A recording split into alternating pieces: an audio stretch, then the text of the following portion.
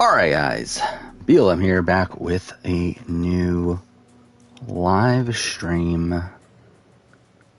So yeah, plan is to finish Liberation here. I will say it is currently storming outside, so if the stream is abruptly cut short, that might be the reason for it. We'll see how things go. But yeah, so yeah, we're gonna finish Liberation. Yeah, like how much is there to really talk about? We got, I mean, there's like a little bit from Survivor. I feel like we can talk about. We can talk about obviously BBCAN, but yeah, not too much going on right now. But yeah, I did hear about BBUK. That there are rumblings that that it may potentially come back next year, which. Fine. Again, like I don't plan on covering it, even if it does. I'll probably watch it, and again, like it'll probably be like a thing that's on my the thing. What is it? My Year in Reality TV video at the end of the year. But yeah, don't really plan on doing like a full-blown video about it. What a joy to see you here and share the bounty of our life with a new sister. Okay, just making sure stream's fine. Were you not free already? When I heard how wonderful the community is, I had to see for myself. Okay, everything's good. Are the rumors true? Yeah, there was a weird glitch last time I played my PS5 where for some reason the audio, Food is good and plentiful. or my headset I should say, was like not working properly, but it seems to be fixed now. So, whatever. We are Alright, and participate in the yeah, I mean, what can we talk about? BBCAN has been fine. So the community Kind of disappointing in the sense that it seems like Kevin's game might be crumbling a bit. They say the land is valuable, But so it may take a long and then we do time. also have the triple eviction coming up, which is we'll see. I'm really it's going to determine the season. Really, triple eviction's going to be no one has ever left. I think pretty much what decides who's going to win. Where if if Gino and Jace both make it out together, they're more than likely going to win. Or of those who would stir them. I assume Marty's probably going to go in the triple unless he wins veto. I think that's pretty much guaranteed. Always is. It's like I don't know how Marty survives if he doesn't win veto. Yeah, is Kevin going? I don't believe so as of right now, but he is probably going to be on the block against Josh. And Josh is more than likely going to go. But things can definitely flip, and they're definitely. Yeah, Kevin can definitely go. Like, he really all it needs is Gino and Jace flipping to vote out Kevin, and Kevin goes. Like, it's super easy. So, again, could potentially happen. Eat! There will be so much time for talking later. Yeah, Crash Test Dummy is more than likely leaving. Again, we still don't, 100% know who's going up, I don't believe. Where, again, last we heard it was Kevin. I believe Helena's been talking about how she would rather go on the block, which is I don't know why you're doing that, but whatever. Kevin did way too much starting the mission exposed stuff. I don't think that. I think he was already in a amp position before that. I don't think it really it definitely did not help. But yeah, I think the thing with Kevin is that his relationship with Marty was kind of Thank you. And what is your skill?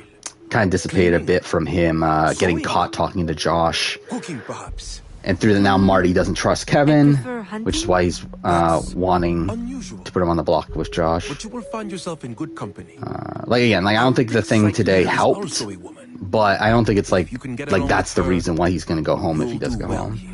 Of course, everyone does well. Yeah, and also, yeah, if he does go home, he's going to be screwed over by the fan vote also, because Summer was the easy replacement. But again, Summer won the fan vote.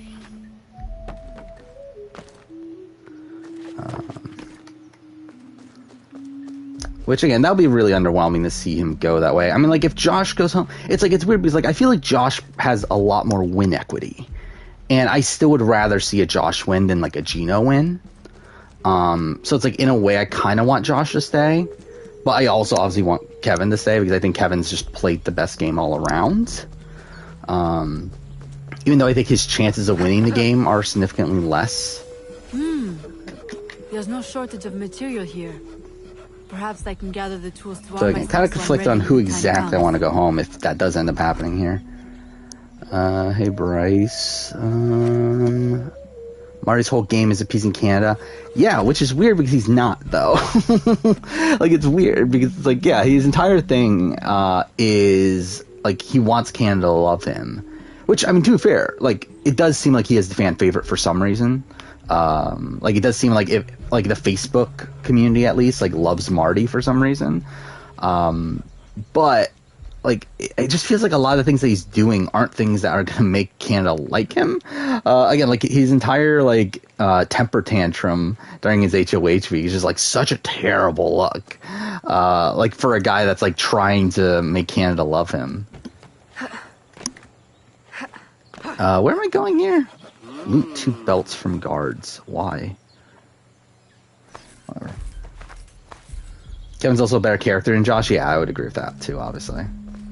I mean, Josh is still, I believe, like, Josh and Helena are the 2 bottom confessional getters of the season. And, like, Josh was, like, pretty much invisible until he was, like, absolutely necessary to be part of the story.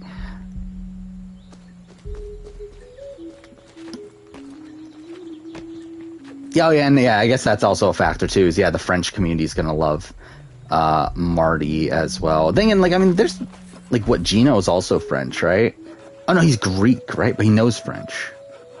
I don't know, whatever. Either way, but yeah, that definitely I think plays a factor too. It's where he's from.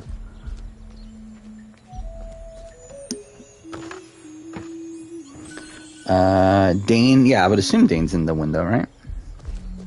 Yeah, I haven't seen anything of Dane in a while. Like, I feel like you see like stuff about Adam and about Anthony all the time. I feel like you don't hear anything about Dane anymore.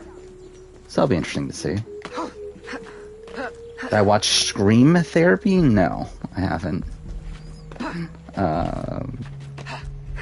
I did finish my rewatch of The Glass House. That's something. But I'm still like way behind my BBCAN review. Where again, I had today off, so it's like, and I ended up being busy for part of the day, but really spent all my free time today trying to get caught up, and I'm still only up, like, I just finished week 4 right before starting stream, so I'm still pretty far behind on that. Oh, okay, what the fuck? Because Dane's boring and lame? I mean, I guess so. Yeah, I mean, I've always, like, Dane's fine. I mean, like, he's kind of just, like John Party 2.0, but also, like, just not being as interesting as John Party. I wouldn't say he's, like, necessarily, like, fully boring, though, to me, but there's definitely more interesting people on this cast. Mark underrated? We're talking about Australian Survivor? Because I would probably agree with that, based on, like, what I see online.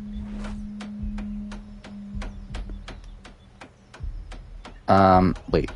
Oh, I have to find a musket.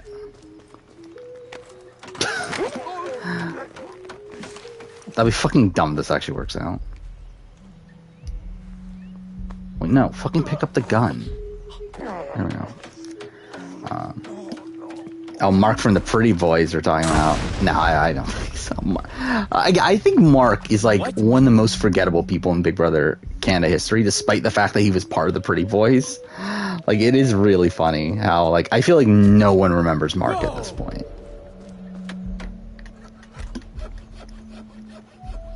And I posted his story that he'd go back on Big Brother if they cast a great. I mean, yeah, I mean, obviously, like, Emmett, I had no doubt that he would want to play Big Brother ever again.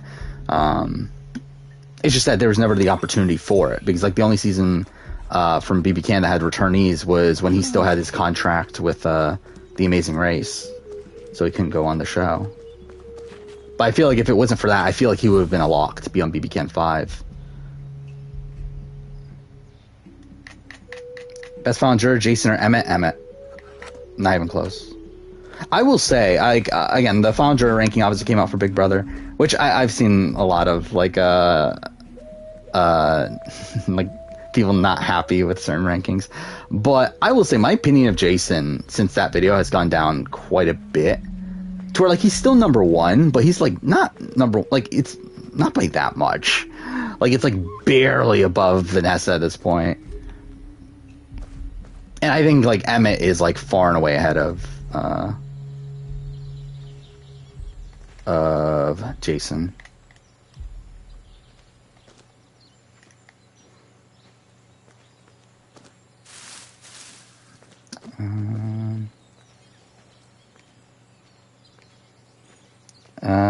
It's been confirmed that Diane beats Drew in a file 2. I know it's been, like, the thing is, like, when we say confirmed, it's like we're talking about, like, very loose information. That's why, like, I feel like when, like, people say, like, oh, it's confirmed this person beats this person, it's not actually confirmed. Like, it's usually just a more general statement that, like, people say, oh, this person would have beat this person, but they don't actually go through the votes to actually guarantee that that would be a thing. These guys, I think if you go through the votes of Drew versus Emmett, or Drew versus Diane, it comes down to Marvin, and I do think he probably leans Diane. But it's like, it's not really like 100% guaranteed. And that's why I also think that, like, the, I saw this with Janelle, with the, BB7, with, like, because I mentioned, which, to be fair, I probably shouldn't have said that in the video, but I did say that, like, probably wasn't even the best move for her to get rid of Erica, or for her to keep Erica around at 4. But, like, a lot of the reason for that is because, like, yes, the jury has said that, okay, she loses against Will and Boogie, which I 100% think she for sure loses against Will. But I do think against Boogie, it's like, it's pretty close to where, like, I still think it's worth the risk of taking out Erica, someone that isn't going to take you to the end, someone that is harder to beat in competitions than Will. And, like, while, like, obviously, like, taking Will and Boogie to Final 3 is very dangerous, it also puts her in a position where she's almost guaranteed to be in Part 3. It's like, Will's not beating her in any fucking competition. To where, like, if she gets to the... Which, to be fair, she would have taken Will anyway and would have lost. But if she had decided to take Boogie, I think it would have been at least better for her than her just being completely shut out in the actual scenario that happened where she's against a tougher person in the final HOH comps in Erica over Will. You're correct. Or again, like, if it's Janelle versus Boogie, Boogie for sure has James and Danielle. Janelle for sure has Marcellus and Howie. Oh, and then Boogie has Will also. So that's 3-2, and then Chicken George and Erica are the swings, right? Which is like, I mean, I guess like Erica probably actually leans Boogie, right? But still, I feel like she would have at least had more of a fighting shot in that position.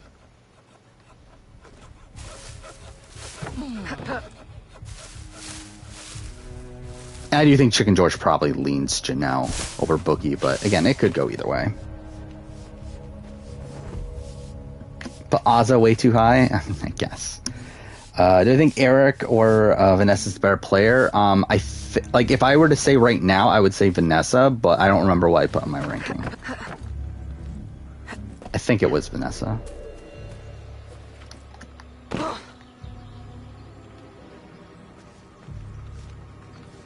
Oof, what the fuck? Yeah, which, by the way, also, again, like, the thing, like, most people were upset about the, Janelle's BB9 rank, or BB7 ranking, which Janelle was at the bottom when I recorded the video. I literally had to re-record it because I forgot that Victoria got saved, by the Twist at Final 5. So I ended up re-recording it to put Victoria at the bottom and Janelle one spot higher. But, like, Janelle was actually at the bottom of the list when I initially recorded it.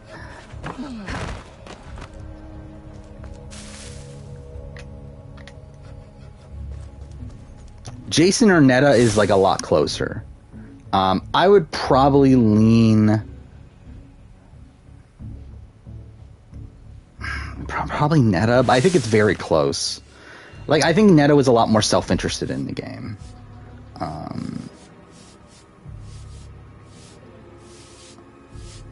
Where I feel like there's multiple points where, like, Jason doesn't really do what's in his own best interest.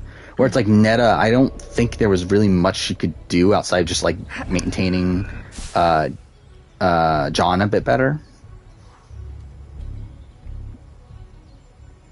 We'll let's see the comment section if Janelle was last. I think it would have been funny. But yeah, I've seen a lot of the like. It's so weird, like how like despite the final juror ranking for Big Brother has not even done that well. I will say, like it's done fine for what it is, but like it's not even doing that well. Yeah, I feel like I've seen so much discourse over this video than like most other fucking videos I do. It is kind of funny. Where yeah, like right now, it's like barely doing better than my Survivor auction video. Than what that was doing at this time. On the error of his ways. Which that video's only at like 4,400 views or something like that. Really think let you violate your contract So like, yeah, like this video's not even doing that well. Yeah, I see so much negativity from it. Fenemy got called to burner account, and that's something. I don't fucking care enough to have a burner account. I did think about like commenting on like because again I saw some comments. I did think about commenting to them, but it's just like I don't fucking care enough. Like I really don't.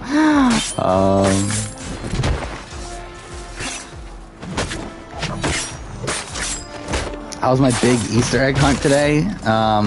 It was amazing, obviously, because I obviously very much went Easter egg hunting. I forgot that was even a thing. I'll be honest until like right now. That's a thing that people actually do.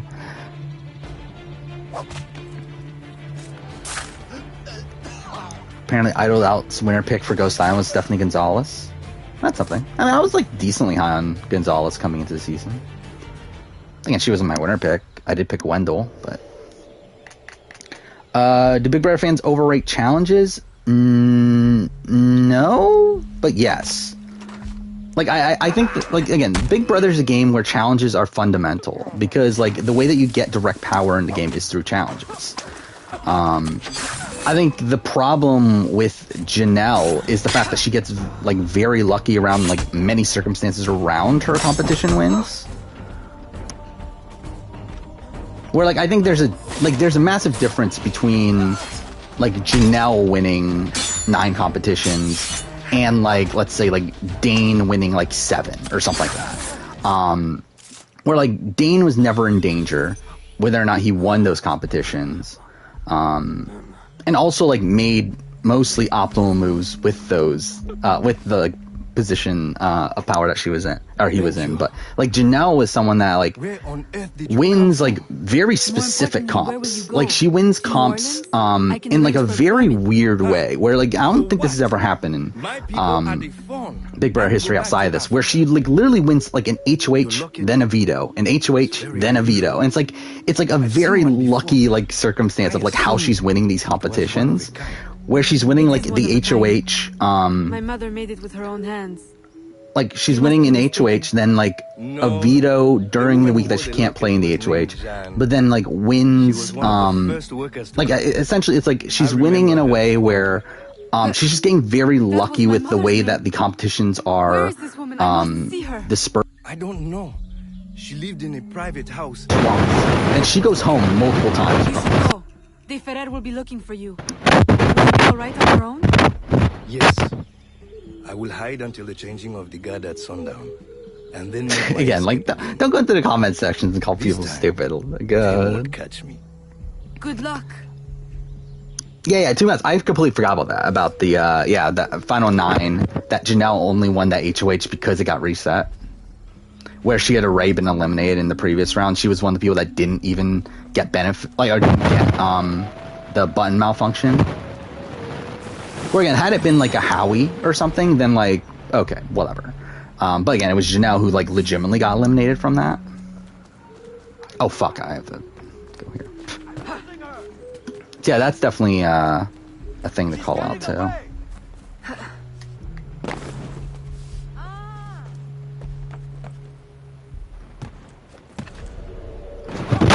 Is there mic feedback? Alright, let's see.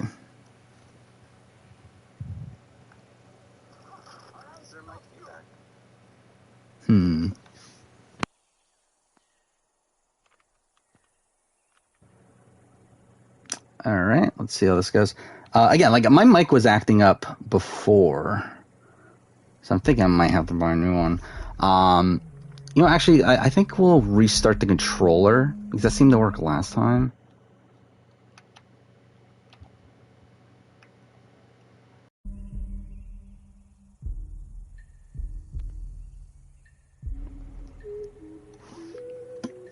Okay. Let's see how this works out. Okay. Let's see how this works. Alright, whatever. We'll see how this goes. Do I want Emmett to go in the challenge? I think it'll be fine. I mean, he's not like a number one pick there. Like, I feel like there's other people from BBCAN that I would rather see a lot more. But if he goes on there, I'll be excited. I think it'll be interesting. Really, just any BBCAN people on the challenge would be fun.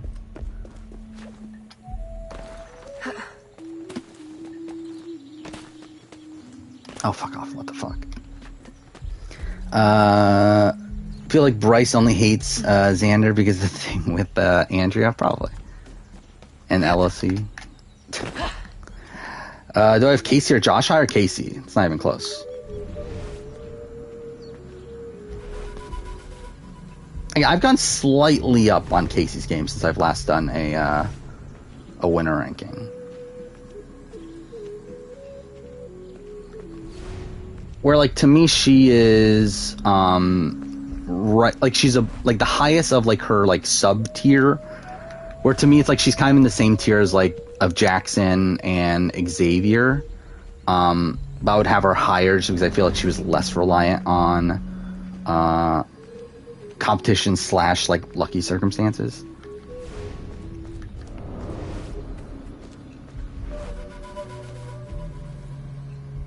When's challenge ranking coming out? I believe exactly a month from now. I forgot if it's the 14th or 21st, but it's one of those weeks in May. It is a Saturday.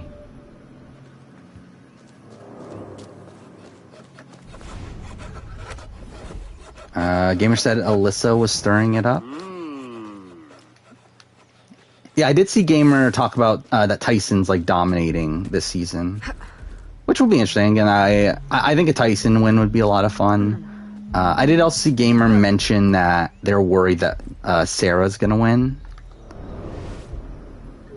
so that's a thing also. What am I looking for?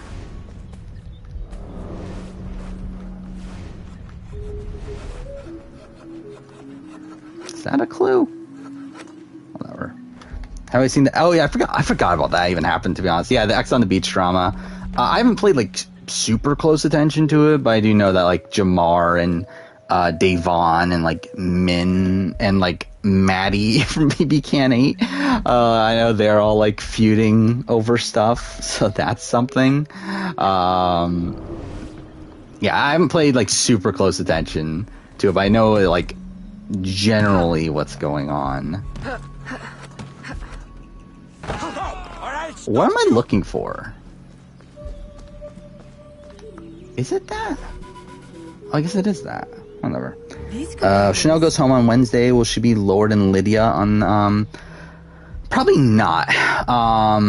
Because again, like for me, Lydia is someone that gets very lucky to even get to the merge to begin with, where she should have been that first boot. In a situation where like Chanel was in the majority in that round. And like while she's not, like it doesn't work out for her because of her own actions. I still feel like her positioning early on in the game is much better than Lydia's. And then, like, I mean, she hasn't really played that well beyond that. But again, I still think her voting for Mike was a pretty optimal move. Even though it doesn't really work out for her there either. But, like, yeah, I don't have that much of a... Like, I don't think it's enough to put her below Lydia for me.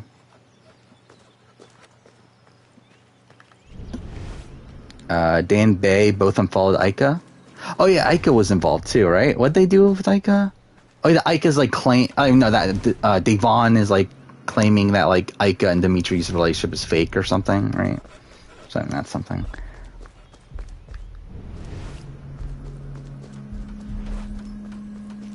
Like, what a weird thing that BBCAN10 has become relevant again. Jamar's really bad luck on reality TV. Yeah. Obviously, the BBCAN10 situation. Now it's like, I'm too fair. Like with the X on the Beach stuff, I don't know like enough to really have a proper opinion on like who's in the right and who isn't. But yeah, it doesn't seem to be working out in his favor. Where am I going here? Oh wait, this is side content, isn't it? It's like the main quest is over there. The worst BB seasons tend to get the most post-show content for some reason. I guess so. But yeah, BBCAN 8 though, like, is pretty forgotten about outside of like this X on the Beach stuff. I feel like I haven't heard anyone really talk about BBCAN 8 until now.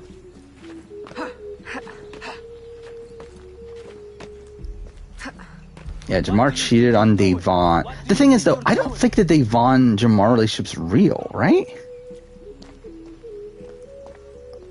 Like, the sense that I got is that that's like a fake storyline they're bringing up for the show, like just to get them on the show. Which I could be wrong on that, but like, I never felt like that was an actual real relationship. But again, maybe they were.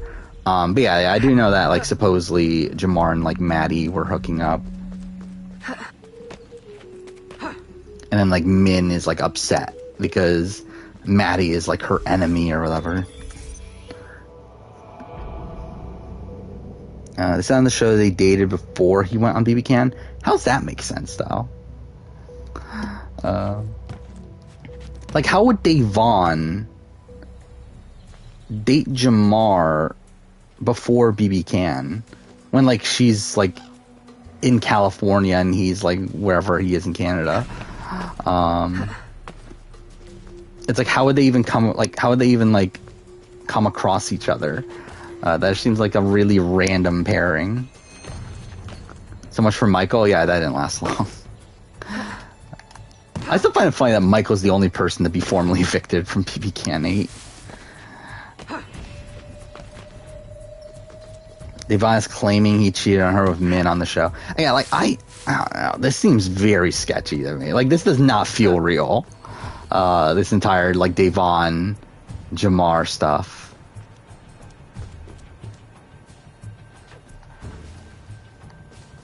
Oh, wait, am I just jumping down? Alright, I guess so. Gonna buy a new Star Wars game? Yeah, I watched a little bit of gameplay for it. I mean, like, I'll probably play it eventually. I'll probably wait for it to drop in price. I'm not a big, like, Lego guy, like, Lego game guy, but it looks fine.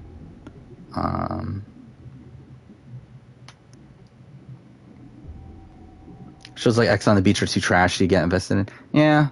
I still haven't watched it. I don't know if I'm going to watch it at this point. I kind of wanted to, just because, like, I know a decent amount of people that are on there, but yeah, it's like, when there's not, like, a competition, really, based around it, like, I don't have as much interest in it. Caro got removed, that's the thing? That's a shame. So that's a person that, I know that, oh, okay. Oh, that's perfect. You enjoying it so far? It's pretty fun? Well, good.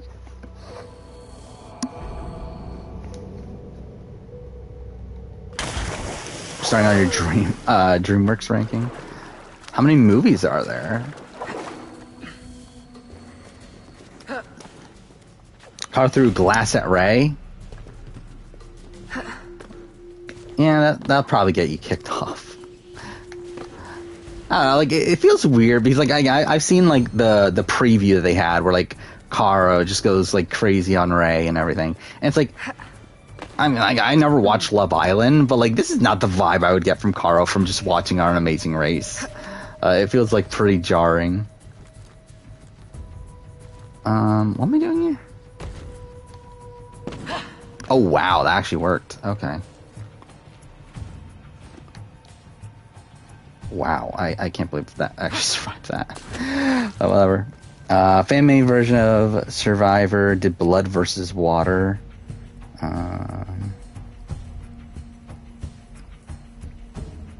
Had to ask the host to have the... That's weird. That just seems weird. Like thinking of like Jeff, if he just like randomly had the idol around his neck. And like, how would you like if there's like multiple people that have the same clue to that idol, then like, what if they both like said it at the same time? Like, who would you give the idol to? That just seems kind of strange there. I've heard she's annoying on Love Island. Yeah, I don't know much about her run on Love Island. Like, I remembered her at the time. Like, I remember when Love Island was happening. Like, I knew of Caro. But, yeah, I knew, like, not much about her in terms of, like, how she was perceived.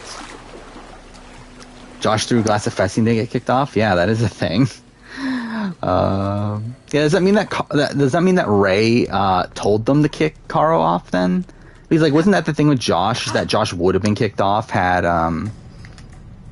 they had like Fessy filed a complaint or whatever? Yeah, like Fessy lied to production and everything about getting injured.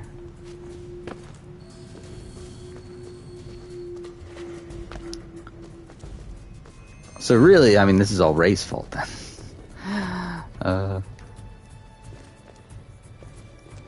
So, like, I guess they're not going to be on Amazing Race again. I should do a video where I highlight all my winner picks for each season of Survivor. I could. I have that on my list of video ideas. It's just, like, I don't know if, like, I've talked through it on streams here. It's like, I don't know if I really need to, like, go super in depth on an individual video, but it's definitely something I've thought about. Are they doing a season 2 of The Bridge? I didn't even know they were doing a season 2. I still haven't watched season 1. Okay, I didn't even know they were doing a season 2. But probably not. Oh, fuck off. Today was an amazing day of BBCAN10. I mean, yeah, it was a very interesting day.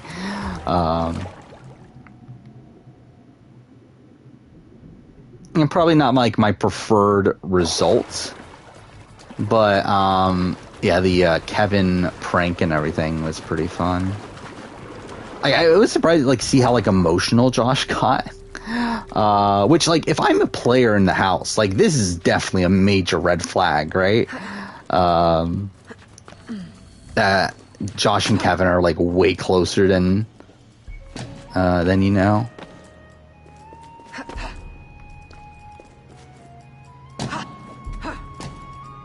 Okay, perfect. Anything about Challenge Netflix ripoff? I haven't heard anything, but also I haven't really looked. Yeah, like to be honest, I don't really care too much to like actually like follow stuff that in depthly. I'll probably watch it when it comes out, but I'm not like dying to know like everything about it. No, where am I supposed to go here then? Oh, I'm a fucking idiot. Right there. Oh, whatever. Yeah, Josh, like, had, like, no emotions pretty much towards, like, taking out Herman or Moose or anything. Yet here, like, super emotional from Kevin talking about quitting the game. This is super slow. This is really boring. Whatever.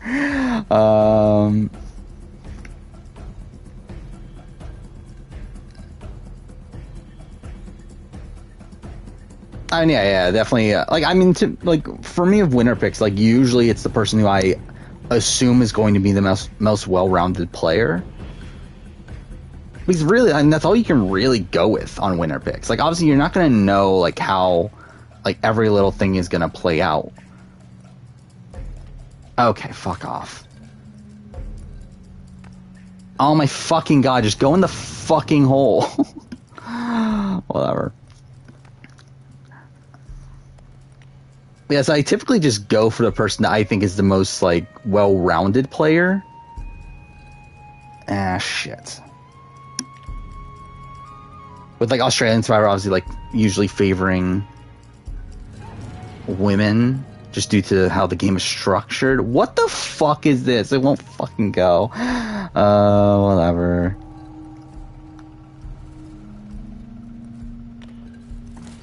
No, Kevin didn't quit. He got a task from Marsha the Moose to pretend that he's gonna quit.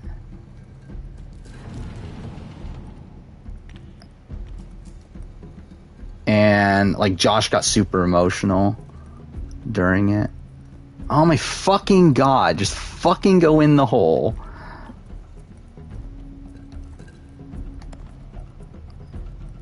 Please? Oh, fuck off. Whatever. It's like I'm going for full sync. 2017 was Henry. I don't remember who it was Champions or Contenders won, if I'm being honest. But it wasn't Shane. I know that. Oh, wait, no, it was Monica. We talked about... Yeah, it was Monica. Yeah, I remember now. Just be glad it wasn't motion controls. To be honest, I think it probably would have worked out better if it was motion controls. How wonderfully useful you are. You remove those who would supersede me in rank. You find pieces of the prophecy. Could have given this task to the Moose. I mean, I'm sure they would have if he was still, he was still in the game. Our aims must not be so different for all the help you give me. Okay. God damn, this game is so boring though. like the only reason I'm doing a fucking retrospective of this is just because, like, I might as well do every Assassin's Creed game, but still, it's like, fuck me. Wasn't Monica partly aligned with Russell? Kind of, but kind of not. I mean, like, we saw Russell want to work with Monica, but it didn't seem like Monica ever took that seriously. To where, if I remember right, I think Monica was close to Jackie? I think, like, she was close to, like, Jackie and Brian early on in the game.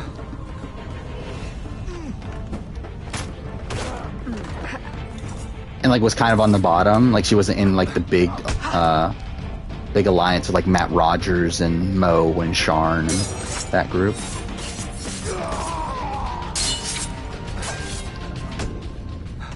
What? Oh, wait, fuck. I looked away for a second. I didn't realize he died. God damn it. Are Marcus and Sam a better duo than Wendell and Dom? I mean, I think it's a completely different situation, right? Because, like, Wendell and Dom are trying to win as individuals, while, like, Mark and Sam are not even trying to win individually. It's like they're working, like, as one to give one of them a win, while Dom and Wendell are trying to win individually. Like, Dom, like, wanting to take Wendell out in the end game, but never really getting the opportunity to do so.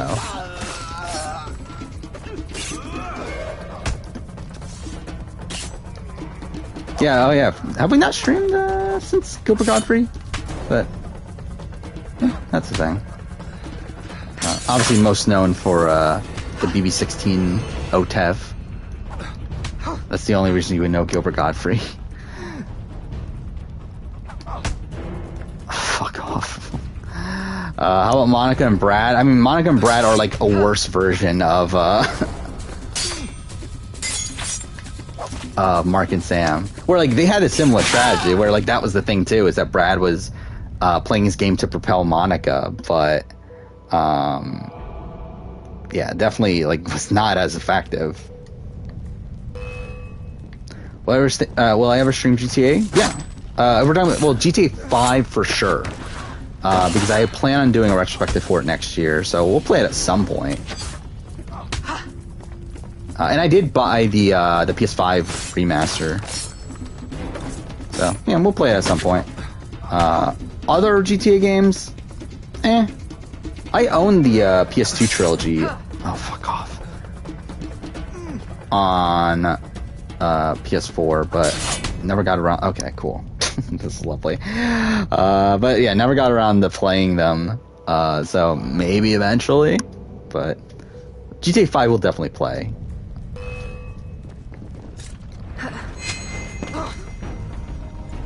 I will say that, so hopefully we finish this tonight. The plan was to start Walking Dead Telltale immediately afterwards, which, that's still the plan. Because I did buy the definitive edition So it's like upgraded graphics and everything. So we'll see how that goes.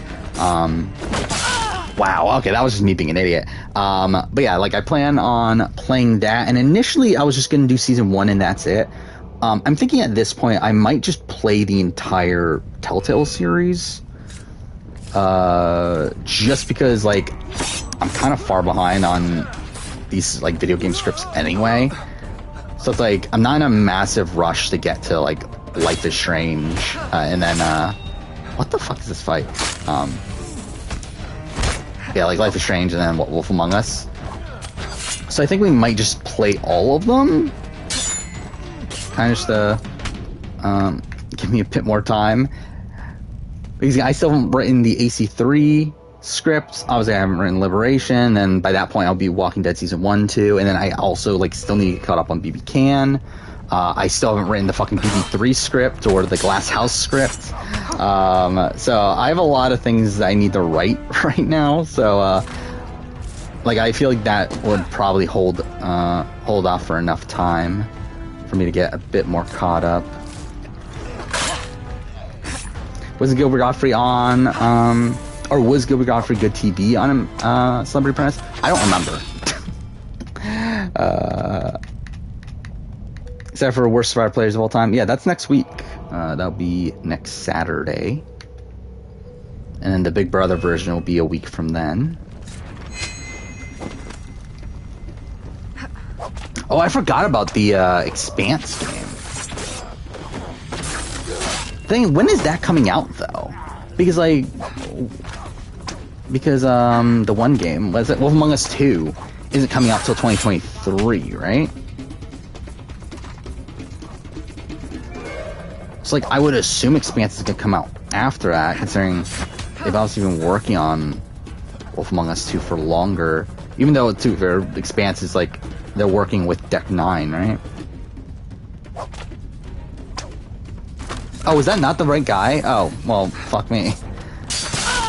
Perfect. God damn it. Is Oz on the worst players? No. I don't even think she's on the worst players to make the jury.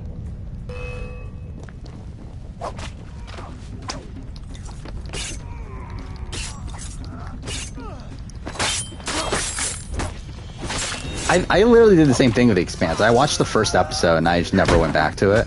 Even though I liked it, it was fine, but yeah, I just never got around to finishing it.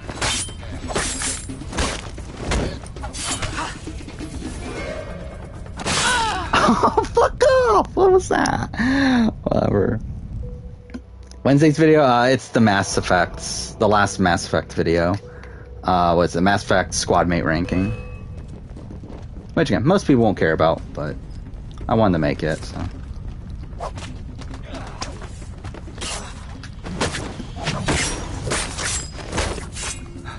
Ideally, it would be sandwiched between like 2 Survivor videos, but I didn't care enough to like reschedule everything to make that the case.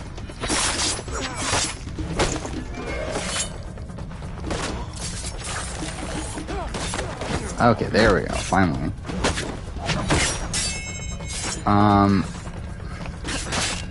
Fuck. Well, okay, well this is dumb. God damn it. If I had it this time. No, okay, that was my mistake. Whatever. Yeah, like, I mean, comparison to Justin from BB2, I think is one that you can't really make. Again, Justin from BB2 did not make my Big Brother list. Mainly because I tried to stay off of players who, like, didn't really even truly play the game. It's like with him getting, fuck, damn it. With him getting ejected, like, in the first week, I just left him off. Same thing with, Scott. That was his name, right? From BB4. I kind of left those players off the list.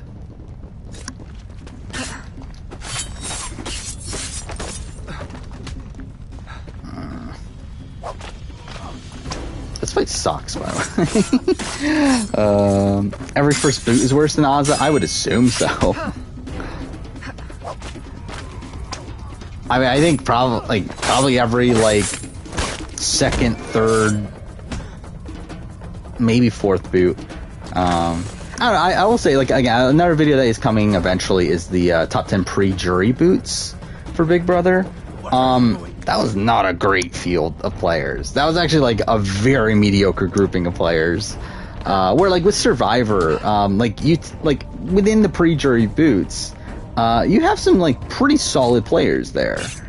But, like, with Big Brother, like, it's very, limited there. And I feel like a lot of that's because, like, just Survivor's obviously, like, there's a lot more, like, blatant situations of luck where, like, tribe swaps and idols and things like that can factor in. God damn it. But, yeah, like, pre-jury boots on Big Brother, not the greatest, grouping. Wait, what is this? James Bond's production team is making a rip-off version of The Amazing Race? Why? Like, why is that? Like, who is asking for that? Marty, bottom tier player. I don't think he's, like...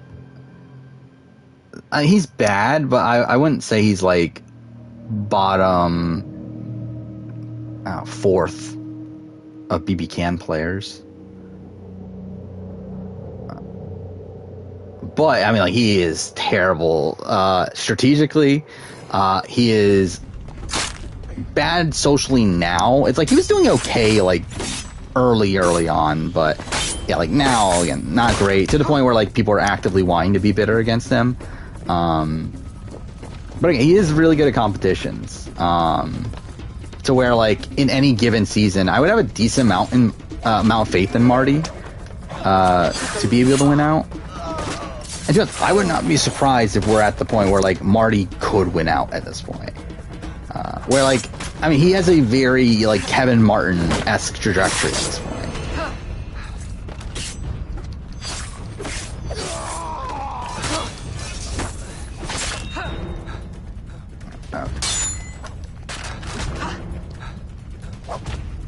God damn it, wrong guy.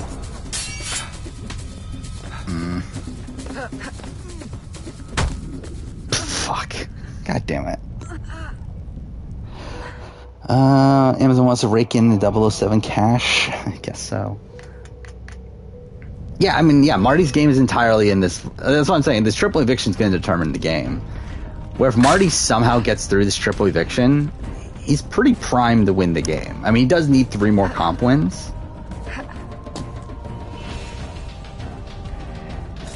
But, like, considering, like more than likely, if Marty survives, that more than likely means that, like, Gino probably goes. I mean, obviously, like, Gino and Jace could win HOH. But the odds aren't with them right now. Though, to be fair, if I were to, like, bet on someone winning Triple Eviction HOH, I feel like I would probably bet on Gino. Fuck off. Because more than likely it's going to be a mental comp. Gino has proven himself to be the best at mental comps.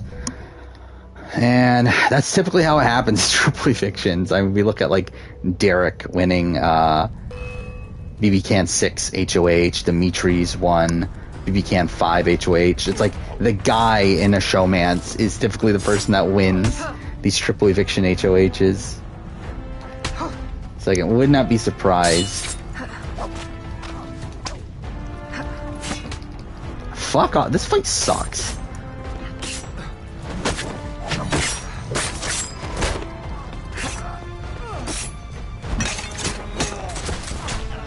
Wow, okay. I say that and I, like, fucking finish them, like, really quickly there. Gino's wins have both been study-based. What's the second one? I don't remember. What was the second HOH? It was before or after, right?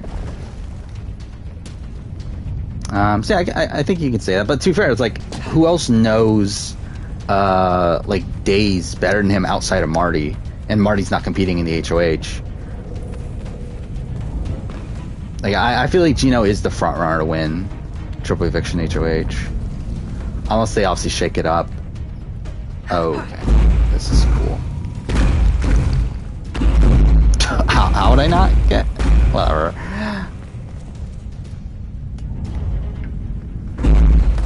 For £1 million? That's a lot of money.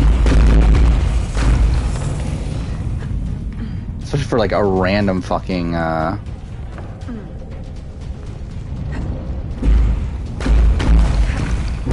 yeah, for like a random fucking like startup Amazon show. Rank all double and triple evictions? I already did that. And we're talking about like ranking the episodes. It's not that much different than the actual just ranking of the double evictions.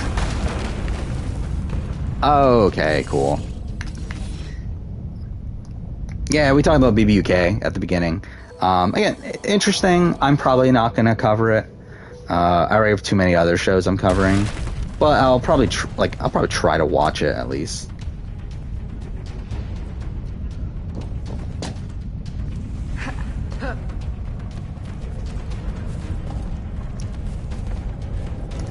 Jace and Josh could also win it. I mean, Josh is probably going to be gone. And if Jace wins it, that's pretty much Gino winning it. Like, that's literally, like, the other best case scenario where, like, Gino's not going up if Jace wins it. The best case scenario for Gino, I'm saying, not for me. We're talking about $1 Million Island, or whatever that show's called. I may or may not cover it. We'll see how it goes. We'll see what the show ends up, like, actually being.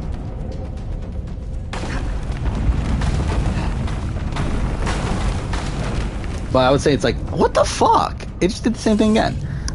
Yeah, I'd say it's not, like, out of the cards to do it, though. Assuming just goes if one of Gina or Jace go in the triple with Marty. Like, yeah, like, if at that point, I would say whoever survives of Gino and Jace is probably the most likely to win. Maybe. I mean, who else is left at that point? It would be Kevin, Helena.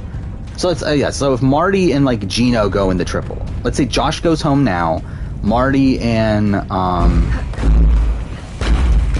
Gino go in the triple. Yeah, I would probably say Jace is the most likely to win, potentially. At least I think she's the most likely to win competitions. I think from a jury standpoint, I think Summer is probably the most likely jury threat of the bunch.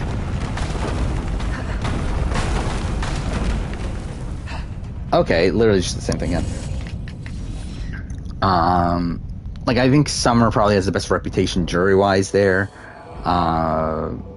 Betty could get votes. I don't know if it's going to be enough, though. Or, like, I think, like, her... Like, if Betty is at the end against, like, Helena, whatever. I think Betty could get, like, Herman and Moose and Summer. And then probably Josh, right? Maybe. So it's like, Betty could win it. I think Kevin's road is looking a lot more narrow at this point, where I do think he probably still beats Helena. And then, like, I think he could beat Betty, especially if, like, Josh comes into the jury really advocating for Kevin, which I think is what he's gonna need. But, like, I think no matter what, he struggles against Gino for sure. I think Jace, it's gonna probably be kind of close, maybe? Like, I don't know. Okay, what the fuck? Why isn't that working? But I like, really, I feel like Kevin's gonna need the jury to perceive him differently. Where, like, right now, both Herman and Moose do not know Kevin's game. And I think what he's gonna need is Josh going into the jury, advocating for him, and them actually putting stock into it. Which even that's not even guaranteed. Where I think if that doesn't happen, I think his only path is against probably Helena. And again, maybe Betty, but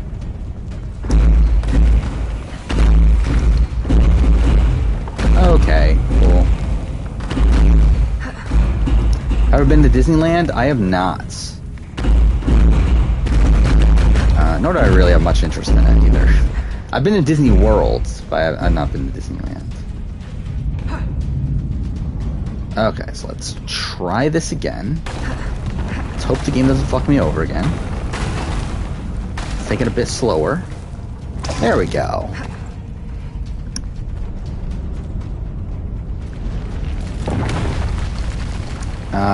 Summer's playing a decent game, but she's a bad player. Evelyn, I would kind of like can't be. argue the opposite. you in madness, Like but kind of. for your own I mean, I think she's played a mediocre game Destiny brings you and now. is a decent player. Carrying the I think that's burden of probably where I would go with Summer. I thought you were dead. Like I don't think she's an Please outright bad understand. player. I think there is like some pretty good social ability there. To leave you. Is that But it? Has Agate sent you here to kill me? like yeah, I mean like physically it's like we haven't seen her win any comps. Now I don't think it's like impossible for her to win some competitions, No, but I came here on my own. definitely in comparison to like a lot of other This can never like most of the other players on the season, I think probably one of the worst comp competitors. Strategically, I think she's a mess. How do you know him? But yeah, I think socially there's something there Why are you so afraid? to where like I wouldn't say she's a bad player. Long ago. Because again, that's why she was as well positioned as she was early on. Like even though I think some of that was due to luck in the sense that like that Kyle blew up his game as much as he did, to where like her constant talk about how much she hates Kyle didn't really backfire on her. I feel like she still like did create good social bonds with like Tanisha and Betty, and had solid relations with Herman and Moose and Gino, even Marty at that point in the game. Like no one was coming for Summer, and I feel like that's like something to praise from her. But okay, I thought the game was gonna crash there. Yeah, Betty won a comp before Summer. That is the thing, mind you. Betty, like from my understanding, this veto was the like count until an hour thing, right? Where like they were in the like the box in the coffin, and then had to like guess when like an hour passed or whatever. So it's like it's not really anything.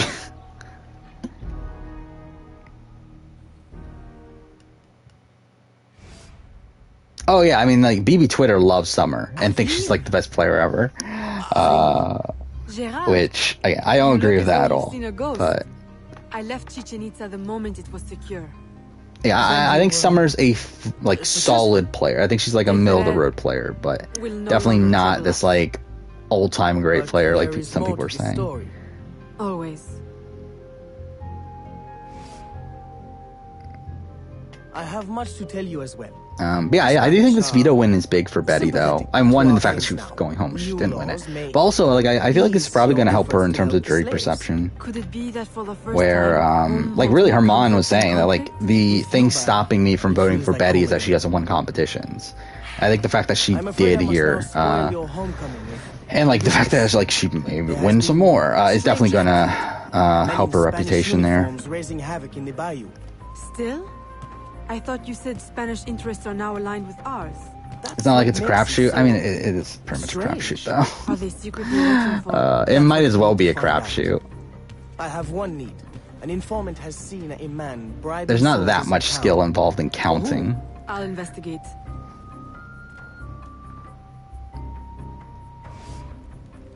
Evelyn, aren't you forgetting Who something? do you think is going home this week on Survivor? I think Tori or Chanel. I think this is going to be a pretty boring episode if I were to guess. I think this is like the calm before the storm. I think we're probably going to get one boring round here, and then after that the big alliance is going to blow up. That's typically how it works It's been too long. in modern Survivor. Again, we saw that last season where like Tiffany went home, and then after Tiffany went home there was like a bit more fraction. I feel like that's kind of what we're going to get here. And I feel like Chanel and Tori are just like the clear consensus boots. Split travel next week. Next week, as in the episode after this one, probably. I don't think it'll be in this upcoming one, though.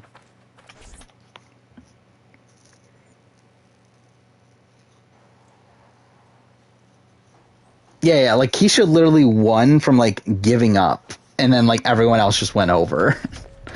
Yeah, I mean, again, it's not that skill paced, which is the reason why it's here. Because again, like BBCAN has done a really good job this season with having these more like not skill based competitions, because that allows for more people to win competitions, which allows for more variance, which allows there to be more chaos and whatnot.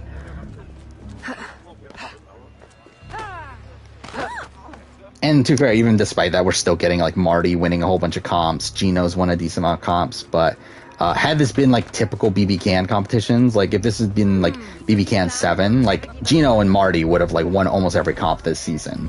So I do think it was a good change.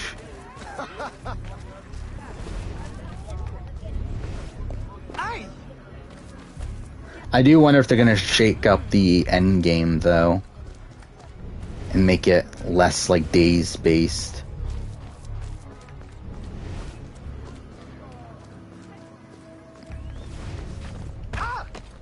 No one has won the veto twice? Is that not the case? I mean, JC kind of, but like not really, right? Because like technically the safety chain comp, it's like the comp that she won is like kind of the veto, but like I guess not. Like it's not technically called the veto. But it's technically like in the place of a veto competition. But I mean, yeah. I mean, again, this season's had very varied comp results. And also, obviously, like a factor in that is also the fact that the HOH can't play in the veto, which I think at this point, like I'm pretty solid on like that was a good change. Or like I thought it was a good change when it happened in BBCAN 7, but like that season didn't play out the greatest in terms of comps. To where like I was still like I think it was still open to where like maybe this could backfire on them. But I think with this season, it definitely showed that it was a more positive change. Though I do think moving forward, it's just going to change the meta to where people are just going to backdoor all their targets. Fuck me, another tailing mission. Fuck me, dude. This game's so fucking boring.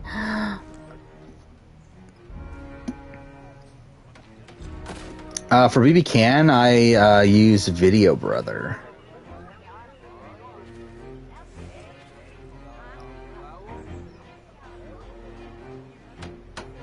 I probably should, like, dude, I probably should get a VPN. I don't know why I'm like as cheap as I am, considering like I can afford it. So like just for some reason I'm like too cheap to actually go and actually get a VPN, which would make like watching BBCAN easier, and would make it obviously that I can watch feeds pretty easily and everything. But like for some reason I'm just a cheap fucking bastard and just never did it. It's like the same thing with like Paramount Plus. It's like I never got Paramount Plus until like a bit more recently, just because I'm a cheap bastard. Why am I still being detected? Despite the fact that it makes like watching like all these shows, like watching like BB3, and I'm about to watch Survivor Thailand, like watching all that stuff, it makes it like so much easier. Also Challenge too, I forgot about that. Yeah, also watch Challenge on most of it on Paramount Plus.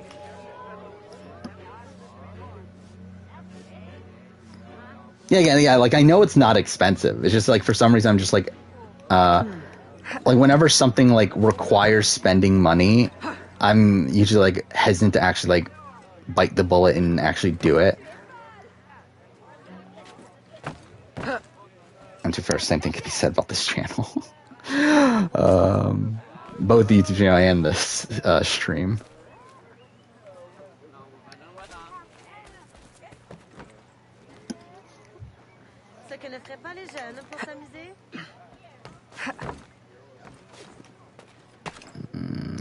Okay. People in Challenge Reddit were saying you can watch the challenge uncensored. Yeah, I know that is a thing, or at least it used to be. Like I haven't really paid attention to, but like I know Challenge. What Total Madness, right? Had like uncensored thing, whatever, like an uncensored version.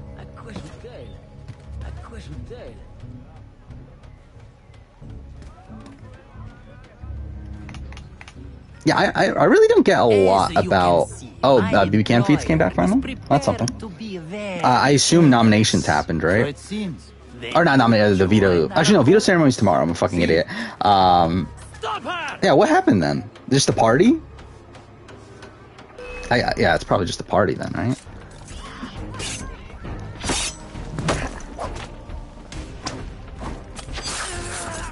You cannot copy my walk. I mean, again, what a ridiculous fight that was, though.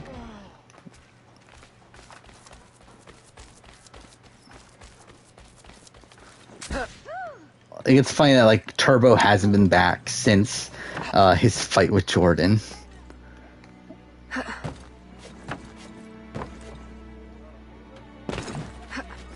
That's your daddy never buys stuff, yeah. Yeah, I also like just rarely buy things. I really like, again, like it's not really like an actual money thing. It's more so like I just feel like less incentivized to actually spend money on things when I know I can probably get out of it without spending money.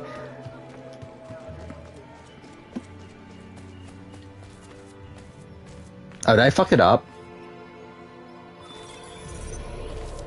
Oh, maybe not.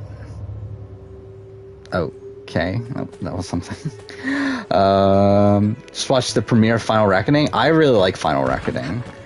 I get it's not a very popular season in the grand scheme of things. Like, it's kind of a season that, like, there's people that love it, people that hate it. I think if I remember right, the Challenge Reddit did, like, a season ranking not too long ago, and I think it was, like, right in the middle. I think it's largely because of that sentiment of, like, there's people who love it, people who hate it. I lean towards the love it side. Like, it's in my top 10. It's a bit long. Actually, I believe, is it the longest season ever? I think it is the longest season episode-wise, but, like, not runtime-wise, right? Because it's only hour episodes, but, so it is a long season. And it's a fucking mess, but it is a lot of fun, though.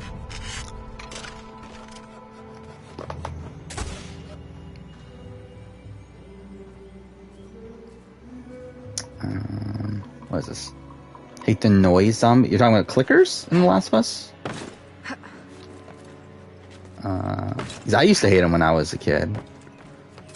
I shouldn't say, like, it's weird. Oh, I keep on forgetting that. Last of Us came out when I was 18. That's fucking weird to me. Because, like, I look at, like, Last of Us in such a, like, nostalgic way.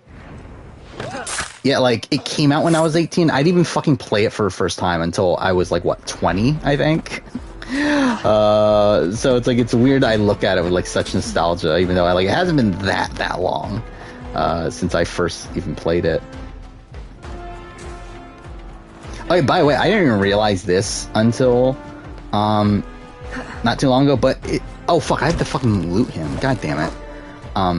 But we're almost at the 10-year anniversary of me getting back into Survivor. I didn't even realize, like, that's just, like, really fucking weird to me. It's been 10 years since I got back into Survivor through watching Survivor Philippines.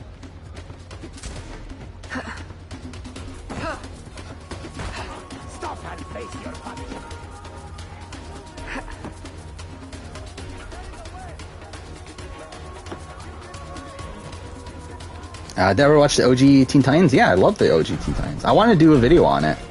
I think I dropped it, but I believe at one point it was on the schedule that I was going to do a Teen Titans retrospective.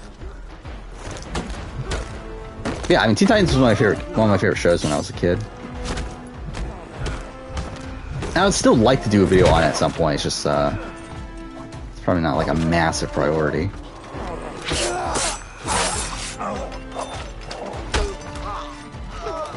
Start downloading the Kato files? Yeah, I want to play it.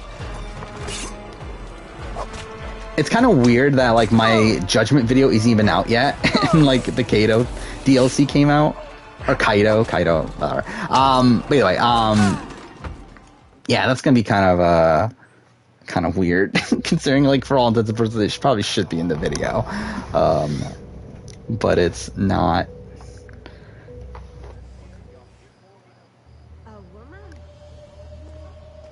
Oh, fuck out, you had to redo the entire thing? That's bullshit. Yeah, Survivor Philippines premiered at the same time as the same day as the finale of BB14, I believe, right? Because I watched them back to back.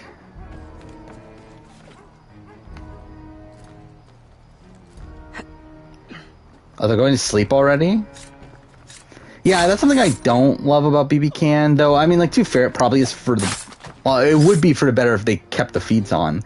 But, like, yeah, it's kind of shit that they force everyone to go to sleep.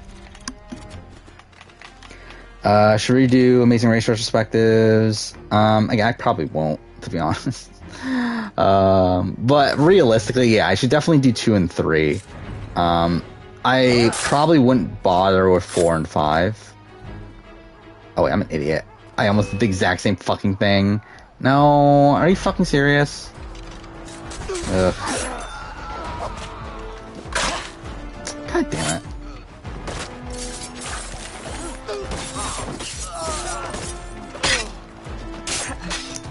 When Big Brother US stopped allowing naps? Relatively recently. And even then, they're not, like, really enforcing it, so... But, like, what was it, like, maybe 20, 21, somewhere around there? Like, it wasn't that long ago.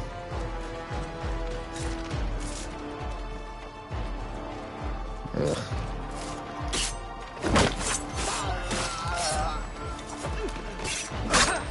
What the fuck? I hit it. Okay, fuck me. Yeah, maybe BB19? Somewhere around there.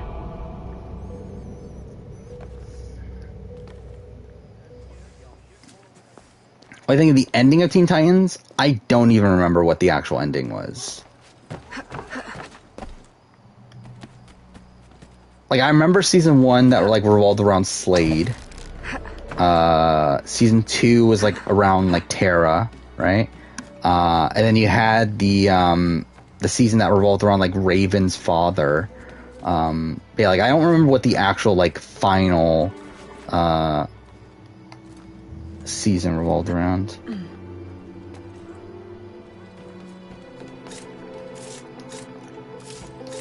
Okay, well that was janky as fuck. Okay.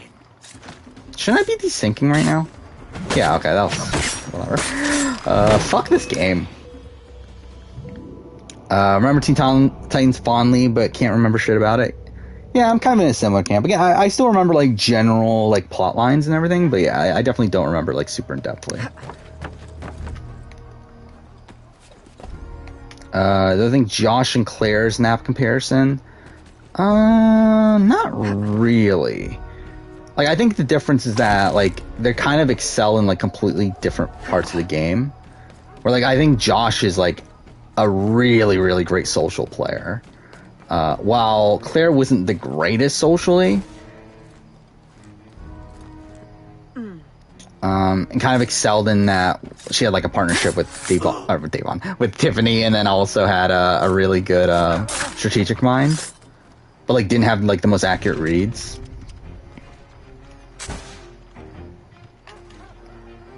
Like, I feel like Josh is, like... I think Josh is probably the better player.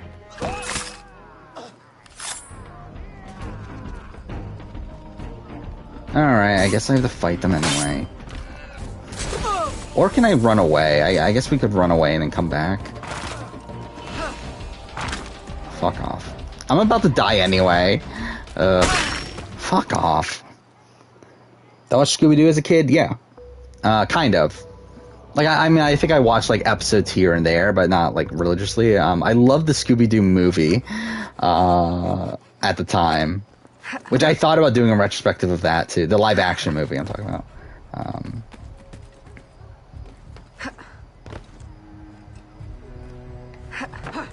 What is going on? Just jump. Okay, perfect. What a great game.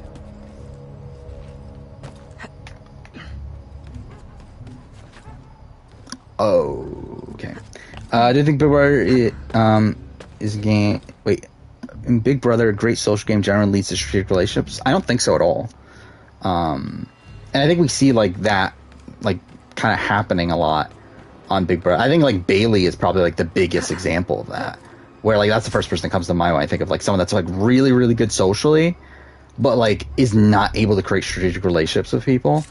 Yeah, like, misconstrued her social relationships for strategic relationships.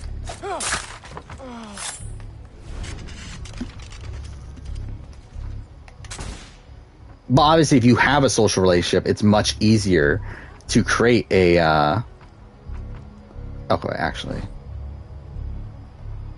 God damn it, I don't have the gun equipped. Whatever. But yeah, if you have a social relationship, obviously it's much easier to create a strategic relationship, but I don't think it necessarily, correlates all the time, because usually I think a lot of like really good social players in Big Brother aren't really the greatest strategically. Fuck off! God damn it.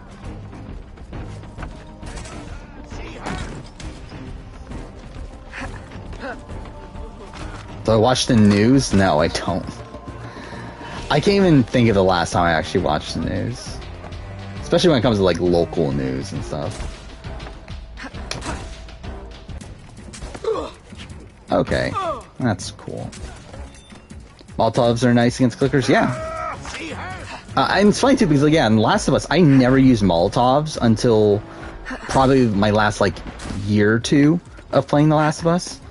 And I think it was like through watching speedruns, I kind of like recognized like how good Molotovs are in that game. It's kind of funny too, because like Last of Us 2, Molotovs suck. And like they're really like useless most of the time. But yeah, they're really great in Last of Us 1.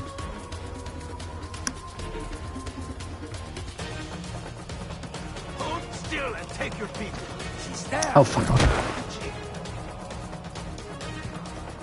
This is so stupid. What are you going to do? Drop a box on me? I should have just climbed up. Oh fuck off. Okay, well. This is not going well. God damn it. Whatever. Season 5 was Beast Boy? What was Season 5? Like, I kind of, like, did he, like, leave the group at one point? I don't remember. Like, I know I watched that at the time. I remember, like, being, like, really disappointed that, like, Teen Titans was canceled and everything. But, like, yeah, I don't remember it super, super well. Who always says is the greatest social player in Big Brother history? Like, we're talking about, like, strictly in terms of, like, building relationships. Oh, maybe Derek? I don't know.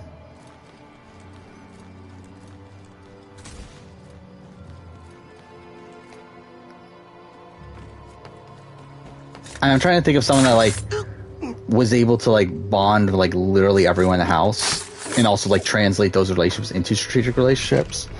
I feel like it's probably Derek, or Andy. Maybe Andy. Like, I'm trying to think of, like, the people that are on the top of my, like, my all-time player list.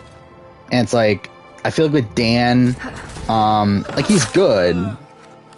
And, like, some of his, like, social missteps, if you will, like, were purposeful. Where, like, I think he, like, actively wants some people to be against him to kind of, like, lessen his threat level to make people, not think of him as a jury threat. But, like, I still think, like, when you have, like, someone like a Derek who, like, really had a good relationship with, like, everyone in the house outside of, like, Donnie and Jocasta, I guess. And, like, to be fair, in the game he had a good relationship with Donnie. And in the game he also had, like, a fine relationship with Jocasta. But, like, he doesn't really have any true missteps there. Andy also someone that, like, didn't really have anyone that, like, didn't like him in there.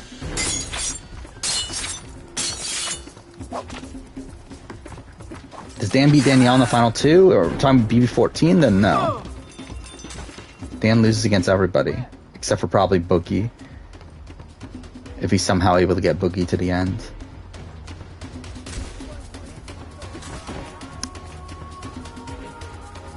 I think he gets votes, though.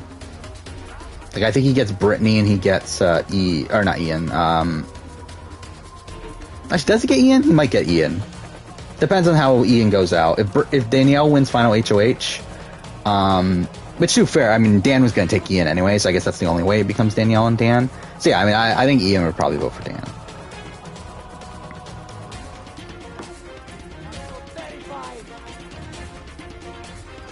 Who told Donnie and Jocasta that Derek was fake praying? Well, Donnie told Jocasta, and I don't think anyone told Donnie. I think Donnie just made it up because he didn't like Derek by that point.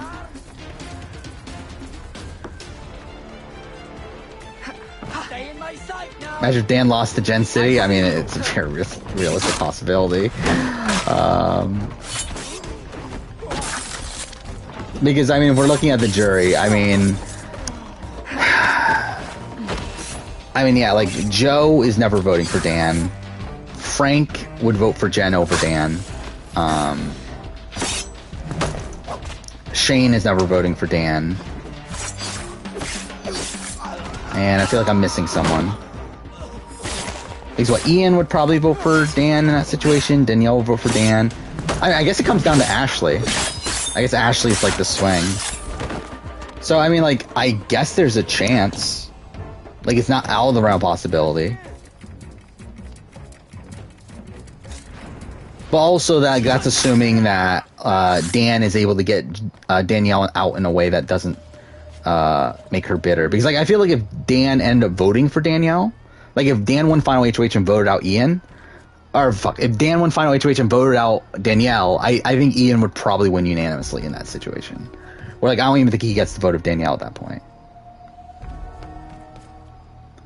Where I feel like a lot of the reason why Danielle votes for Dan is because she didn't have a full, like, grasp on like, how much Dan was, undercutting her along the way. Why wasn't anyone voting for Dan? Because he was a former winner.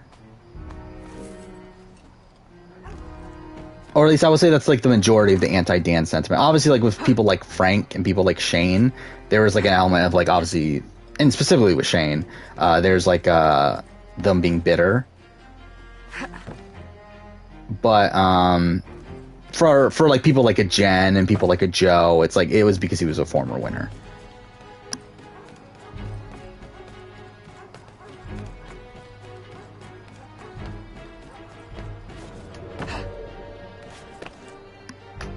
There we go. Senor, perhaps you underestimate. Last time I've been on an airplane, it's been a while. Expanse of the bayou. Like, it was probably like half my life ago at this point, I think, right? When was the last time I was on a plane? Actually, no, that's not true. I think I got when I was like 16 or so, probably. 17, maybe. I don't remember. Vasquez. De Ferrer mentioned him in Chichen Itza. He's like, I've been... Yeah, I feel like last time I went on a plane was probably like when my grandpa died, which I think I was 16 or 17. I don't think I've been on a plane since then. Like, I've been to other places within the United States, but, like, I've driven. So, yeah. What happened to Shane postseason? I don't know. I mean, what was he? He was like a house flipper or something, wasn't he? At the time. So I don't know if he, like, stayed within, like, the real estate sort of place, like, sort of job stuff, but I don't know. Yeah, you don't really hear anything about Shane at this point. Got arrested for drunk driving, is that a thing? If I got to visit a Survivor location, what would it be? Probably like China. Like, if we're talking about, like, the actual location where the season was filmed, yeah, maybe China. Trying to think of any other ones. I mean, like, obviously Borneo would be cool to go to because it's, like, the first season.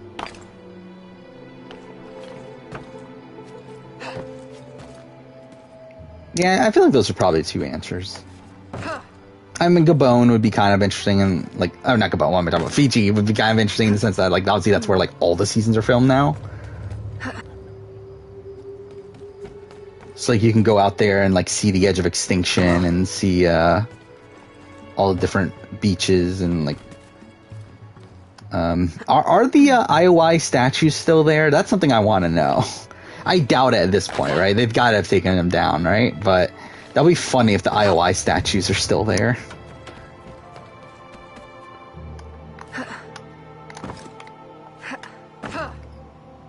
Gabon would be, like, interesting, but, like, it's not really, like, I don't know, like, just in general, like, I've never been that interested in going to Africa. Like, I don't like the outdoors. And, like, I don't know, just, like, Africa just seems, like, very, like, hot and muggy, and it's like, I don't really want to go there. But I would definitely rather go to Gabon than like to Kenya. I feel like Gabon seemed like a more interesting location than like where Survivor Africa was filmed.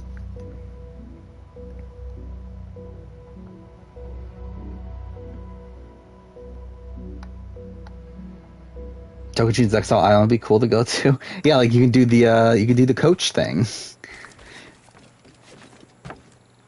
Like that'd be funny to do.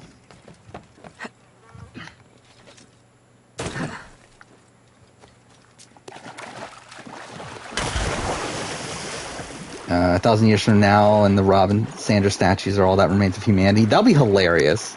Like if literally like there's a fucking like nuclear war that destroys everything but Fiji, and like one of the last things on Earth are the fucking Rob and Sandra statues, and like imagine if humanity has to regrow and like they look at Rob and Sandra as their gods because like that's all they know of like the previous civilization. That'll be fucking hilarious. Like if we get to like the like Horizon Zero Dawn spot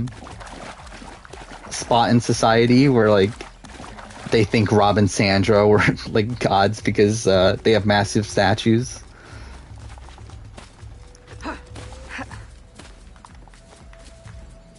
Yeah, that'd be cool if they made like an actual Mount Rushmore of Survivor.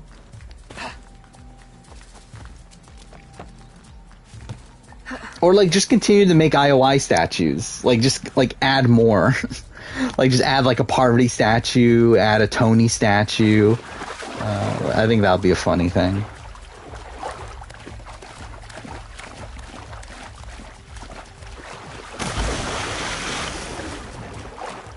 Africa would be dangerous because of terrorist groups. Yeah, I don't know much about the actual like political like nature of a lot of these places, but like even from like just a like natural like standpoint of like would I even want to go there just on paper, it's like not really. Yeah, Russell probably should get a statue. Hatch, but then like would they make a Hatch statue at this point? Who else should get a statue? Rupert, maybe? Just from like a legacy sort of standpoint. I mean, I already mentioned Tony. Fair play, maybe. I don't know. I don't feel like fair play is like quite on that level to get like a full blown like statue.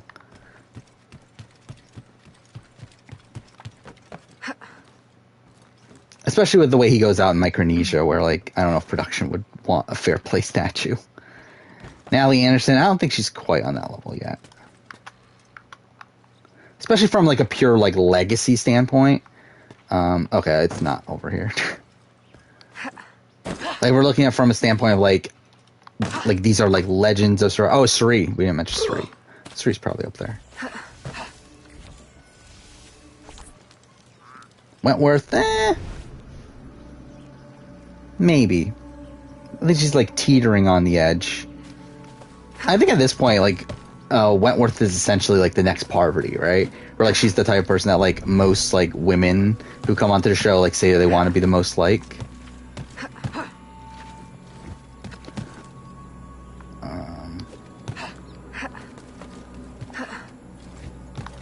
Yeah, I think she's like a contender. No?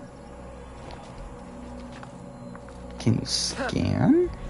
Or do I not need to scan? Okay, I guess I don't need to scan. Whatever. Agate.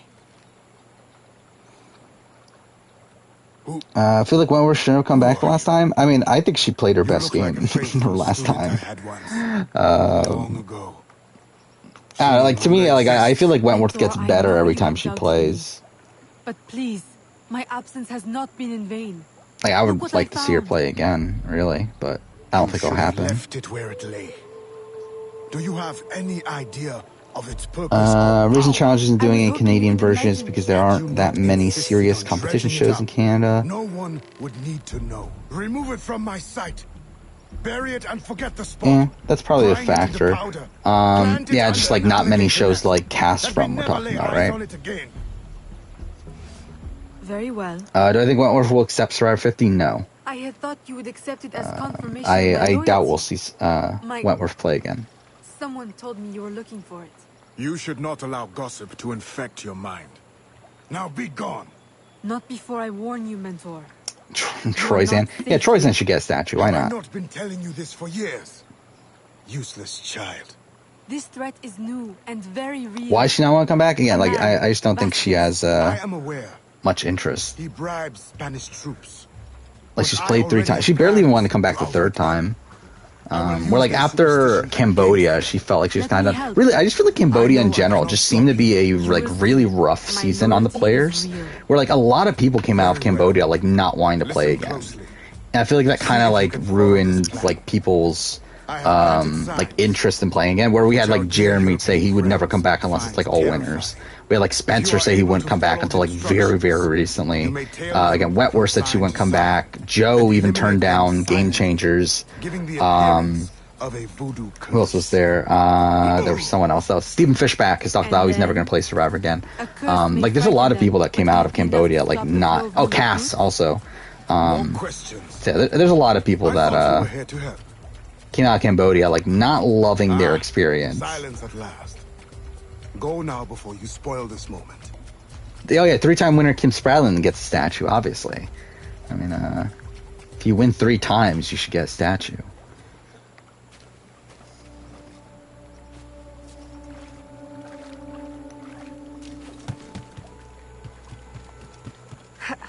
Is she still the youngest? No, right? Fabio is? Chris Underwood should get a statue. That should be a thing. He changed the game.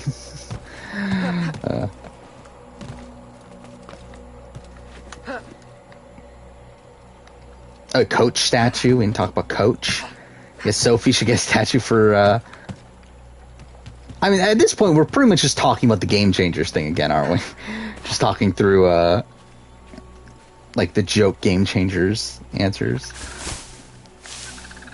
Tyson needs a statue. Yeah, why not just get a statue for everyone? Why not? We need a Jessica DeBen statue. We definitely need a Dan Spilo fucking statue. That's definitely what everyone wants. Yeah, Chris Doherty should get a statue. If they do IOI again, which at this point probably never happening, right? If they do IOI again, like who would it be? Like Parvati is definitely one of them, right? You would, or at least you would think they would try to get Parvati. Like who would the other person be? He's like, I feel like the obvious answer is like Russell, but it's like I don't think they would want Russell.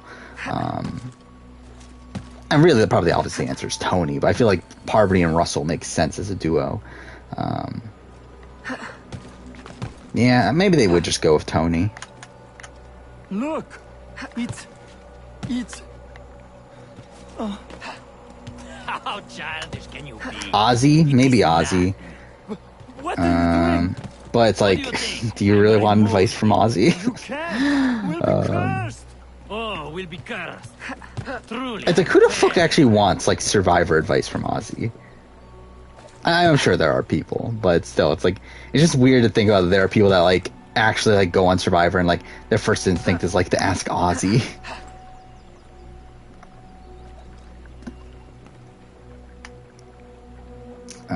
What the fuck am I doing here? It's this, right? Oh, fuck off. I forgot you had to hold it. But I think if Dan Spiel's a player, and we've talked about this multiple times, not great, but like not as bad as what people want him to be. It's true. It's like he is a person that like probably doesn't win at the end against anybody. I think like he like there's at least a chance against Dean and Nora, where I think he definitely gets votes in that situation, but like more than likely probably doesn't win against anybody. But also was like in the majority alliance for the entire game, was like pretty much like Tommy's like true loyalty in the game. Where like Tommy like planned, like had been working with Dan the entire game, and also like planned on getting to the end with Dan the entire way. Yeah, I think Dean probably wins that final 3, but like Dan for sure gets like votes from like Tommy, maybe Janet, depending on how they were feeling at that time. Oh, fuck off. Whatever. But yeah, like Dean for sure has like Missy, Elizabeth, Aaron, actually, like, does he have that many guaranteed? I don't know. It would be a wonky jury vote. It would be like it's like, yeah, Kelly probably. Kelly might like maybe would go Nora, but probably Dean. Obviously not Dan. Jamal would probably go Dean. Probably. Oh, I think there's a lot up in the air. Jack, I don't think we know at all where Jack would go. Like, Jack, like, barely knew Dean, right? And, like, also, like, didn't, like, he was, like, targeting Dean, for a while there, and then, like, he technically was with Nora for more of the game. And with Dan. More voodoo. Maybe Nora. Yeah, like, it matters also, like, how much, like, the players on the island would have like thought about the Kelly situation, specifically like players like Janet and like Elaine and Karishma and like some of these other like jurors, where I think that probably plays a factor. Jamal wasn't a Dean hater. It was actually kind of the opposite, where like he was trying to like prop up Dean despite the fact he wasn't going to vote for him. But like the moment where like Dean mentions the legacy advantage, that like Jamal tricked him into thinking the legacy advantage was real. But like Jamal like tries to spin it into like a thing of like, oh, this is a good thing. He was thinking about the game, whatever. It's like he tried to like spin it into a good thing to try to prop up Dean, but you know, realistically it wasn't really a thing.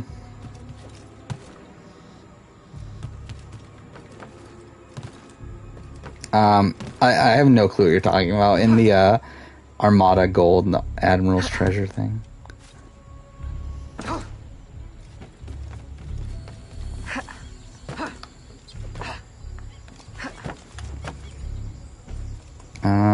Then production ask, didn't production ask or tell the favorites on camera and to vote out Brandon?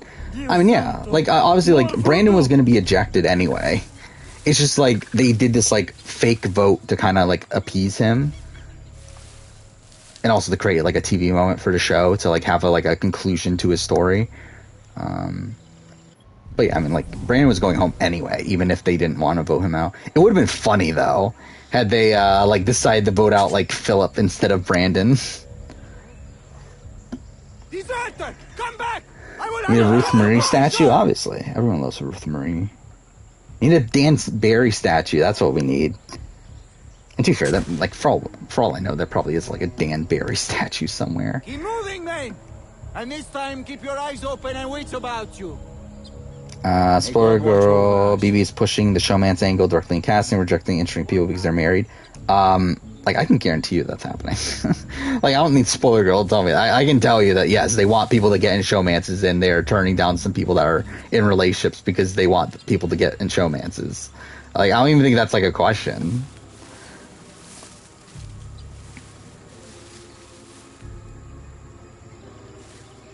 What do I think of production? I mean, does production want Summer to have safety? I don't think this is like some big conspiracy that production is like handing Summer safety, but oh yeah, like I think it was BB Twitter for the most part. I think it's like one of these situations where like BB Twitter is very adamant, like almost universally wanting Summer to win, and also the casuals didn't hate Summer to the point where like she wasn't getting votes for the casuals, so I think it was like enough to give Summer the win, especially when like Marty couldn't be voted for, who I think is like the definitive like top pick for some reason. And then, like, I think the other votes were kind of scattered, where, like, Facebook seemed to be pro-Gino, and then you had, like, Marty's family wanting to vote for Kevin and Helena.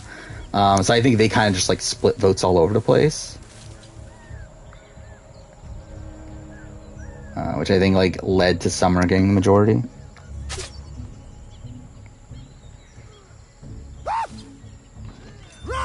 Run! They were castings, basically Lynn Spillman. I guess so. Oh, that was the end of the mission? That was fucking dumb. Australian Survivor? I mean, like, I think if you're doing Australian Survivor, you got, what, David, Luke, maybe Haley. I think maybe you have to wait for some time to pass, but, probably eventually. I don't know, who else would be statue worthy?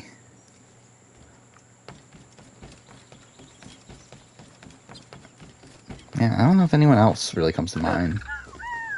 Or like someone that like is for sure getting a statue from Australian Survivor.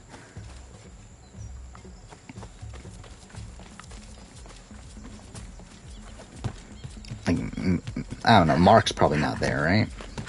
Which, by the way, oh yeah, that's something I haven't talked about. I did listen to Sam's interview with Shannon Gus, and also part of Mark's, which really, for the most part, like, doesn't give us that much insight.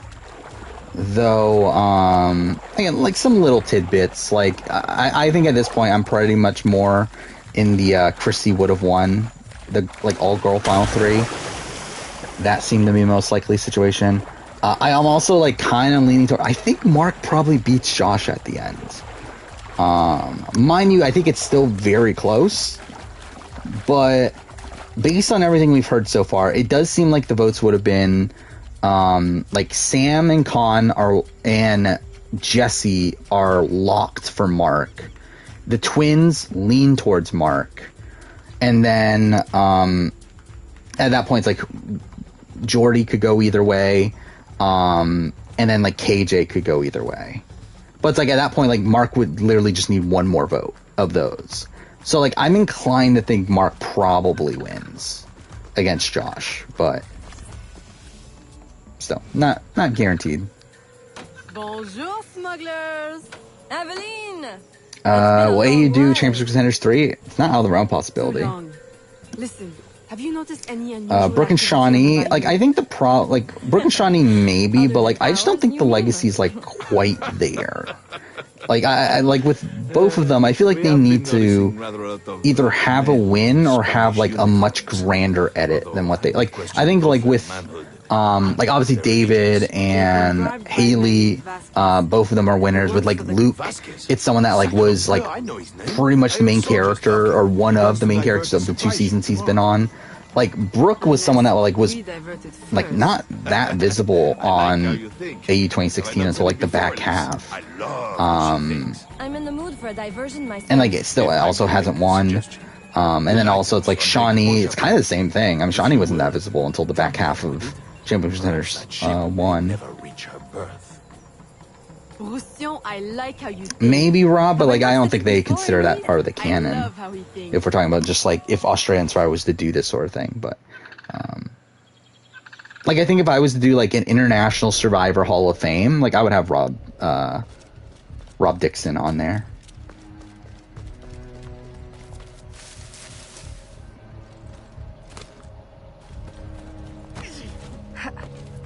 Wait, what am I doing?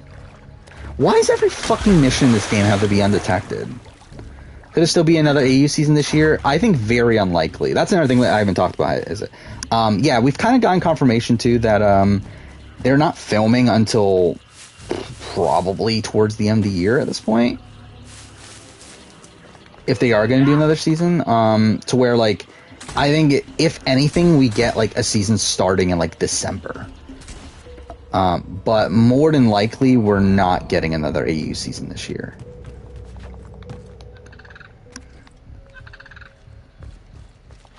Which I'm personally fine with. Again, there's already so much other shit going on that I'm fine with waiting a bit for next season of AU. Juicy Dave statue? Why not? I'm sure that'll go well. They sing Kingdom Hearts music. It's got Coachella. That's kind of weird. By the way, there was a Nomura interview, right, about Kingdom Hearts 4 that came out like a few days ago, I think. Which had like a little, like not much, but like got like a little bit of information. Should Phoebe get a statue? Probably not, but like, I don't know. It's like, again, I don't think anyone from AU really has the, like, not many people at least from AU really have the legacy to like get a statue in the way that like Rob and Sandra got a statue. Like really, I feel like Luke and David are the only two that I would like be very solid on right now.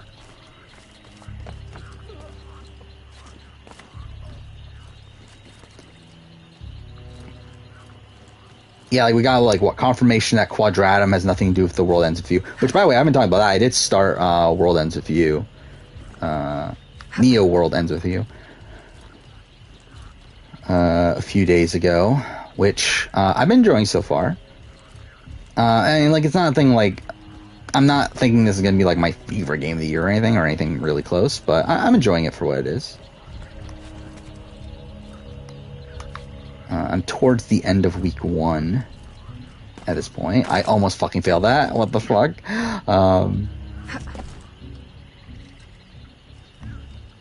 Oh my god, are you fucking serious? Just fucking get off the thing. Whatever. Ugh. Favorite characters from Australian Survivor? Like just from a character standpoint, again, like David and Luke are up there. George is a lot of fun. I don't think anyone from this latest season is really that high in contention. Oh, what am I doing here? Shawnee is obviously a lot of fun. Nick is fine. Harry's fine. Oh. I liked Craig from season 1, but he wasn't on the show enough. How would Erica and Alex from Glass House do on Big Brother? I would have, like, I guess I'll talk about that after. But, like, the answer to the question, Alex would do terribly. I think Alex is, like, a pretty consensus, like, first boot on most seasons he's on. Erica could do okay. I think she's someone that, like, I find it tough to believe like a jury is going to reward her with a win.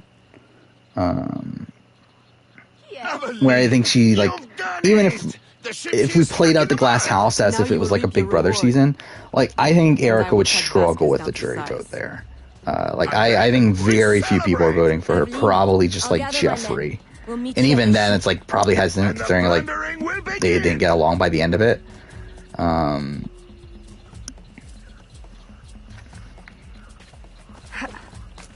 Well, like, I think she's someone that, like, could easily get the final 2.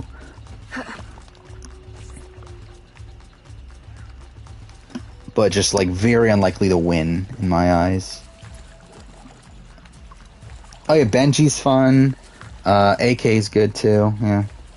Was Sam a big character? I mean, Sam's, like, I don't know if character is really the right term. I mean, like, if we're looking at character just in terms of, like, what they bring to the show, then, like, yeah, she was a massive, like, presence on Blood vs. Water here. In terms of character in the sense of like bringing like fun character moments and that sort of thing and like bringing like humor to the show, then like definitely not that. But I think she's like a very complex figure. Yeah, not necessarily like a fun character though.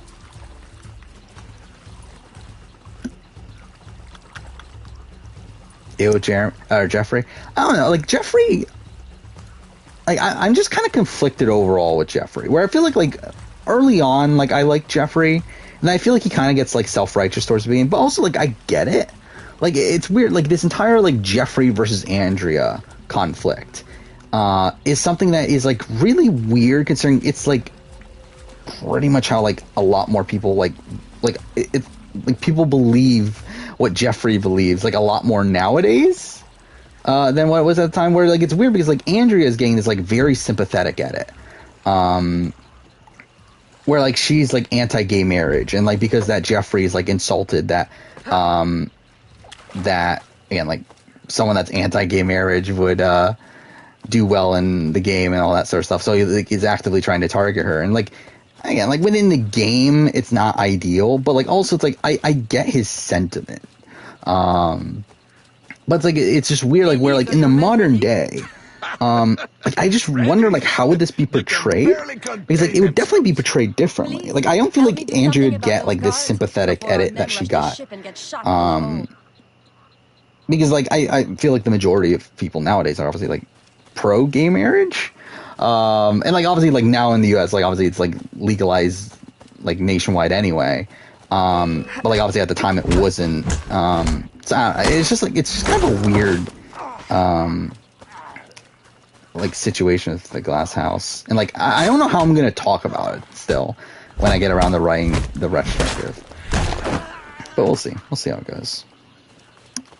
Yeah, like I fully get his like point of view, but yeah, he definitely does come off like pretty self-righteous at points though.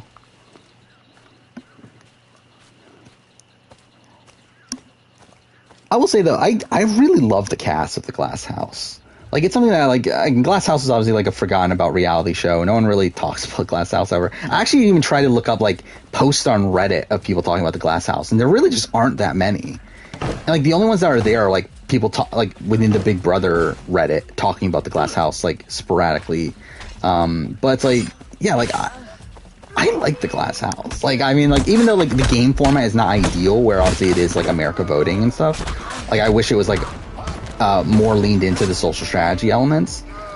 But, like, I thought the cast was really strong. Like, I think pretty much everyone there, with maybe the exception of, like, Ashley, brought good TV in some way.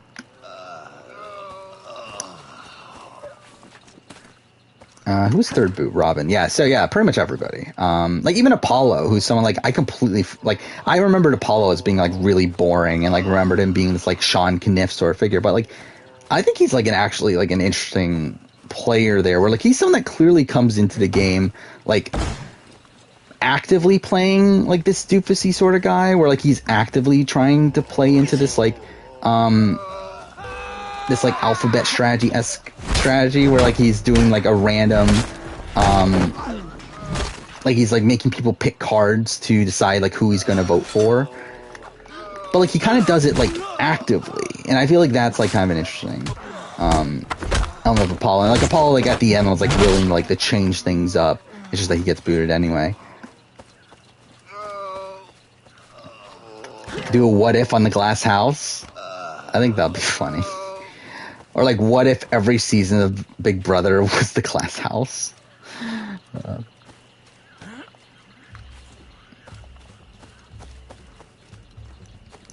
And yeah, like overall, like I was pretty impressed with Kevin, like the winner of the season, like as a game player.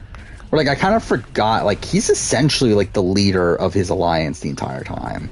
Or like he's like the main person, like trying like to organize the votes and everything. And like comes up with certain strategies, despite the fact that he's on the bottom for a lot of it. And like, there's definitely points where like, there's some like not great things, particularly in like his treatment of Erica. But like, for the most part, I think he plays the season pretty well.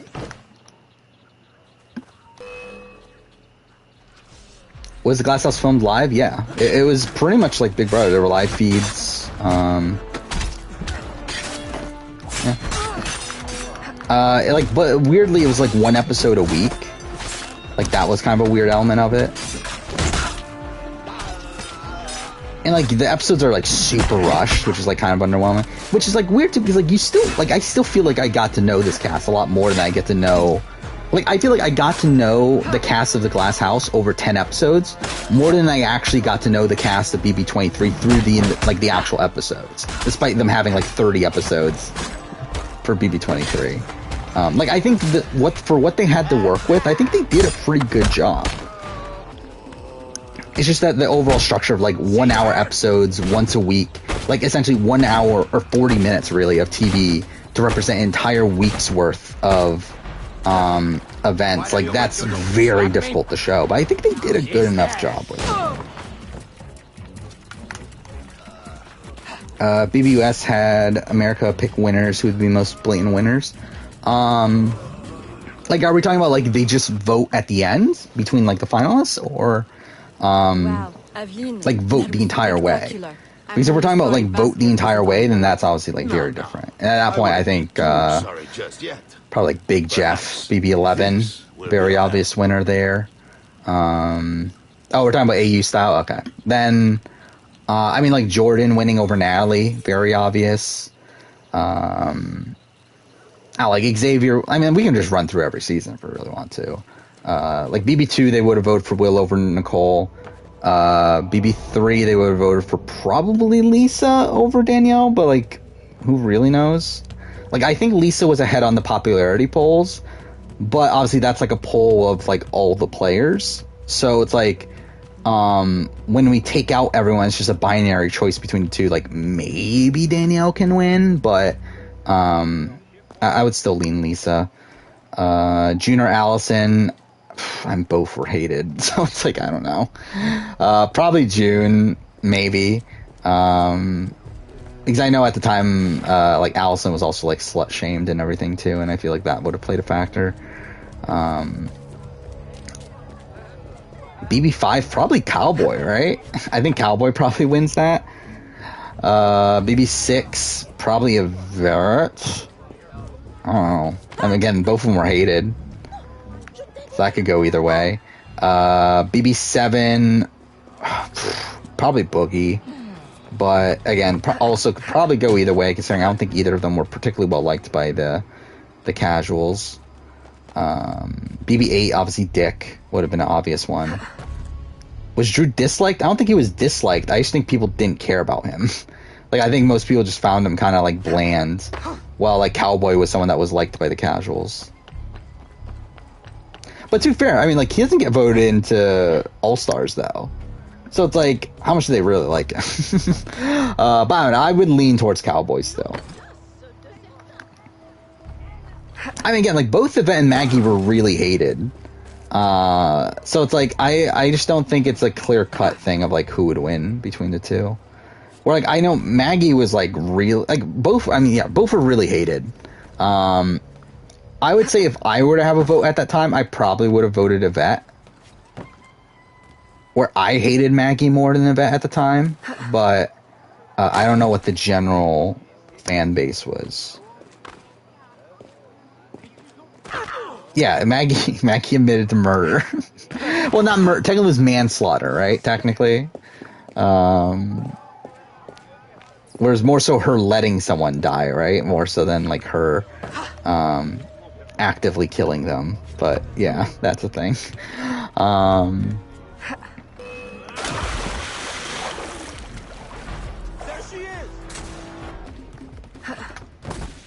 If I ever find a video on Survivor Africa Panama, will I do a video on it? Probably. Dude, I might just, like, say fuck it and do, like, an immediate retrospective of it. Or, like, a review of it, or whatever it will be. Again, that'll be an important event in international Survivor history. Okay, cool. But yeah, where were we? BB9, maybe Adam? I don't know. I don't know where the fan base was between Adam and Ryan. Again, neither of them were, like, particularly loved. So who knows? BB10, Dan, not close. BB11, Jordan, it's not close. BB12, probably Lane, if I were to guess. Like, I don't have any, like, real proof, but if I were, like, I assume Lane was more popular with the casuals than Hayden. BB13, Rachel would win. Especially because she had the Jeff and Jordan support by that point. BB14, Dan would win. Actually, no, Dan and Ian were, like, very close, right? So I guess that would actually probably be, yeah, no one would really know. Yeah, I've seen the cast photos for Survivor Africa Panama. And I even, like, have a a trailer, I think it is, or like a commercial of it downloaded. Like it was in my Guide to International Survivor video. You have returned. Maman, you're not afraid. But yeah, like I have a clip of like some footage of it, but like the full episodes are not available. If I cannot know you now that you are returned to me, then why have I waited all this time? There's to be some archive in Mnet Studios. Yeah, I mean obviously it's like someone has it somewhere. It's just it's not like readily available. Oui, you thought your life was in danger. Your father made me free. But I could never be free. Yeah, like Dan versus Ian is actually really interesting. I think it would have been very, very close. Like, I believe the polls at the time were pretty much 50-50 on who you want to win, so that could go either way. Andy would beat Gina Marie, but again, not because Andy was liked, but more so because, like, everyone hated Gina Marie. And actually, people hated Andy at the time, but yeah. Derek versus Cody, probably Derek would win. Yeah, Derek would probably win. Someone like that. If you who's after that? Steve versus Liz. Who the fuck knows? Maybe Liz, or maybe Steve. I mean, like I would lean towards Steve. Somehow they are watching. She was to be. But I don't know where the casuals were really at, especially because like Steve was barely on the show until the end game. Then BB18, Paul would win over Nicole. BB19, Paul would win over Josh. BB20, Tyler would win over Casey. BB21, maybe Holly. It matters how much like the anti-Jackson sentiment was. Like, I think Jackson would probably win, but like, I think there's a world where Holly pulls out a public vote.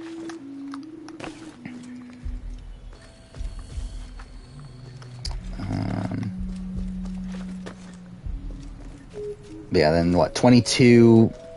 It'd probably still be Cody.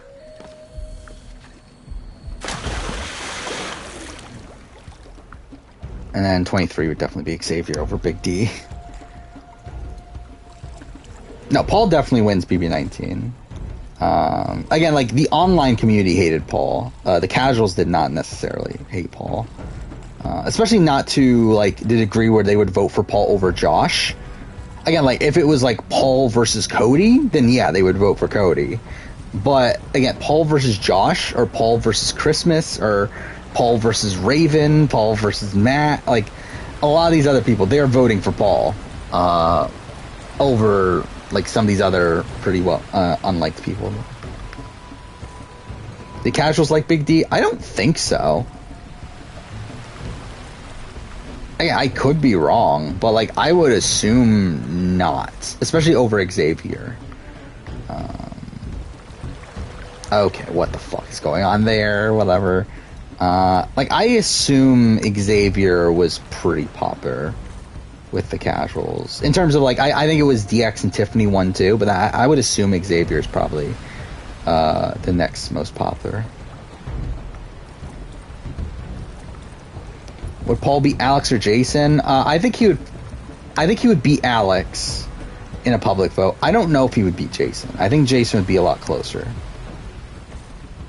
Because Jason was, for the most part, pretty liked. Actually, wasn't Jason third, right, in the fan favorite? So, yeah, like, I feel like Jason would probably beat Paul. But I don't think Alex would. I don't think Alex was... Alex was definitely, like, hated from the online community, for sure.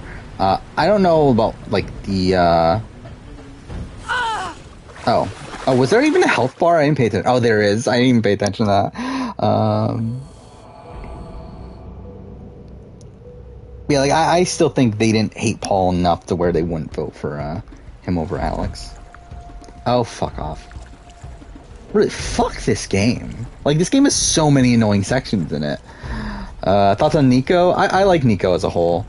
I do think he gets, like, he adds his, like, personal opinion into things a bit too much. But outside of that, I think he's a solid host. I will say, like, again, like, for a while, especially, like, at the time of the last SA season, I was saying how I like Nico more than JLP. I think at this point, I would say I probably do like JLP more than Nico. God damn it. Okay, well this is a disaster. But, I mean, like, it's still pretty close between two. Is Tyler the most popular male in Big Brother? Probably, I think Big Jeff is the most popular. If we're talking about from the casual standpoint. If we're talking about, like, from, like, online community and everything, then, like, maybe it's Dan. Again, like, the casuals just fucking adore Jeff. And I will say, like, that's actually, like, watching The Glass House. Kevin reminds me so much of Jeff. Like, essentially, kind of like a probably slightly more strategic version of Jeff is kind of the way I look at Kevin on The Glass House. Fuck. I think the casuals still like Jeff.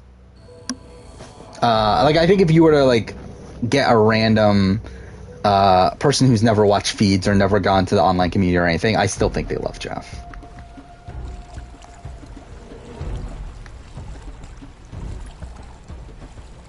A lot of casuals not like Jeff. I mean, he's said homophobic things, so you know, that's something. Also, he's kind of a dick. And he has, like, a massive fucking ego.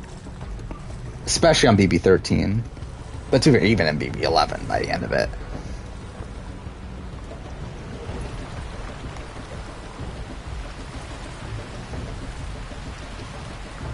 Yeah, that's what I'm talking about with Nico.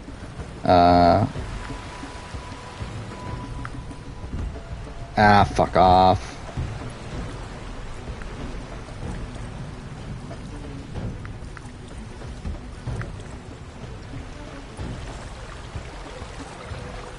Do they even remember Jeff at this point? That's probably a more interesting question. I think it matters, like, which okay, which casuals are we talking about? At that point, it's like, I think if we're talking about people who have been watching, like, season after season, I think they probably remember Jeff. If we're talking about, like, the casuals who, like, just started watching with, like, BB16, which I know a lot of people did, then, like, obviously they don't know who Jeff is.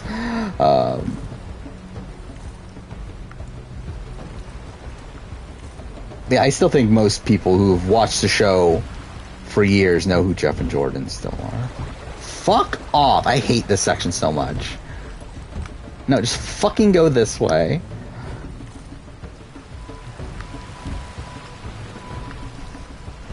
God damn it.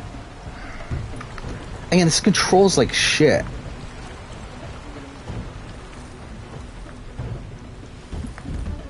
Just your least favorite returnee of all time? I don't know if he's there. Like, for me, like, something I love about Jeff from BB13 is I love the downfall of Jeff. Like, I love how he goes home into double eviction. Like, to me, that's still my favorite double eviction of all time, is the Jeff double eviction. Fuck me, there we go, finally got it. And, like, to me, that was, like, worth it to have Jeff back, is to see his downfall.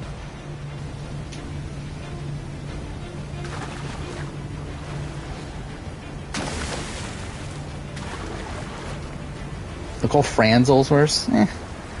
I would say probably, like, Christmas is probably the first person I would think of.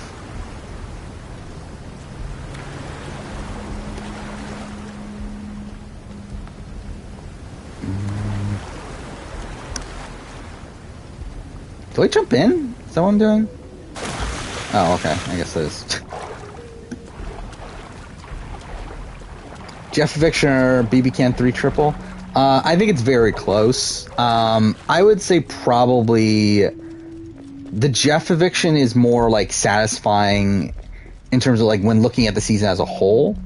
But I think, like, the BBCAN triple probably has, like, a better, like, individual moments within it. I would probably lean towards the Jeff Eviction, though, still.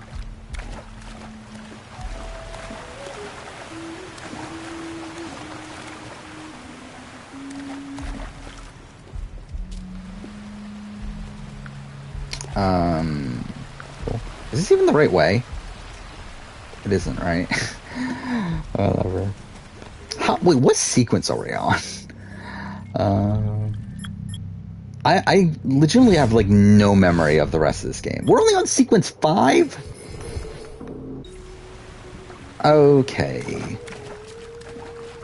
Hopefully we finish this tonight. That was obviously the plan.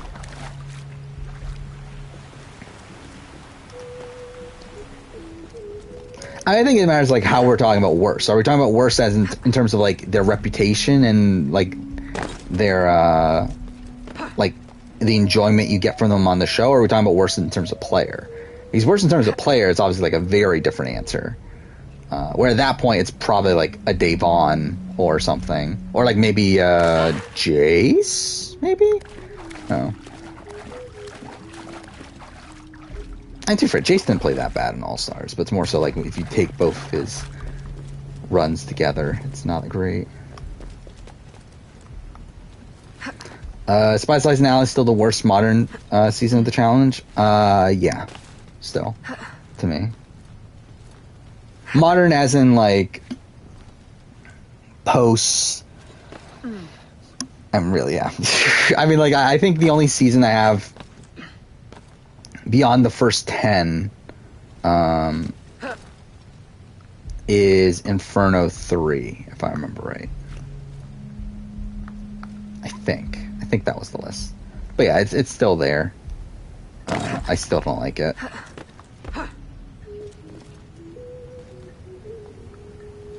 Since TJ started hosting, well then I guess Inferno 3 would be below.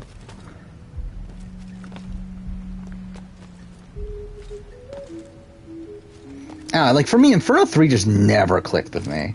It's like I watched it the first time, I didn't like it. Then like as time went on, I was thinking, okay, maybe I just like didn't give it like a fair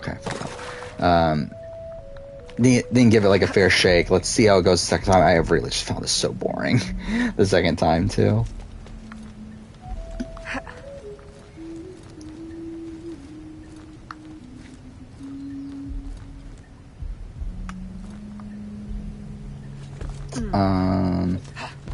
No? Okay, it is here then, right?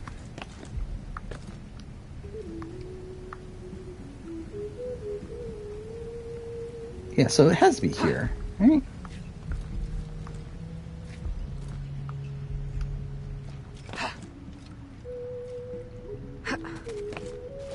What a janky fucking section this is. Whatever. Yeah, I have the island higher than Spies, Lies, and Allies. Do I think TJ has been more friendly towards quitters recently? Yeah. I feel like just in general, the sentiment towards quitters has always been, like, weird.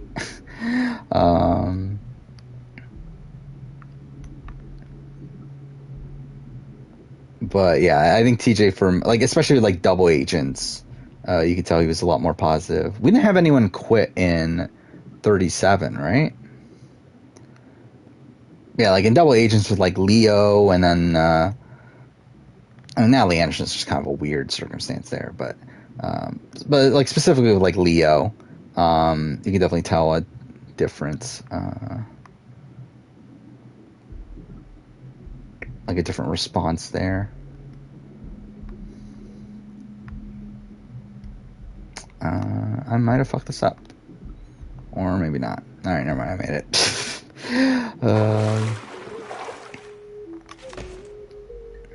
Yeah, the Theo one was like kinda like just kinda awkward. Especially with, like them hanging him from the thing, which I mean, to be fair, that's not TJ. I think that's more of production.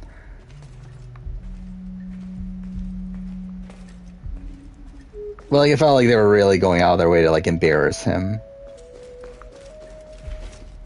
Is this not it?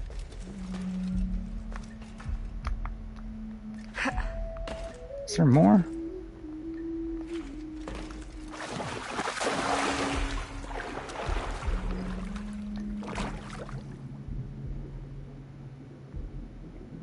Yeah, Brandon quit. I mean, too fair, that one's like kind of like. I think he's just being kind of a sore loser, Brandon.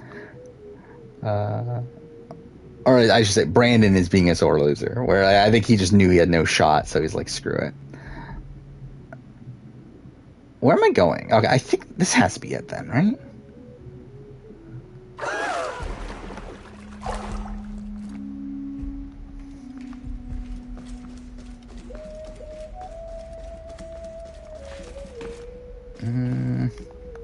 Where am I going?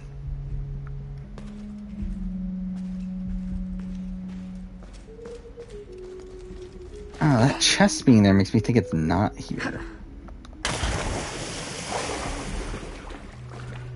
Yeah, I always felt bad for Brianna. She's had like 2 really bad shakes.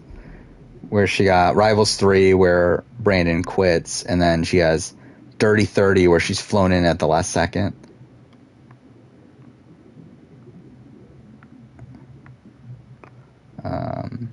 And through that, like, really didn't have any relationships there.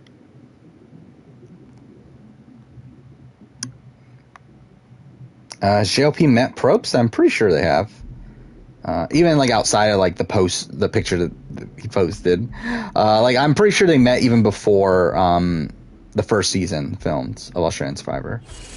Like, I know that was the thing, is that he got advice from Jeff Probst before filming that season.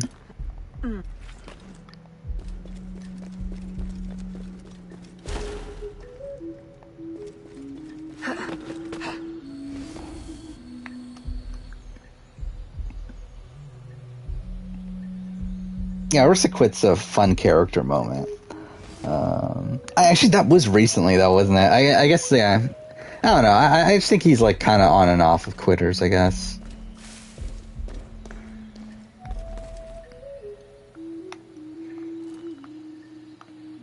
Can I not climb this?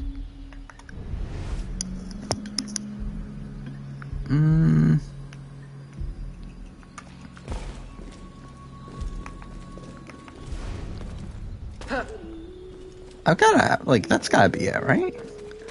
Is this? No? Cool. What masterpiece? Was a Kahada DQ fair? Not really.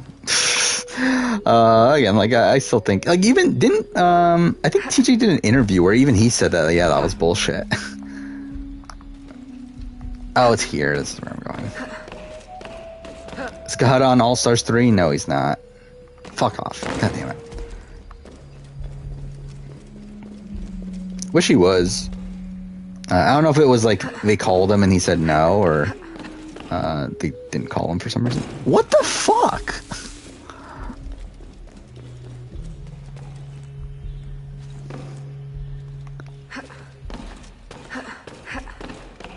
Okay. There we go.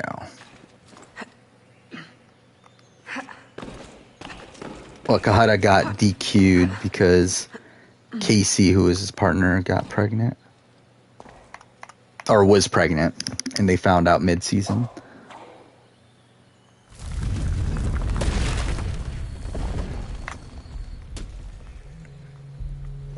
I feel like Kahada was easily in the best position to win. Yeah, I mean, that was definitely his best, probably his best season, just in general. Or like in most seasons, he really doesn't have that much of a chance on like the normal challenge seasons he's been on. But yeah, I mean, that was a season like he definitely had a chance. Mind you, again, he was paired up with Casey and like not the greatest situation there, but yeah, oh, fuck off. God damn it. Yeah, definitely that was definitely a solid spot for him. Like, I think if he had a better partner, I think he for sure would have been a front runner. Or like the final itself, like, didn't end up being anything that like I don't think Kahada like would have had that much of an issue with over some of these other people.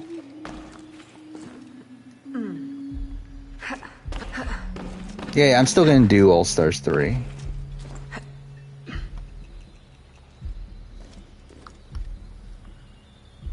Okay. No, are you fucking serious? Oh, fuck off. Fuck this game.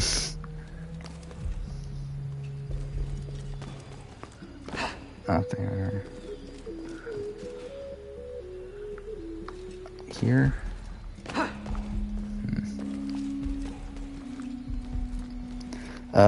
Julie from the Circle looks like an unathletic version of Jodie. Yeah. Or from Julie from the Challenge. Whatever. Either way, yeah.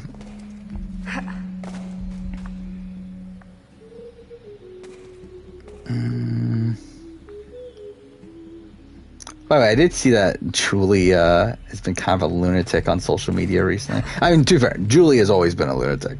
But, like, now that, like, Real World New Orleans or whatever came out, she's, like, been more prominent online. Okay, that was janky as fuck, but whatever. I really hate this fucking game. Oh my god. Is that it? Or... It's gotta be it, right? It's not telling me to jump there, though. Okay.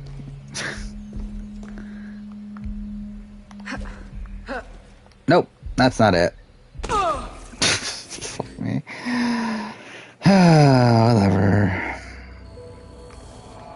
I wonder what TJ's reaction would have been to Nayaka Purple Kelly quit. I think it would have been similar to Jeff's. I think it would have been annoyed.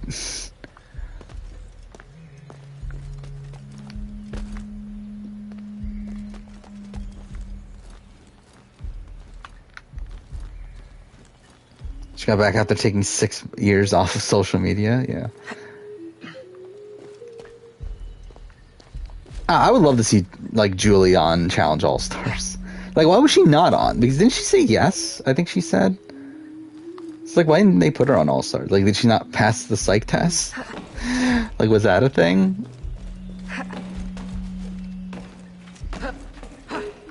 Okay, so where am I supposed to go? Oh, no, this isn't the point yet. Here. Oh, it was to say hold R2. Oh, wait. Oh, fuck me. I didn't see that there. Whatever. Okay.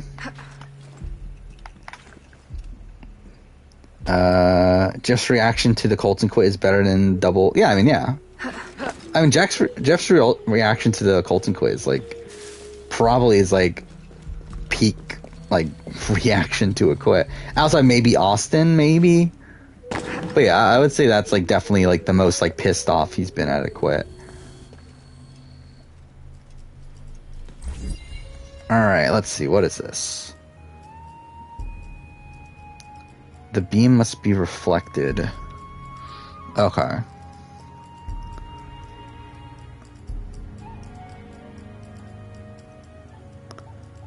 So...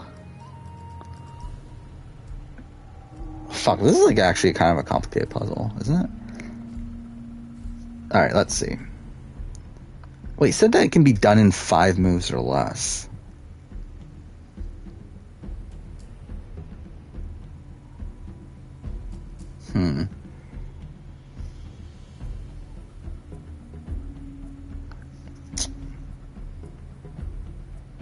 Julie got replaced by Nisa.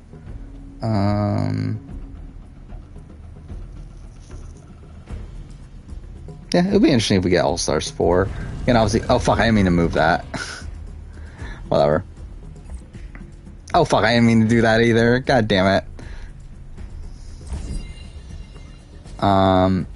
Okay, so... I mean, how can you do this in 4? Because, like, this would need to be down, right? 1, 2... 3, 4. Oh, whatever. Let's just try it. Is All-Stars canceled? I don't think it's canceled. It's just that we don't... Oh, fuck off. God damn it. Didn't mean to do that either. But yeah, we just don't really have any word on it. I would not be surprised if they don't do another one now. Is Bananas in All-Stars 3? No, he's not. He was going to be on, though. He was on, like, the initial cast. Then supposedly had to drop out the last second and got replaced by Tyler. Okay, so this. Oh, I see it. I think.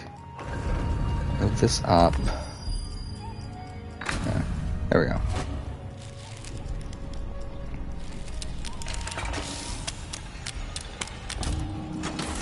I believe the thing is that like supposedly Bananas had like a contractual thing that he couldn't be on the show.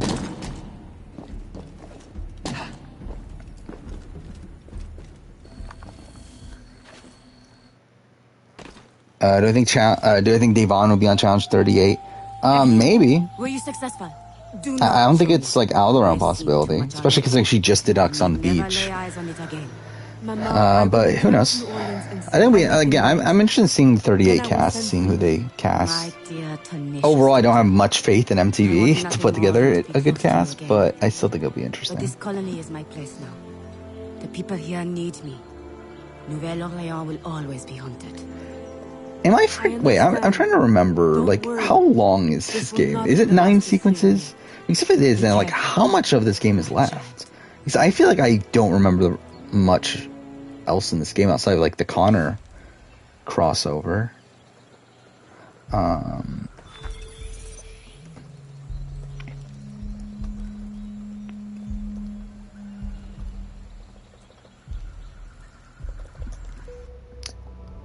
We might not end up finishing it tonight. To be fair, if we don't finish it tonight, I don't think I'm going to care enough to do another stream of this, though. I might just, like, finish it on my own. But whatever.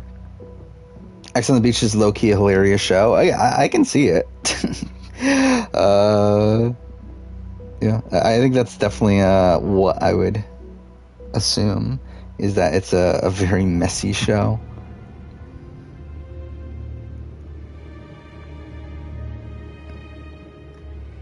Let's see. Oh wait, you have to push X to fucking continue, don't you? Whatever. Try to look up my last playthrough, see how far we're into it. Because I think I was at the halfway point when I ended last time.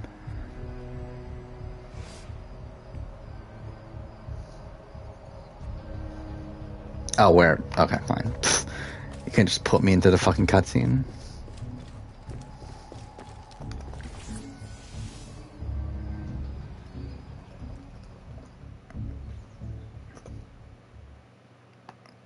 So yeah, it took me 7 hours last time I played it. Oh, we are nearing... Well, we're kind of nearing the end. There are 9 sequences, though. But the last few sequences are really short. Okay. Yeah, my last playthrough was about 2 hours, but... Whatever. We'll see how this goes.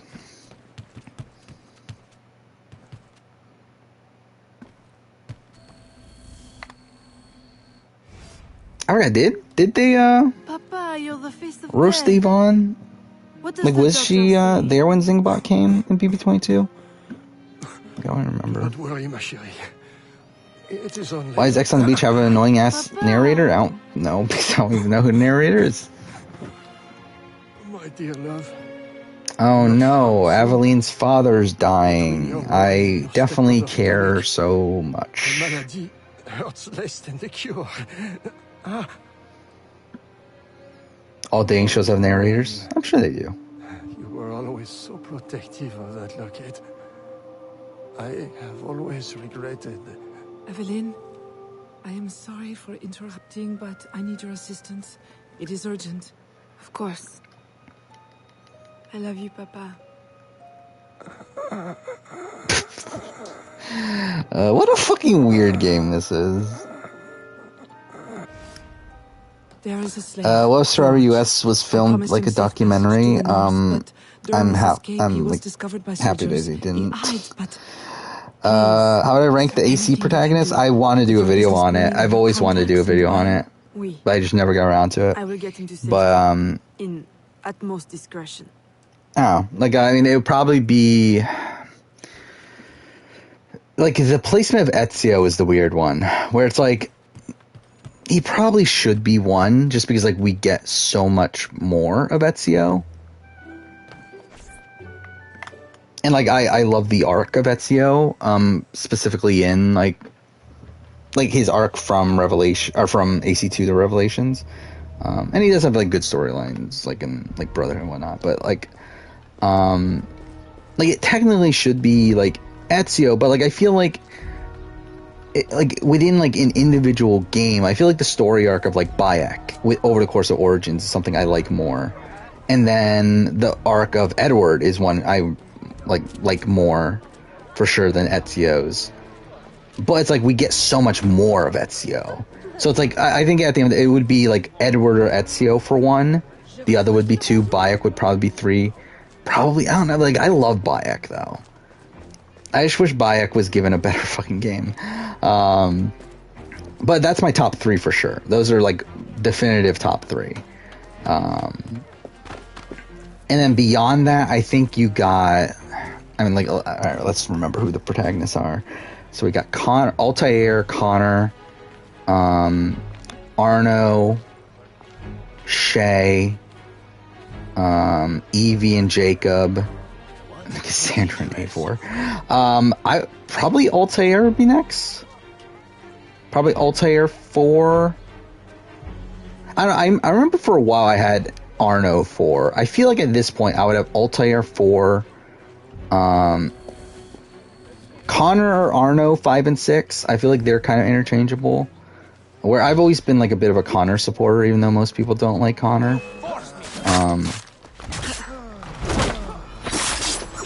Yeah, I think they're kind of interchangeable, and then I think you probably got like Evie at 7. Then like Eivor and Jacob are interchangeable, I guess. I mean, not really. I mean, I'd probably have Jacob above Eivor, and then Eivor, and then the Mystios at the bottom. When do I do Amazing Race 6 retrospective? I don't fucking know. Like I would say at the latest, the 20-year anniversary. But I don't know if it'll be sooner than that. Do I play any mobile games on my phone? Not really.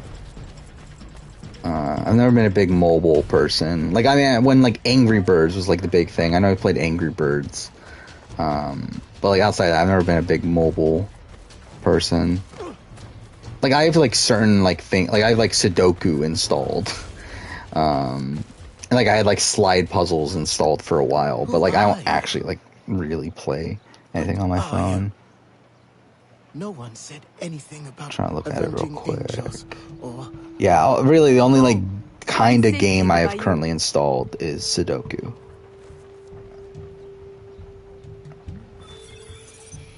So that's something. Oh wait, we're in sequence 7 now? Whoa, okay, I guess we are further into the game than I thought. I thought we were sequence 6. Okay, so we're actually like an hour away from the end or so. Maybe an hour and a half. Ranking all Fallen Comrade? I don't think it's interesting. I just think they're all fucking boring. I have not caught up with Wordle, or kept up with Wordle. Like I was like really into it for like a week, and then I just forgot about it for a while. And I played one like within the last few days, but then yeah, I haven't paid attention to it since. Yeah.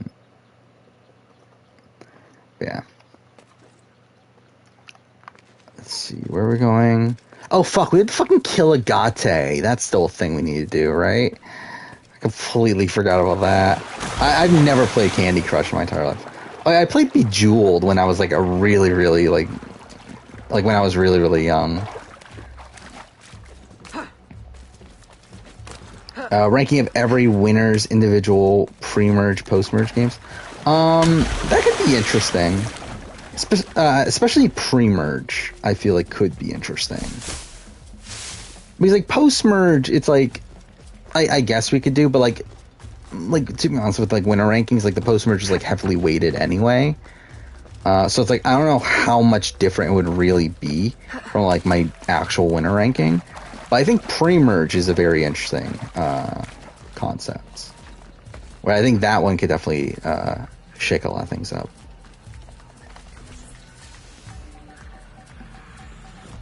Minecraft. I never played Minecraft mobile. Evelyn. No, I was never a Club Penguin guy either. I never really played like that much of those sort of games.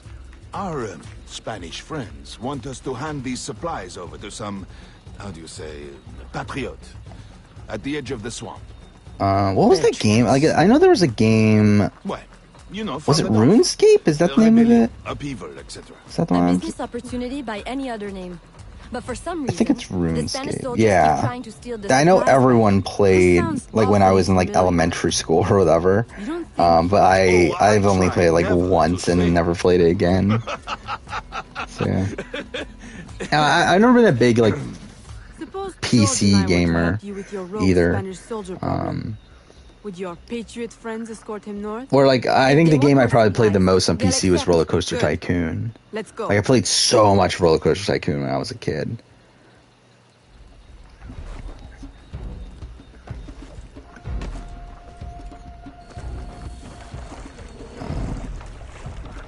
But like usually when I was a kid, like I played a lot of like emulators. Like that was a lot. Like I played like a lot of like NES, Super Nintendo, Genesis, like that sort of stuff on emulator. Game Boy Advance also. Game Boy Advance. Like I played a lot of those sort of games. We're under attack!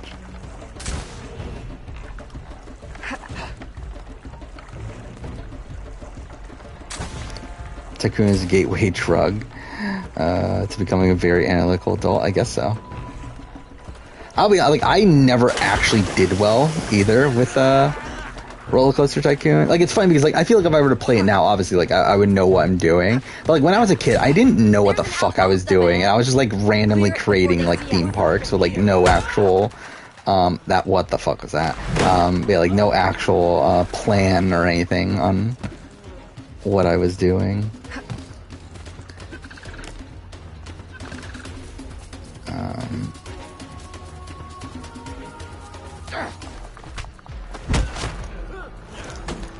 Yeah, I would love to play Roller Coaster Tycoon now. And to be, I probably actually no, I probably can't. Right? Actually, can you buy a Roller Coaster Tycoon? Like, is the original I'm talking about? Like Roller Coaster Tycoon on Steam or something? Because I'm sure I could run it. I would assume. I mean, because like I still own like the disc, but I'm pretty sure it's only Windows XP. So like I'm pretty sure it won't work on like a modern computer.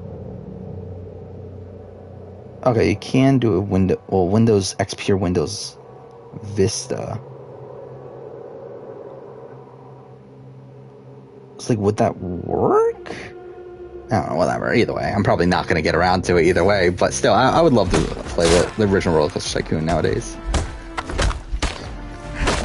Least favorite storyline in a game of all time? I fucking hate Assassin's Creed Valhalla, or not Valhalla, Assassin's Creed, well, I mean, I do hate Valhalla at this point too, but I hate Assassin's Creed Odyssey. I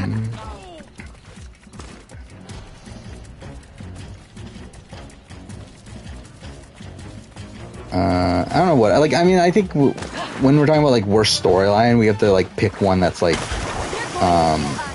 a story that takes itself seriously. Because I think with gaming, there's, like, so many stories that are, like, technically bad, but, like, they're not trying. It's like, it doesn't really matter. It's like, they're not, like, the point of the game isn't for its narrative. Where, like, I think, like, when it's, talking about, like, the worst storyline in a game, it has to be, like, one that actually takes its story seriously. Yeah, Minecraft story mode, I would say, is probably up there. It's, like, just so fucking boring. Like, I don't fucking care about, like, anything that's going on there. Gina Marie's 41. I knew she was up there. Like, she was already, like, decently old when she played Big Brother, right? She was already, like, over 30. So not that surprising. Arkham Knight, I don't know if it would be, like, up there and, like, all-time worst for me. Like, it's not really... Like, it's not, like... It's not my favorite Batman story, but... Just one last outpost up ahead. It's not one that, like, I notably disliked. I'm trying to look at the collection real quick. Oh, fuck, I'm not even... Okay, well, that's something. I mean, Heavy Rain's bad, but it's, like... it's, like, because of, like, a massive plot hole. But... And, like, the writing and voice acting's kind of janky, but... like, it's not really, like... on the level where I would say it's like an all-time worst.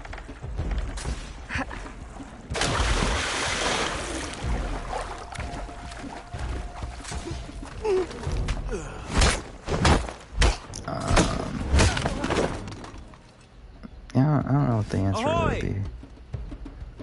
Upton. Hopton. Enchanté. These are the goods? What stories? Wait, what games that have big stories that don't take seriously? Excellent.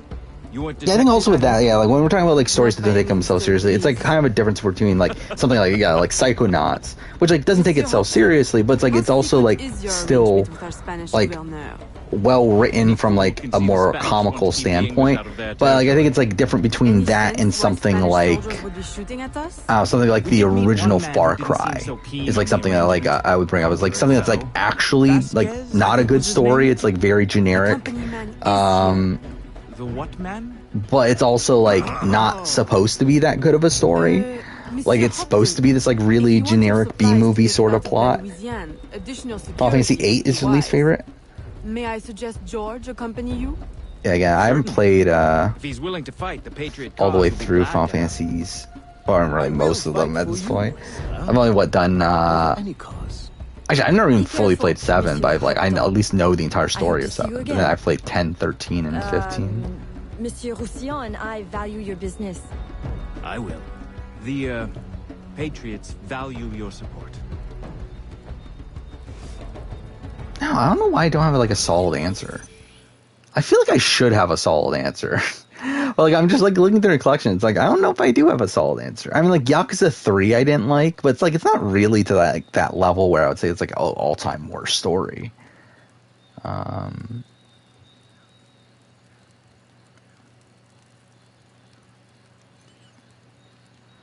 it's like yeah, it's like there's a lot of games that are just like I'm not taking the story that seriously.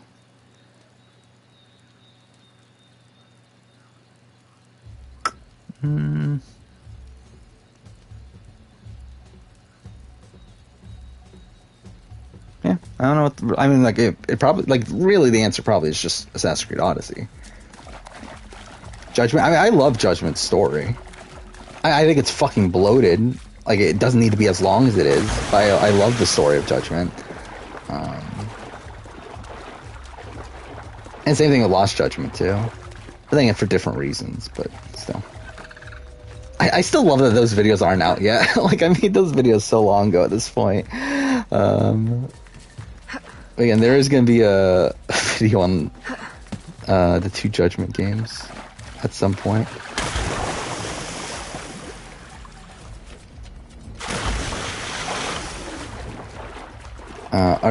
Are there any games that are like One Punch Man? In terms of like one hit and everyone's dead? I'm like I know fighting game like Bushido Blade is like one of these that's like supposed to be that's like really realistic fighting game where like you kill your enemies with like very few hits. But yeah, I don't know if there is like anything that comes to mind of anything exactly like One Punch Man. If we're talking about like from a gameplay perspective, if we're talking about from a narrative perspective in terms of like being like this like humorous like sort of parody of I guess in that case it would be like shonen, but like I feel like there's probably a lot. Like I mean there's a lot of games that just like don't take themselves seriously and like kind of act as like parodies for whatever genres they're in. Oh, fuck off. Well, I'm not gonna try to kill it. Yeah, I hated my fucking replay of Judgment. But I feel like a lot of that was because I played on stream. More so than, like, me not actually liking the game. Because, like, the thing with, like, streaming here is I'm not paying attention to the game half the time. I feel like this game in particular is another, like, really bad one to stream. Because, like, half the fucking game is really annoying to play. So, like, I'm not actually getting much enjoyment out of, like, the non-gameplay bits of it. But then, like, I'm getting even more frustrated by the gameplay bits of it. What Canadian provinces have I been to? I've only been to Vancouver. in Canada, so I guess that's what, British Columbia, right? I think that's it.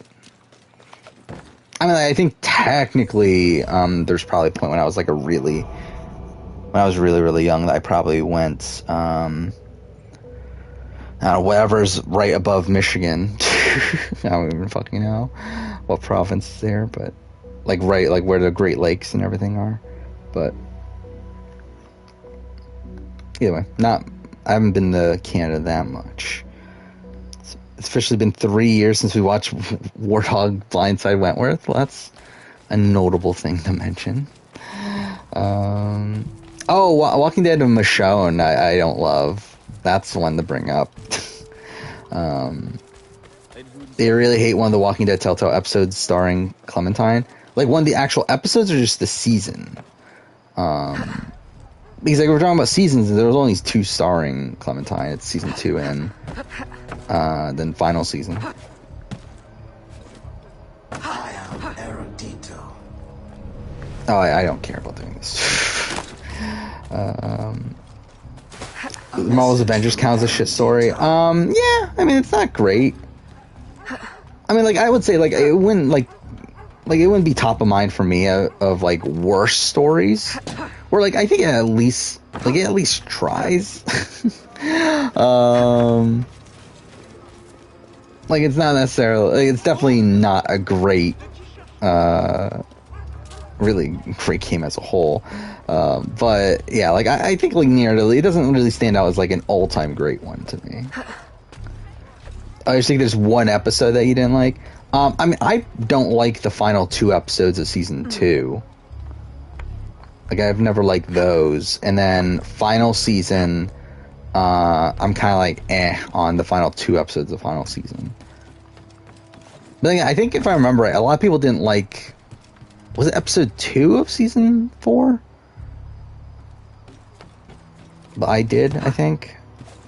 I don't remember what people's opinions are on Walking Dead Telltale episodes. Like, I did an entire fucking ranking of every episode of Walking Dead Telltale.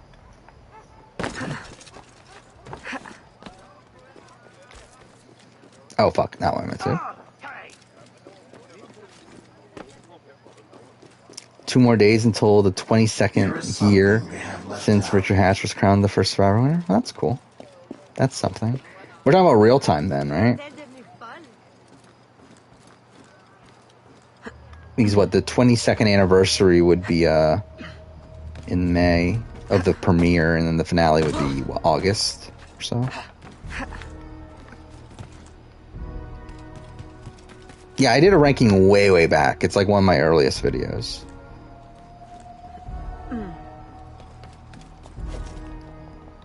Oh, fuck off.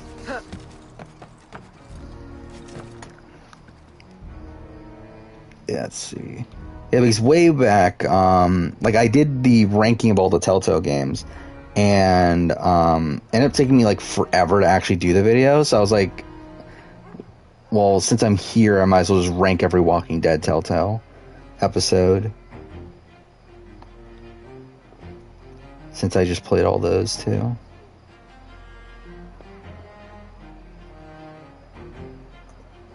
And there's the link if you want it. But yeah, I mean, it's not that, again, like, the mic is like really terrible, like as it is with all the old videos. Really, all the videos from 2019 I recorded on my phone. So that's the thing. That might also be one of these videos that, like, I don't remember if that was part of it or not, but there was definitely a string of videos where the audio on the left side is like super low. And I didn't realize it. Like, I know my Amazing Race season ranking is one of those, which is something that's like kind of disappointing. That's one of those. Considering that video was like one of the better performing. It is the best performing Amazing Race video, I believe. Best strategist in the RGP? I mean, it's Terran. It's not even close.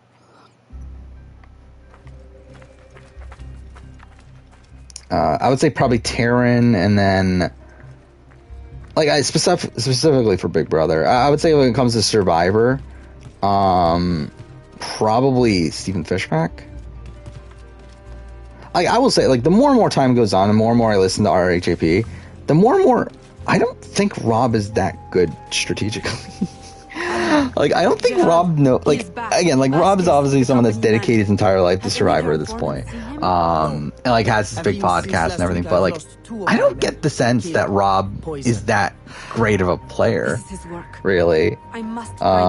Perhaps he will attend the Capitan's. Like, I mean, I think like, especially like also watching him play Sequester, watching him play like Goose Goose Duck, it's like I just don't think Rob's that good at social strategy games, if I'm being honest. But again, we don't fully know on Survivor because we haven't seen him enough. But like, I think he was a very innovative player for his time. But I feel like against like a field of mostly competent players, I just don't get the sense that he knows what to do. Yeah, I use Premiere. I use an old version of Premiere though, because I have an old, like physical version of Premiere. I don't even remember which one it is, but it's like one of the last ones before they did the what they currently do, where you have to get the subscription.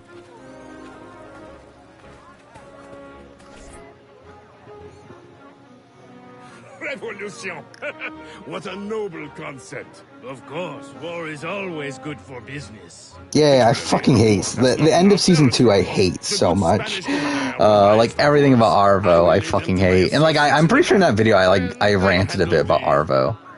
But again, when I get around to doing a season 2 retrospective of Walking Dead, which will be when did that come out? Whatever, I'll do a retrospective eventually. And I'll probably talk about when we play it if I am gonna get around to it here. Again, definitely gonna rant about Arvo. Yeah, I fucking hate Jane too. I hate Jane. I hate Arvo. That is very kind, Monsieur de Saint-Maxent. Longest time spent making video. I mean, it's probably. Associate in the blue cravat.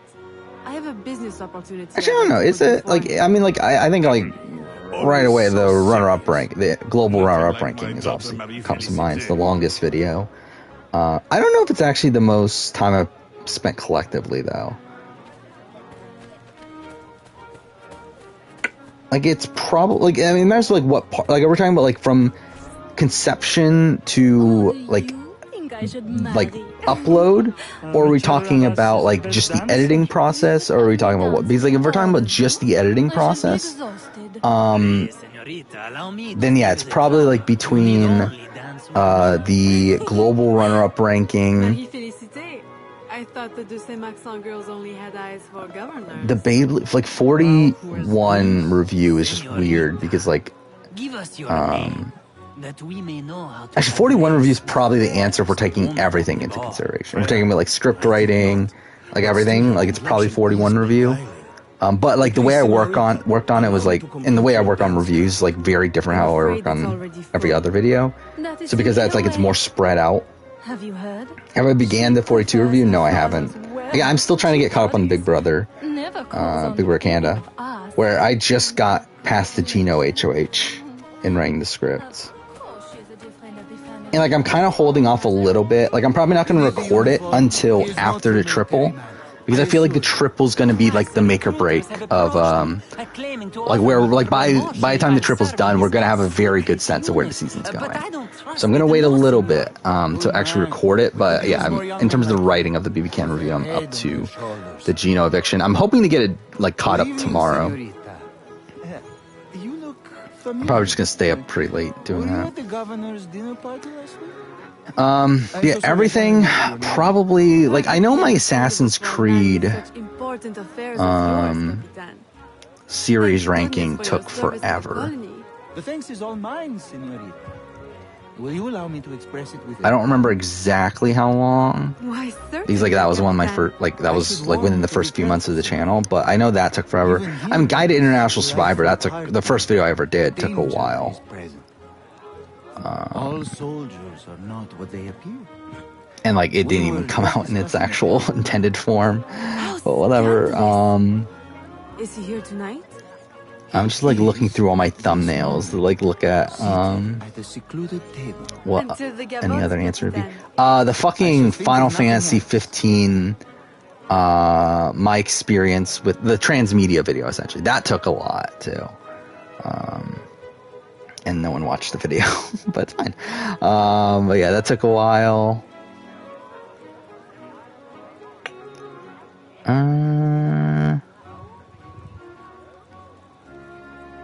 Well, I really don't like that thumbnail. What the fuck? Yeah, I'm just like I have an entire folder of all the thumbnails, and I'm looking at my recasting Survivor 40 video, the one that isn't out yet. The what if Survivor 40 was the one I haven't even edited yet. But what if it wasn't Winners at War? I really don't like that thumbnail. I need to redo that. What the fuck? Oh fuck! How am I forgetting The Last of Us Part 2? Yeah, Last of Us Part 2 is actually probably the answer.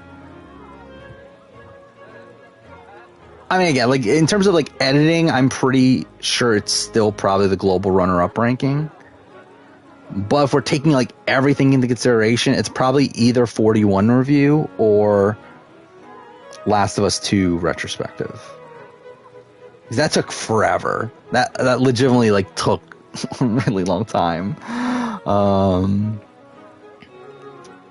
From like the writing process, and like I'm pretty sure like just even editing, it's probably on par with how long it took for me to do the global runner-up ranking. What am I doing now?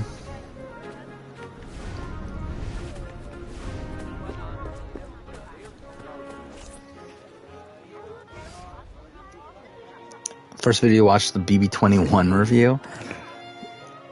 I don't even remember. I barely remember my BB21 review at this point. Like I know it's before I like went like super in depth. Why I do believe the minuet. But like I feel like I danced in have your like basket. no memory of how that video went. Yeah, the Guide to International Survivor is supposed to be more of a Peridium style video. Not necessarily in terms of like incorporating humor and that sort of thing, but like more so in terms of like having like full blown footage and all that sort of stuff.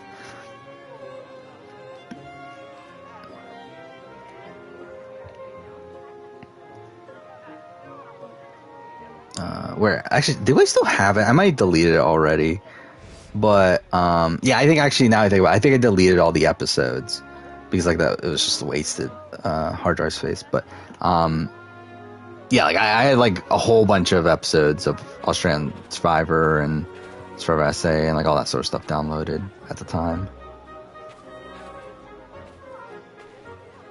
Can we retire somewhere?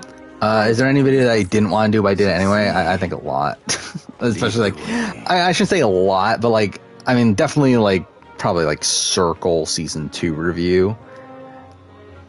Really even Circle probably like series 3 UK review.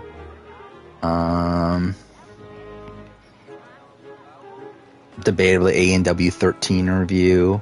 Spies, Lies and Allies review.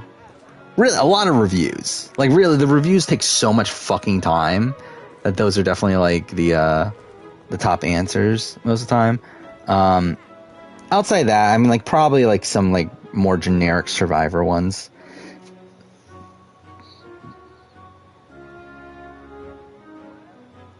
I'm looking through it. I mean, the Circle All-Stars video, it's, like, it's something I wanted to do at the time, but I think by the time I got around to making the video, I was like, like, why am I doing this? But then, like, it's like I've already done all the prep and everything, so it's like I might as well just make it.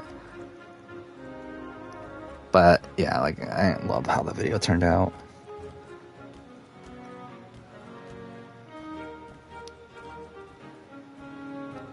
Wait, where am I going? Oh, okay, this is where I'm going.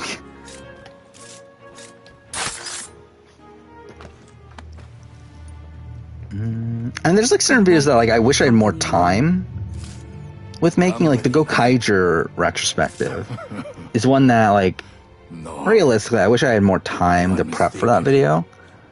What? Because, like, I just did not have the time to rewatch the entire series.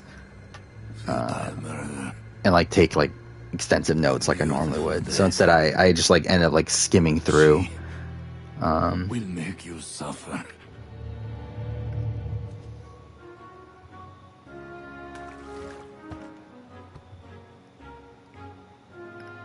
Actually, yeah, to be honest, like, I'm looking through, like, all the thumbnails, like, I don't know if there really is, like, a solid answer with Survivor. Like I thought there was. Maybe the, but, like, I feel like every video that I start, like, I at least initially think I want to do it.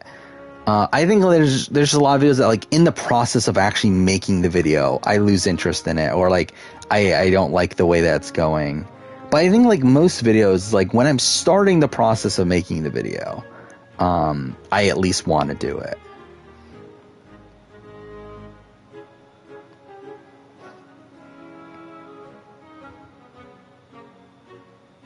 Yeah, like this, like that recasting Amazing Race 8, like that's probably a video, like, really, like if it was nowadays, would I make it? No. But, when I decided to make it, like I wanted to make it. Same thing with like the, what if minority alliances weren't pagonged and what if majority alliances, whatever. Like those videos, like I didn't like how those turned out either. But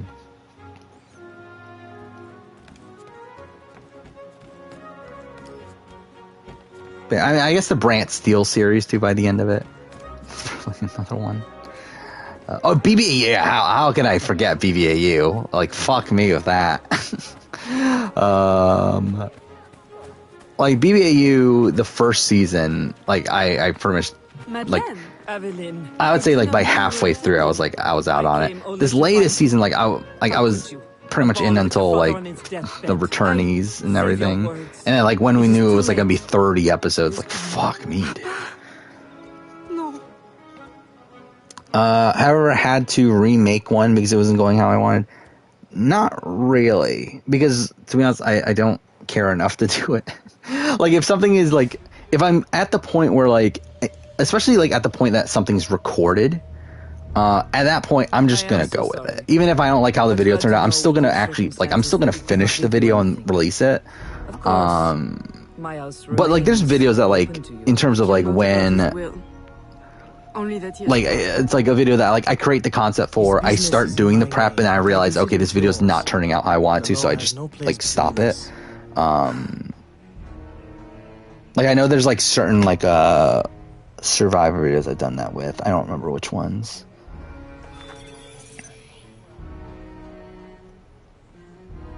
But I know there was like a what if, like there was a what if I did that, like I started going through it and it turned out to be like very similar to another what if I had already done. So I was like, well then, like I'm not gonna do it then. Like, it's pretty much it's like very similar. And I think Big Brother too, there's like a concept that I initially wanted to do, but I realized also that like a lot of these scenarios are scenarios I've already talked about, so it's like it's not really worth doing. But yeah, like if it gets to the point where like I've already recorded it, then I'm just gonna finish it at that point. I'm not gonna waste, like at the time that I've already wasted that much time on it, it's like I might as well finish it. Although the reconstruction of our network has required an investment of several years, the help of our American friends means we can now reach further than before. One of our how's Puridium get away with having footage? In New York, like one, it's like it's technically fair use. Again, the rules over fair use are very wonky, but like technically it should be allowed. The reason I don't do it is because it's annoying to deal with it when they do call you out for it. And like Puridium, like this is something I did listen to Puridium's interview on the Terran show, and he actually talks about it. Talks about copyright. And talks about how he's had to how he's had like a lot of issues with it, and like had certain videos gotten taken down. He had to re-edit them and re-upload them, and yeah, it's like it's just that's something I don't care enough to do at this point. Like I literally couldn't be bothered. Again, that's literally what happened to my guide to International Survivor videos. It got like 1 billion fucking claims from like Australian Survivor, from I guess Survivor UK got claimed for some reason. And like I just like I re-edited that one, but like in a really shitty way that I should have just like completely like it probably, like it would have just been better if I just went to the straight like image format that I currently use, instead of like doing this like really, I don't even know what the fuck I did there. But yeah, I completely fucked the video. Through the trees. A trap. Keep after the sentry. I will hold off. And also, I think with like Australian Survivor and stuff, they're a lot more strict than CBS is. Where, from what I understand, CBS is not really that strict. And like a lot of times when you get claimed by CBS, a lot of times it's not even actually CBS. Oh, I'm not even supposed to do this. It's like other people claiming to be like the copyright holders. And like also it's like it's usually audio. So it's like if I don't use audio, which I probably wouldn't anyway, I would probably be fine anyway. But again, like I don't really care enough to do it. And like again, like with most video, like when like I've said this before, with like the winner rankings, like any of these like player rankings, I don't really see the purpose in doing it anyway.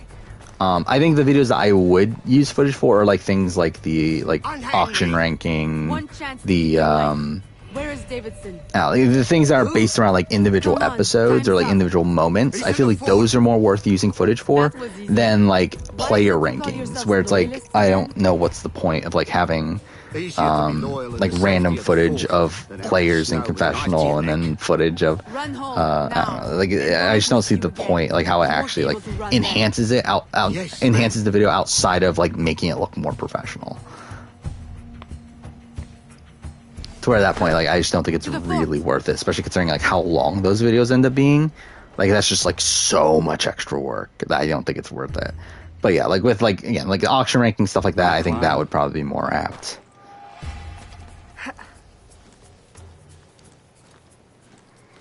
Yeah, I've thought about doing best characters. I've thought about doing it in multiple ways, whether it be like best characters per season or like top 10 characters of all time. I've thought about doing it, and I definitely will at some point.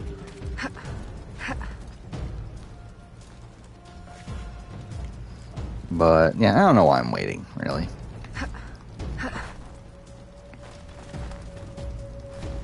I guess, like, to me personally, it's like I feel like there's other videos that are more interesting to talk about. Where, like, I feel like with characters, like, there's not as much to really, like, to analyze. Like, it's more so saying, okay, this person had, like, this moment, this moment, this moment, this moment, this moment. But it's like, it's not really, like as interesting as analyzing gameplay or,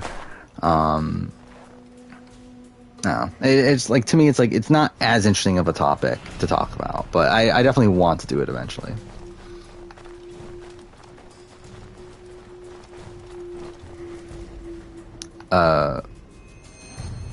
Cool. Whatever.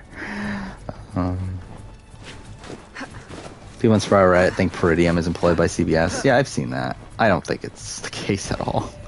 And I know, like, people talk about Redmond being employed by CBS, which I think that's more likely.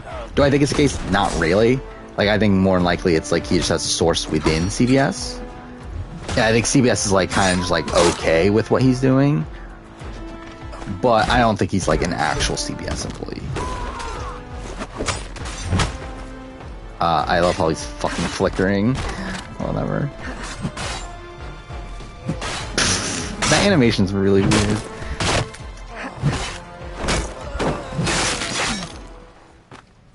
But yeah, like right now I'm like super far behind on script writing.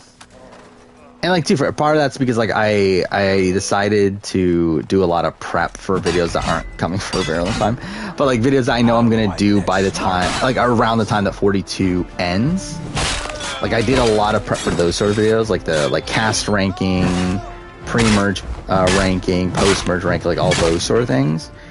And yeah, like I spent like a lot of time prepping those things first, which is like kind of like probably wasn't the best decision in retrospect, considering how far behind I am on BBCAN and Survivor and stuff. But yeah, that's, and like also BB3, Glass House. Initially I was going to jump right into Thailand. However, I think I might hold off for a bit, just because like again, I tried to write the BBCAN review and watch the Glass House at the same time. However, it was just kind of like, it was difficult to do both.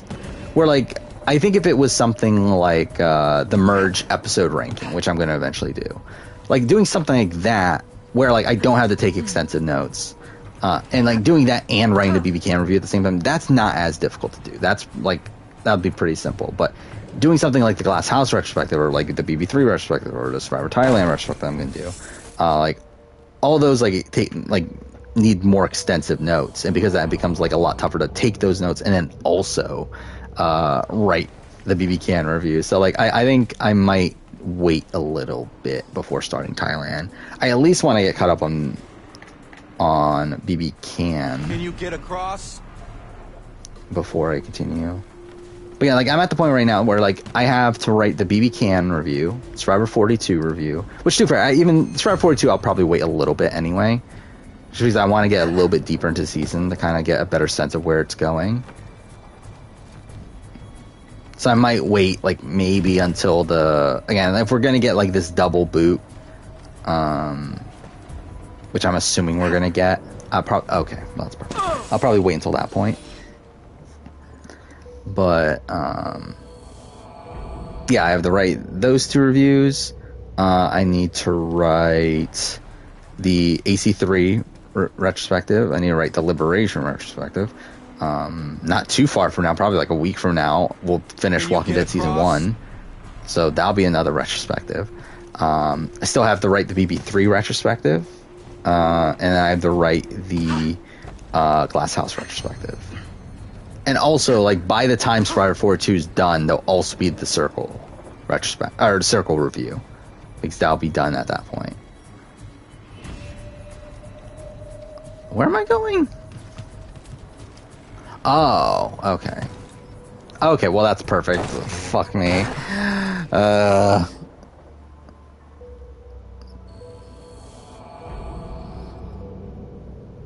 I know where the season was headed by this point last time. Not really. Right? Because, like, I didn't start writing the script last time until Can you get across? I think it was the Evie and Nasir boot episode, right? Or maybe it was... No, because Shan was the next boot, right? So I think by then I'd already started writing. But either way, like, by the time I started writing the script... Actually, no, yeah, that has to be... Because, like, it was when I was writing the script is when I realized that I think Erica's going to win. It's when I started writing the script. Because I looked at my notes from early on. Okay, I don't know what the fuck I'm doing there. And, like, I noticed, like, little things I wrote about Erica. And then I rewatched the premiere. And then that made me, like, fully solid, like, yeah, I think Erica's probably going to win at this point.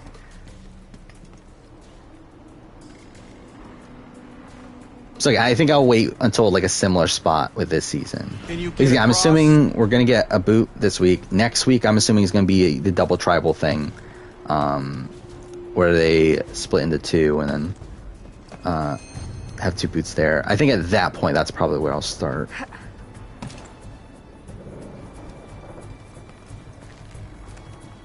Oh, I'm a fucking idiot. I'm not paying attention because, like, I literally had it before, but then okay, whatever. Can this, like, actually just work? There we go.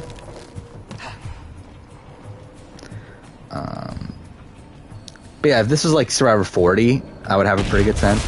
Like Australian Survivor, I had a sense from fucking beginning. And like the same thing with Brains vs. Brawn also. It's like I knew where the season was going from pretty early on with both of those.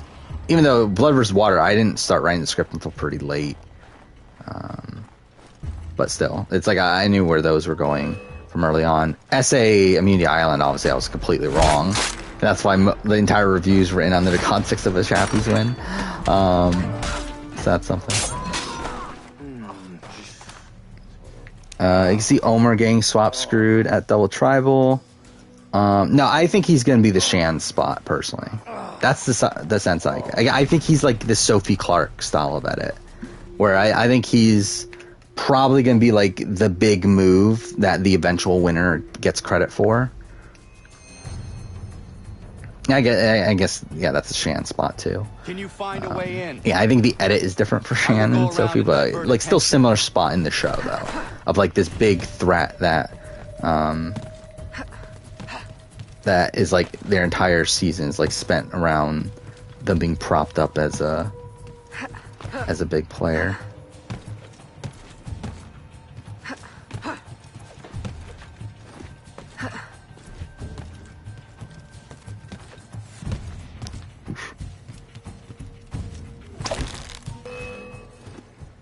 Is Ricard open to playing it? I think he's like one of these people that would drop everything to play again. I think the question is, do they want Ricard? Which I don't know. Especially by the time we get to an All-Star season, it's like, are there just going to be other people that like are like more liked by production than Ricard? I think the fact that Ricard isn't on Challenge CBS is a bit of a surprise to me, where I fully expect him to be there. And the fact that he isn't there probably is a sign to me that he's not as well loved by CBS, at least, as I would have thought. Especially because, like, really, like, Ricard doesn't get the biggest edit in the world until the very end. Actually, even then, he's still not top of the confessional chart, right? Like, it's Deshaun and Xander that are the top by the end, I know. But, like, even, I don't think Ricard's ever, like, super high confessional-wise.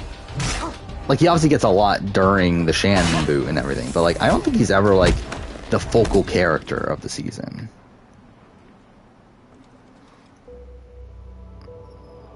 Trying to open the confessional chart. It's taking forever. There we go. Yeah. Yeah, really, I mean, like, he's never in the upper half of confessional getters of the people left in the game the entire season. But he does get, like, a lot of content during the Shan boot and then the Liana boot. But, yeah, like, I don't know. I don't know how into Ricard production is, especially if they have, like, especially if we're at the point where, like, Shan is, like, not wanting to spend time with Ricard. Like, I wouldn't be surprised they're like, okay, well, we're just not going to put Ricard because we need Shan back. Then, to be fair, I don't think, like, Survivor Production, like, cares that much, realistically. But, like, I think they definitely pick Shan over Ricard, though.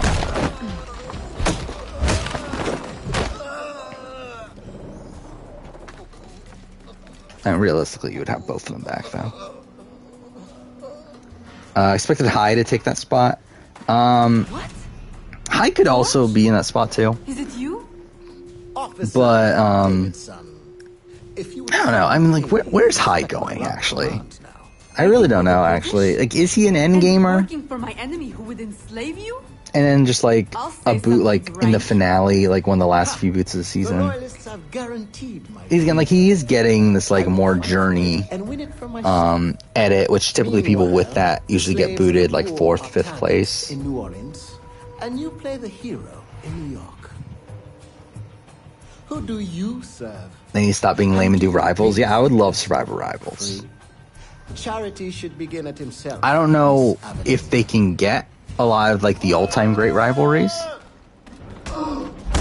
But yeah, I mean, definitely, yeah. Like, they definitely can't get, like, Abby Maria and RC. Like, I don't think there's any way we get that. But yeah, I think for the most part, definitely there should be rivals. Is Michelle Schubert a realistic returnee? Probably not. Like, I think if she is... Like, I think she could be, like, a dark horse sort of returnee for, like, a second chance, too. But I would be very surprised she's someone that's, like, super high on their priority list.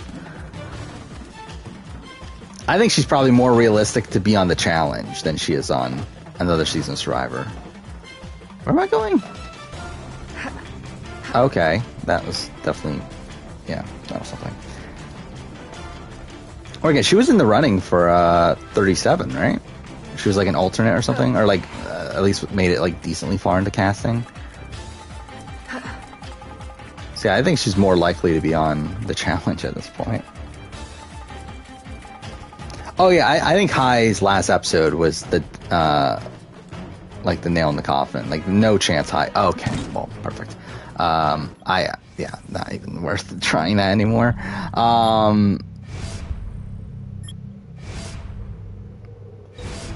But yeah, Hai is not winning. Just again, like the edit just completely undermines him by the end there. Like, specifically, like, he has that confessional, but like knowing, or like, the good players fold while great players, something. I forgot the exact phrasing. But, like, he is that, like, the editors literally just straight up call him out for not being a great player.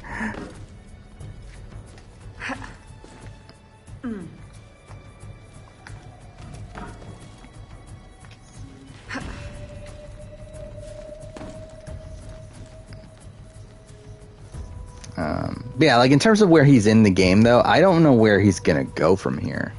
I still think he probably has long. Okay, cool. I think he probably has at least a sliver of longevity. Like he's not the next boot. I don't think. Like I feel like it is gonna be like an easy target. I don't think they're gonna. I don't think they're gonna lose like a person in the main majority group. But again, split tribal, maybe he could go there.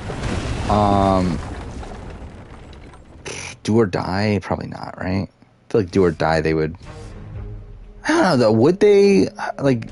Yeah, I mean, they probably would under edit do or die person, right? If someone went home from do or die, you would think. After 44, should make a video regarding who from 35 to 39, 41 to 44 would have a chance of returning. Yeah, I mean, again, like I think that's definitely a possibility. And if we get rumors of an All-Star season, I for sure will do it. Again, I did it for 42, despite the fact that 42 didn't end up being All-Stars. And again, it's so weird that video is like 2.5 years old or so now. Like, it's so weird that's a thing. I did a fucking Survivor 42 cast speculation video in January of 2020 when, again, we don't actually get Survivor 42 until fucking 2022.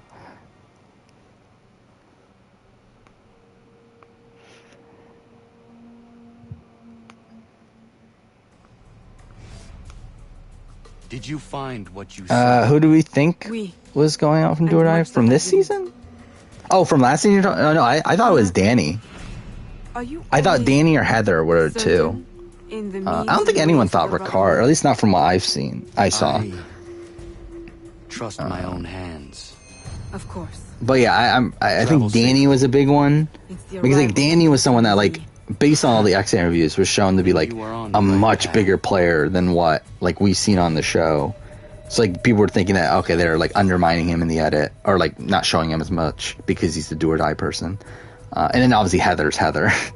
So yeah, I think those are like the two people with 41. I think with this season, if someone goes out do the do or die, like maybe like a Lindsay.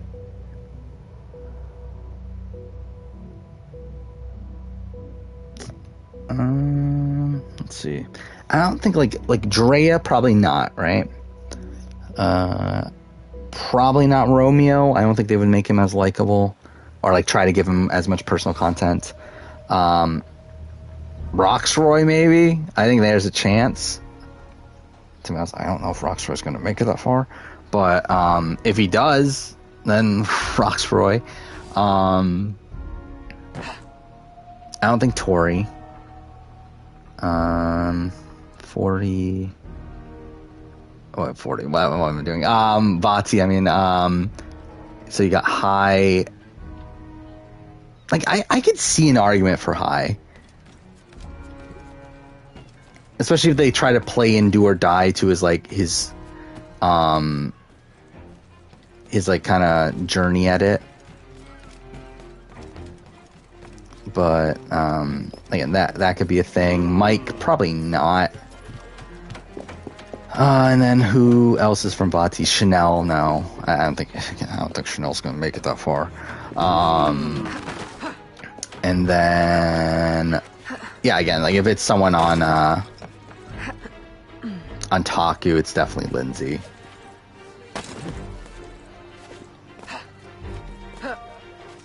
Yeah, Rockstar going to do or die would be funny.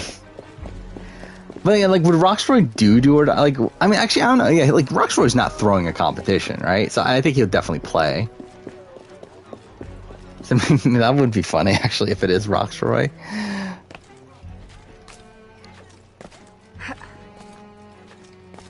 I guess that would be a funny, like, storyline with Drea. Is if, yeah, oh, that'd be so fucking funny, too. She goes out with, like, all of her advantages. She goes out, but then that would make no sense. Why would she even do or die, though, at that point? Like, why would she even do or die if she has like an idol and like an extra vote and all this other stuff? I do wonder, like, how many people are even going to see play do or die? Because I was surprised at how many people played last time. At least we got, what, like 5 people playing out of 7? Like, that's kind of insane. Like, the fact that, like, Erica played. It's like, why the fuck are you playing in that? Okay. Those are weird noises. This is the end, right? Like, no, we haven't killed Abate yet. Or Agate, whatever his name is. So I guess we're not at the end yet. Okay, yeah. So one. So I think we have 2 missions left. I think. It's crazy that Vati was a clear front-runner tribe after episode 2. And now Hai is undermined, you know. Yeah, I mean, yeah, really all that's left is Mike from Vati. And yeah, I still think Mike is debatably number 1 in terms of the power rankings, but yeah, it's not looking great for Vati as a group. Again, I don't think the winner's on Ika, so it's like at that point it's like we're looking at Taku. And again, I don't think it's Lindsay. Omer's probably getting more of like a Sophie style edit. So at that point we're at I'm Marianne, like I don't know. But then like Jonathan's also like has red flags. Again, like, it'll be an interesting end game. You are alive today because again, it's definitely not super solid. But again, like even last season, even though I was wrong, like I was very confident in Tiffany. Like at least there was like someone that to me was the very clear front runner. There really isn't that this time.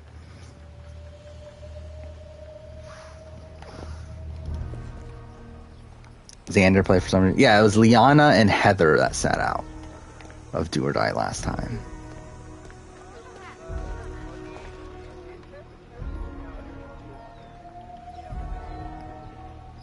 Okay.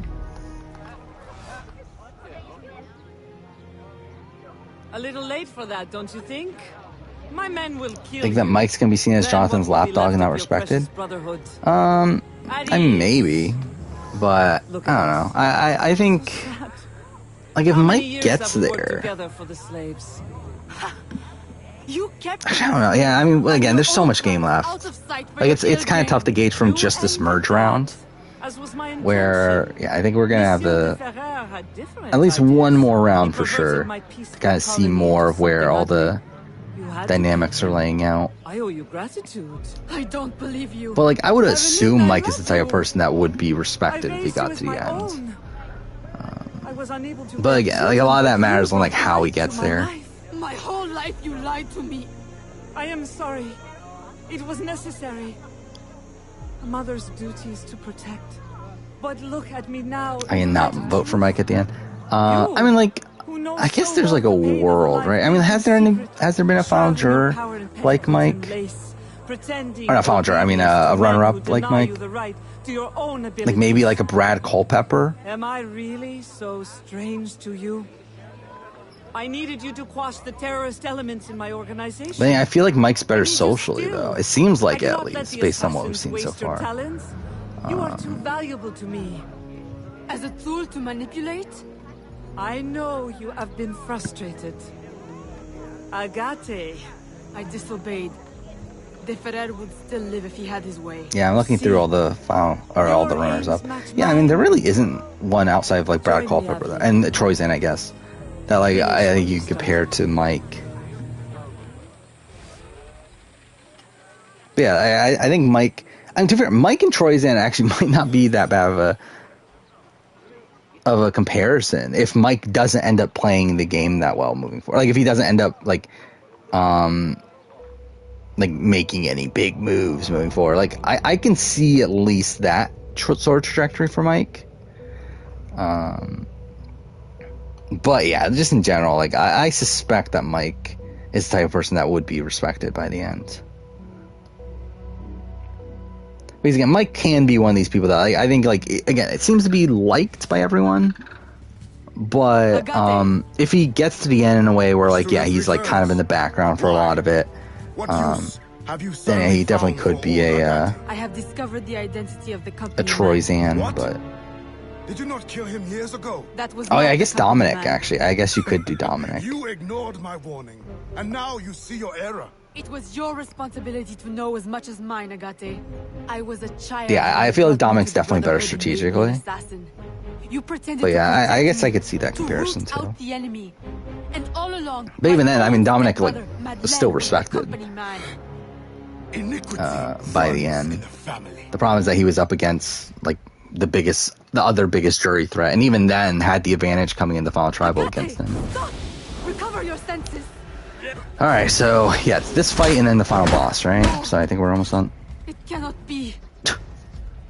Wait, what? Agate, what have you done to me? The order is... I forgot they did this. They fucking do the very gamey sort of thing of having all the previous villains.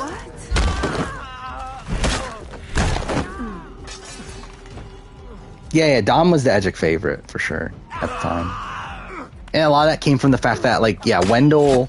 Like, the thing is, Wendell, I believe, was the favorite, like, for the first few episodes. But then, yeah, it was Dom the rest of the way. Specifically from the merge on, I believe. And again, largely because Wendell was, like, really under-edited for a male winner. Where I believe even up until now, I believe with the exception of, like, Bob... and maybe Fabio, I don't remember, but yeah, like definitely Wendell is like has one of the smallest edits of a male winner, especially a male winner that wins from like a dominant position. Like Wendell's definitely like one of the most under-edited male winners. Recover your senses. Oh wait, you have to start the entire fight again? No, it cannot be. I believe Fabio and Wendell end up with around the same amount of confessionals. What have you done to me? But yeah, I think in terms of like Nicaragua as a whole was like a very weird season where like Nyanka ends up with the most confessionals by the end of the season, and like Nyanka and Marty pretty much dominate the screen time, but they're both out like what, at least 4 episodes before the finale or whatever. Or not 4, I guess 3 episodes? Anyway, like they're not in the end game. So like because of that, it's like you have like Chase, Sash, and Fabio who all like don't get the biggest edits.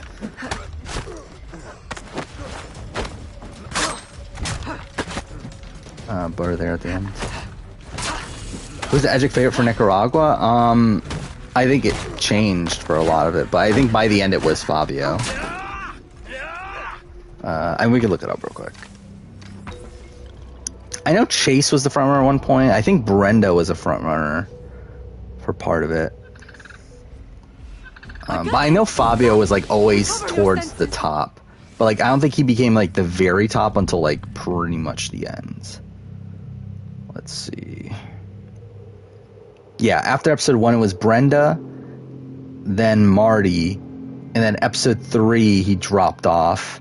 And it was Brenda up until the Kelly Bruno vote, where she dropped off. And then when the Holly, then it was Chase until the merge. And then at the merge, it was, yeah, Fabio the rest of the way.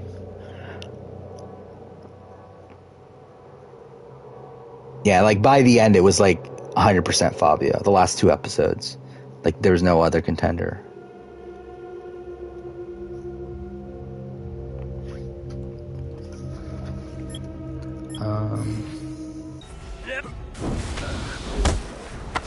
No, it cannot be. They hear that Mark didn't know he won until he what? No, Mark didn't.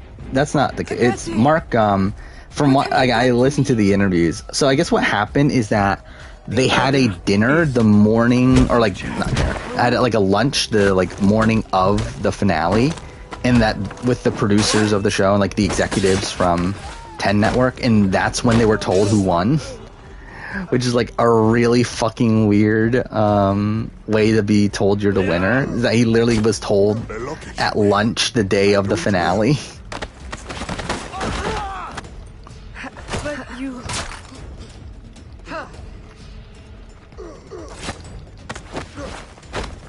Which, I mean, to be fair, like, I believe Haley and George was like a similar thing, but like, they were told like over Zoom or whatever, I believe.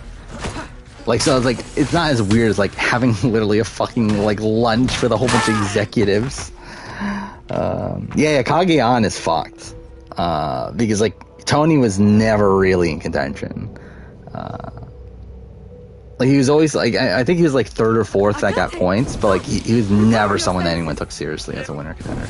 And like by the end, it was literally everyone else but Tony coming into the finale. Cannot be. I mean, yeah, Mark had to have known he was going to win anyway. The order is the future.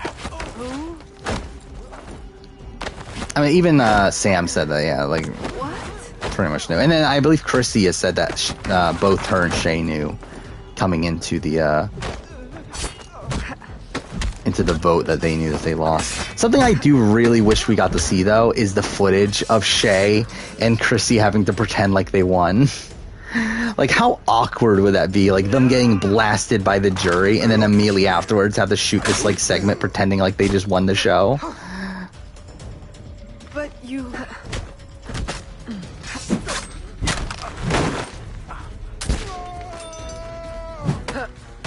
Fuck off. What? I hit that.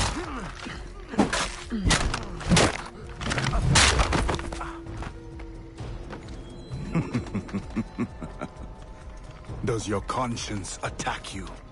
What do you mean, why was Mark told before the votes were read? And Mark wasn't told until, like, the day of the finale. Like, when I say day of finale, I mean the day the finale aired. I should not have intervened. I thought you had the spirit of a warrior. It's like literally, like what, your mother. 2 weeks ago or But you whatever? only take after your father, that waxy, pale slave master. Oh, I have to actually climb up there, don't I?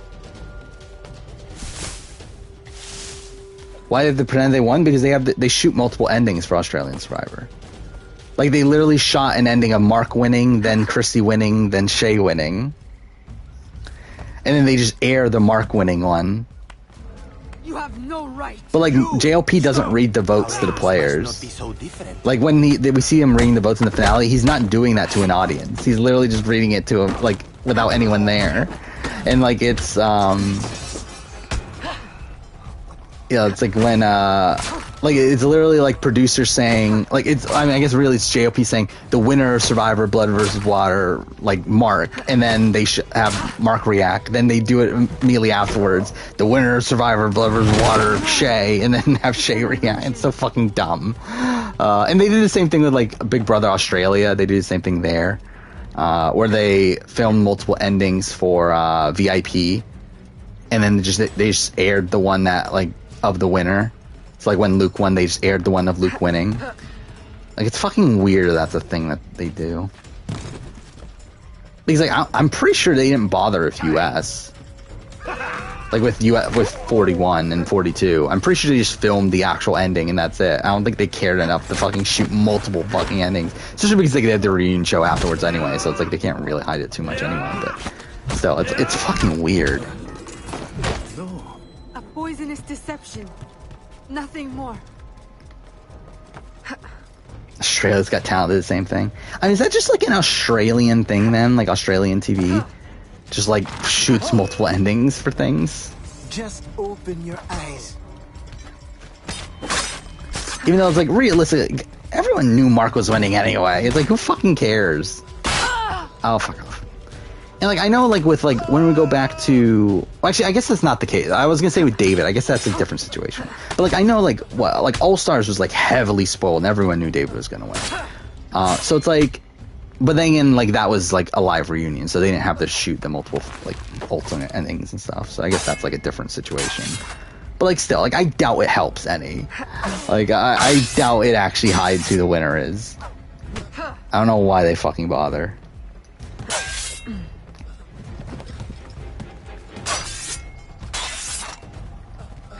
Oh my fucking god, this fight sucks. I mean, that's the entire game, I guess.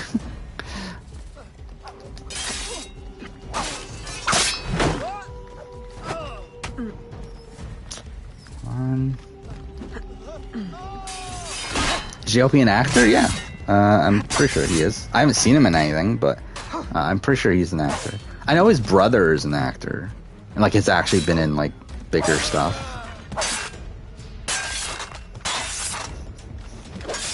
Does that mean everyone's reactions are fake? Yes. Which makes it even more awkward. Is Mark the most obvious winner in Survivor history? Probably not. The shards of the Chicholita disc. I don't think Boss Rob... Again, this is the thing that people talk about how, oh, it was so obvious Boss Rob was going to win.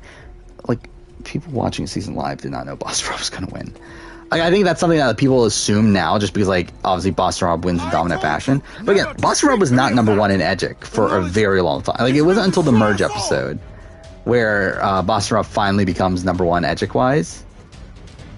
Where before that, Andrea was #1, I believe, throughout the entire pre-merge. Blindly towards what? And even when Boston Rob becomes #1, I even then I don't believe it was like a thing of like, oh, we know Boston Rob's gonna win. It was more so like, I guess he has the best edit of everyone left. But like, I think there was a lot of sentiment of like, oh, Boston Rob's not gonna actually be able to do this. Like they're for sure gonna take him down at some point, but then it just never happens. Tommy was obvious, edit wise. Again, Tommy was also one of these that, like, I was like kind of not on board until like I think it was like the episode before the merge is when I was like, okay, Tommy's fully got this. But I was thinking like, oh, it's too obvious. There's no way they're gonna make the winner this obvious anymore because like Survivor hasn't had like ever since the Michelle situation. I think they've been actively trying to stay away from like very blatant winner edits. But the thing I didn't calculate with IOI is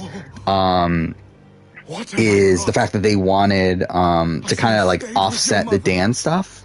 They wanted to like give you a more satisfying winner. To kind of like they didn't want the winner of the season with the dance stuff to happen be one that like isn't portrayed positively. And I feel like that was the thing that happened there with IOI. But yeah, like every other winner edit has had massive holes before. Like Adams is like a fucking mess at the merge. Again, especially like up until the point, like so many people were anti-Adam winning, and like Adam was not a contender for a lot of the end game, largely because of his merge. Like the first 2 episodes of the merge, like he thought, oh, because he had a bad 2 episodes of merge, he's not winning, despite him being like a top contender throughout the pre-merge. But like he comes into the finale, I think what, like 4th or 5th maybe out of 6 in terms of contention. Like I think he was above Brett, but he might have been below everyone else. Which again, a lot of that stemmed from like this, like his really bad early merge. I guess Sarah Lucina is actually probably a really obvious one. But again, I think that's another one that I kind of want to like not give a bad winner to the season with the Varner situation and everything. I believe David was the favorite coming to the finale. I think Jay was second, then Ken. Then I think Hannah was above Adam, but Adam might have been above Hannah for all I remember. But I'm pretty confident David was the front runner coming to the finale. Yeah, we're here at the final boss. Do you swear to but yeah, then like Ben was not an obvious winner at it. Where again, Ben had the exact same thing as Adam, where had a really bad like first few episodes of the merge, where again just got a bevy of negativity there. I do. Yeah, David's journey, like that's the thing about David, is that David, I think coming into the finale, everyone thought, like everyone knew about David's journey edit, but just thought everyone else had a more flawed edit, so they were thinking, okay, I guess this journey edit's more of a winner edit.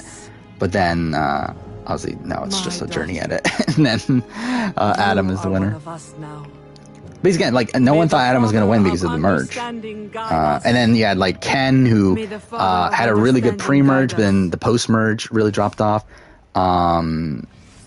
Jay, I think, gets undermined quite a bit in the edit, if I remember right.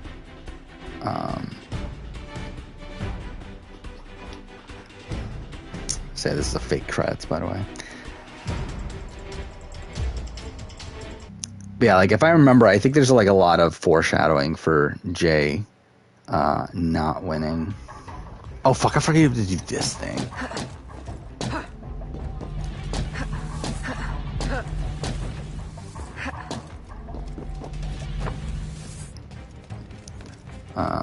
And then what? Hannah was like portrayed to be like very sporadic and very emotional and that sort of thing, and that wasn't really great for her edit.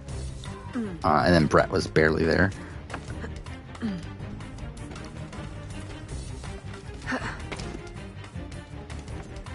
Tony, most unpredictable from Kagiyan, I think he's up there. I would say Bob is up there too. Bob was definitely an unpredictable from an Edgic standpoint. Where am I going? Is it here? I'm trying. Like who? I mean, Jenna. Jenna's a big surprise.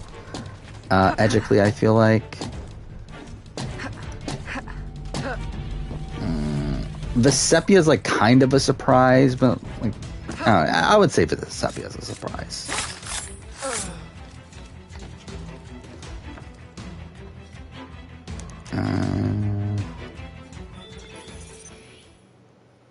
Danny's a little bit of a surprise, but not like that much to where it's like that notable one. It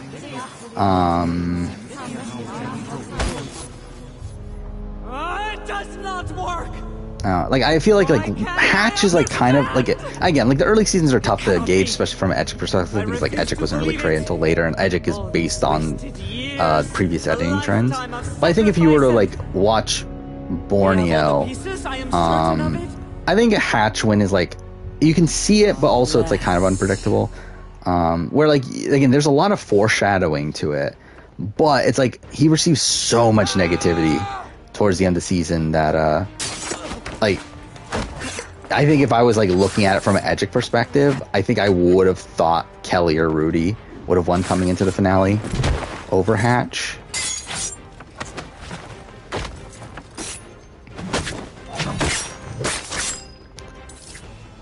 The War Dog Blindside Wentworth episode aired 3 years ago. Yeah. Also, I think you're forgetting about the David Wright getting voted out. How dare you forget about David Wright and the end of his run on Survivor? All you care about is Wentworth. Yeah. Yeah, I think Tina would have been like somewhat unpredictable. Like I think Colby definitely would have been a front runner on Australian Outback. I think Ethan is like a very obvious winner at it from my last rewatch of Africa, where I actually saw like I think someone posted this on Reddit the other day of like why does Lex have a very obvious all he cares about is War Dog? Sure, yeah, that too. Yeah, and War Dog gets rid of his biggest rival in David Wright that episode. So yeah, big War Dog episode.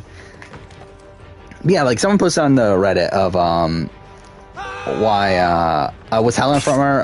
The Edgic community didn't exist until Palau, so there's not really like clear front runners up until that point. Yeah, when I rewatch, like I plan on doing a power ranking when I rewatch seasons from this point forward, and I actually went back and did a ranking for Borneo through Marquesas. But yeah, I want to keep like an Edgic-based power ranking with these seasons that I do retrospectives of moving forward. So we'll see how Thailand goes.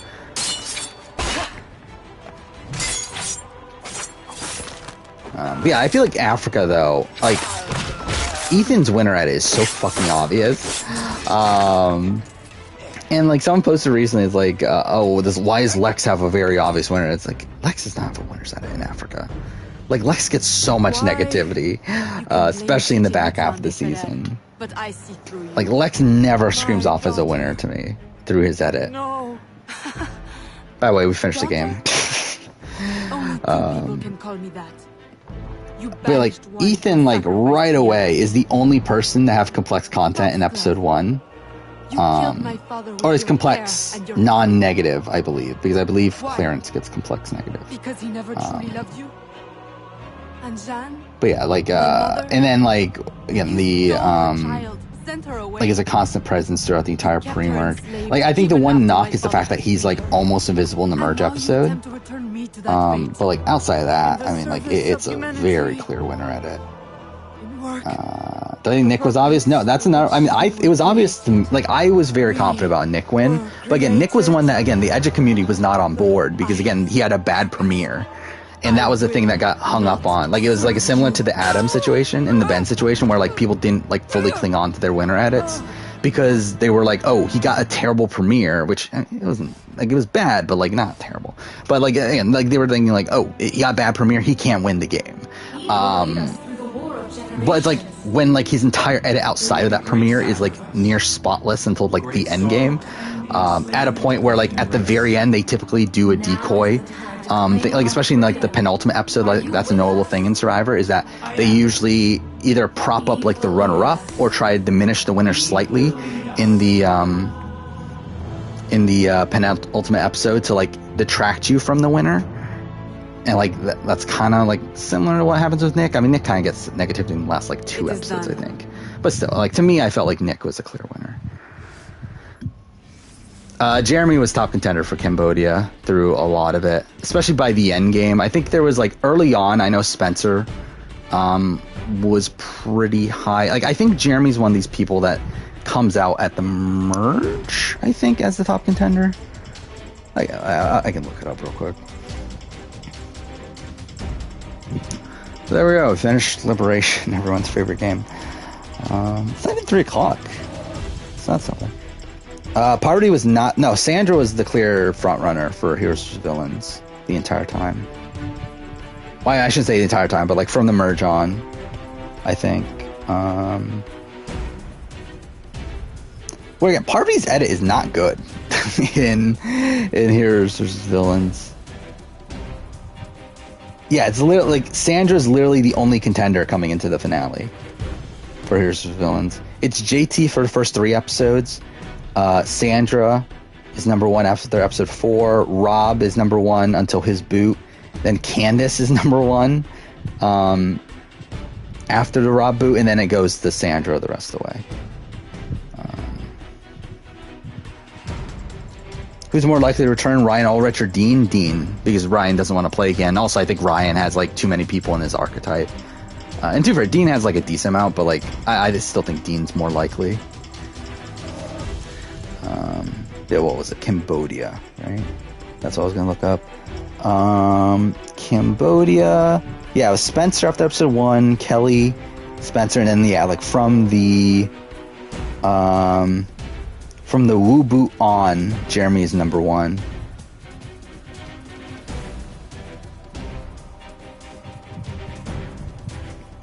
Why is Dean decline the challenge? Well, we don't even know for sure that he does decline the challenge, right?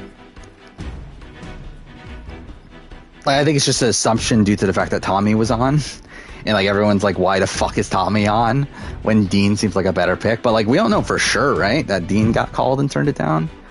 Like I don't think that's like an official thing we've heard.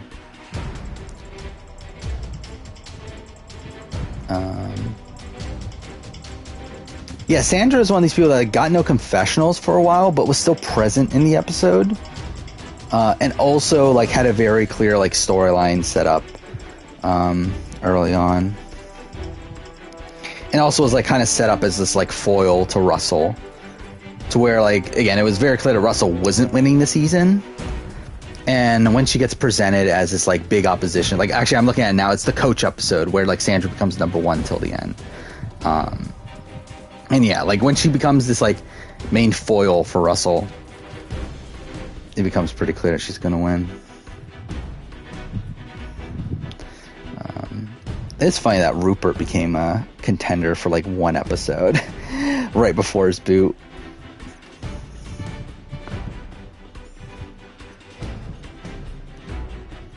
I think that Erica is in contention for most unpredictable.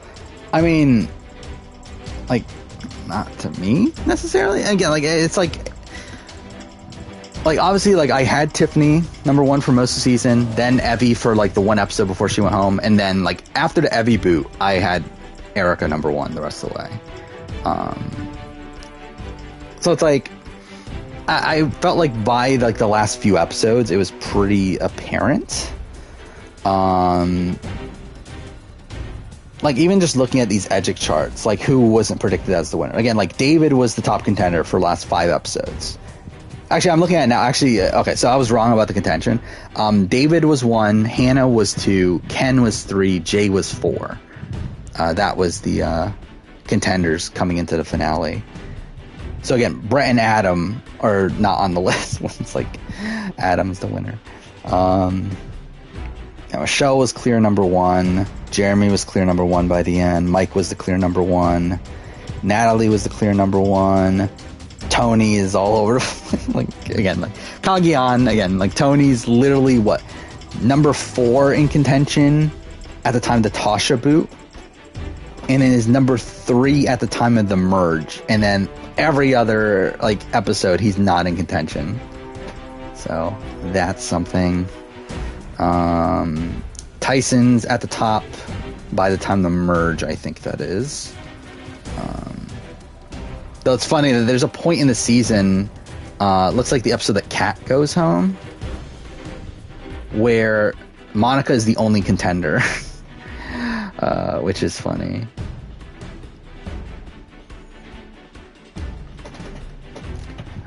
Yeah, Rupert's a real game changer. Randy contender, I think maybe like early on, but I feel like as time went on, it became clear not. Yeah, like episode 4 and 5, he was like up there. Second to Marcus, actually. Yeah, Marcus was the front runner until his boot, and then it became Kenny. Actually, I'm looking at this now. Bob was actually number 3 coming into the finale, so it's like it's not that bad with Bob. At least he was in contention. Like at least it's not like Adam or Tony, where like they're literally not even listed as in contention. Yeah, like Boston Rob, when is this? Episode 9 is when Boston Rob becomes number 1. So I think that it... And then, like, by the last 3 episodes, that's when he's the only contender. But, yeah, up until that point, it's actually, like, really close. Like, it's 89 to 81 between him and Andrea. So, like, it's not, like, he was the, by far... Kim is probably one of the most obvious winner edits. Like, Kim is literally one of the only winners to be number 1 from the premiere until the finale.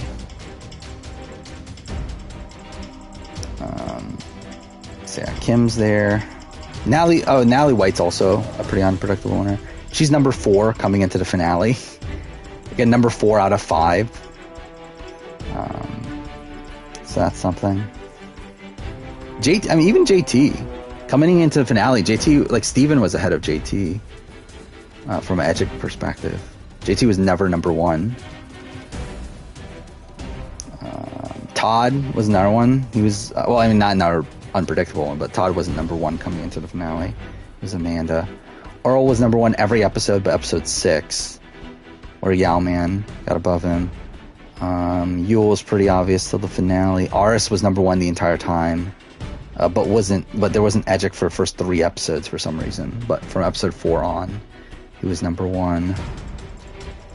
Danny also was barely in contention. And Tom was the top contender at the end, but didn't really become one until around the time of the merge. So that's something. Favorite character from pre-All-Stars other than Rupert? Boston Rob? Sean Rector? Probably, maybe those two. Hatch is a fun character. Sue Hawk's a fun character. Greg is a fun character.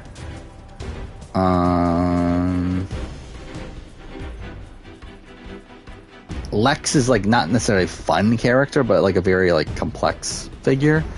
Yeah, Rob and Sean, as I said. Even John Carroll, I think, has like a fun character arc. Clay has some dark humor to him. Rob Ciccinino, again, really fun character. Oh, yeah, Rob Z, obviously.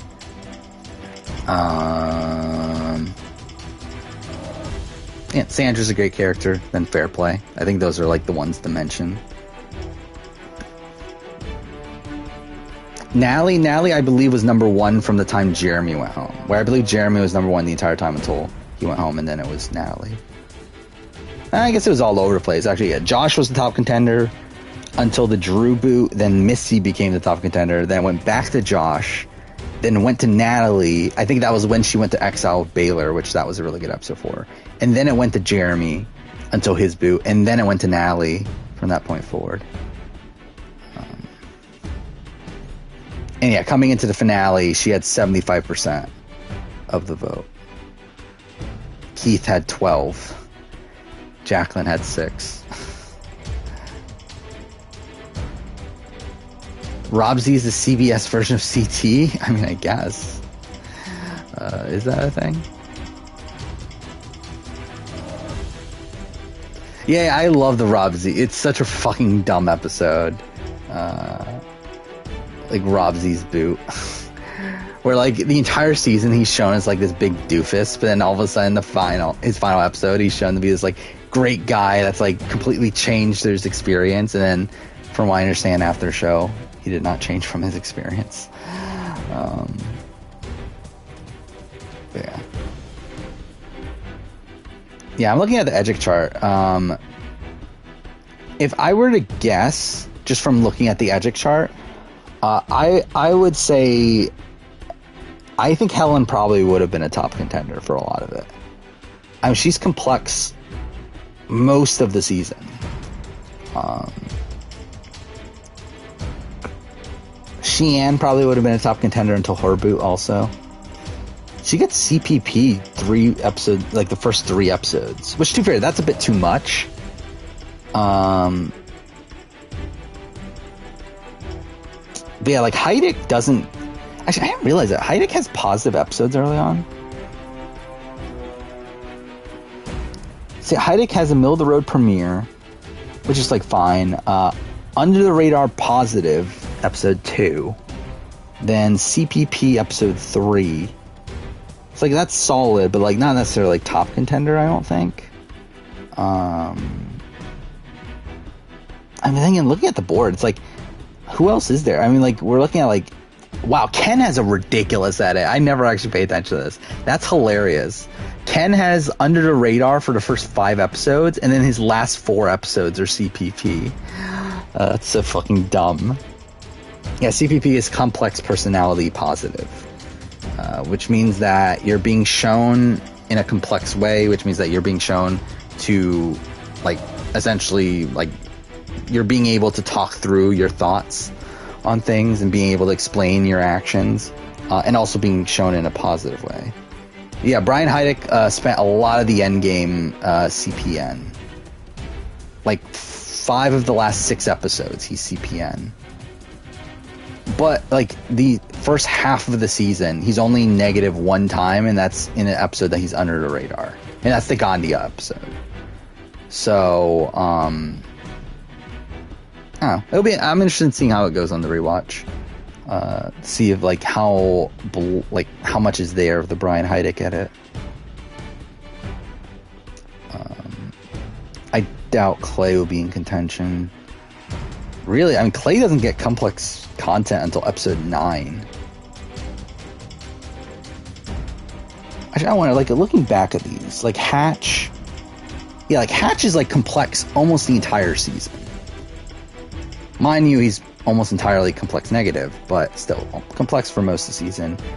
I guess Tina's like on and off. Ethan has a lot of complexity. Oh, no, actually, I was wrong. Yeah, Ethan is the only person to get complex content episode 1. He's a CPP 4. No one else gets complex content.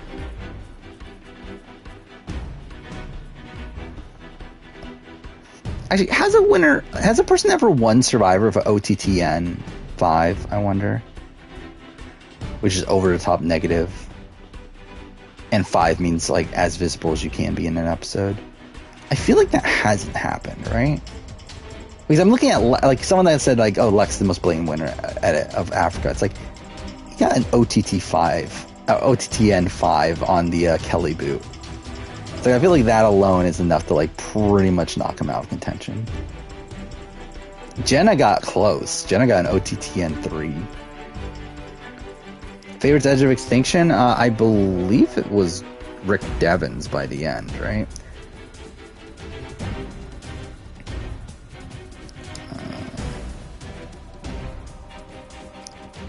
who's the first OTT in terms of like they got. I mean, like Survivor Borneo had a lot of OTT. Like just the premiere, you have Sonia OTTP, BB OTTN, Ramona OTTN, Dirk OTTP, Gretchen OTTPP, which is even more ridiculous. Sean OTTP, Sue OTTNN.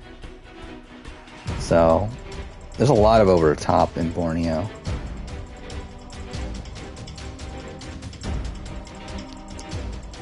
That's hilarious. Actually, I never noticed this about Fair Play. Like, Fair Play's edit is literally OTTN, UTR, then OTTN, OTTN, OTTN, OTTN, OTTN. And then Merge episode, he's middle of the road negative. And then he's CPN, CPN, OTTN, CPN, OTTN, OTTN. I didn't realize how much negativity there was, like, every episode. Like, I knew Fair Play was, like, the villain and everything, but it's funny, like, just how negative it is. Yeah, so Sandra's at OTTN 2 in episode 3. Yeah, like, most winner, like, I feel like, especially modern day, I don't think there's a winner that gets an OTT. OTTN, I mean. I think Tony got an OTT at some point, but I don't think it was OTTN. Adam got some OTT.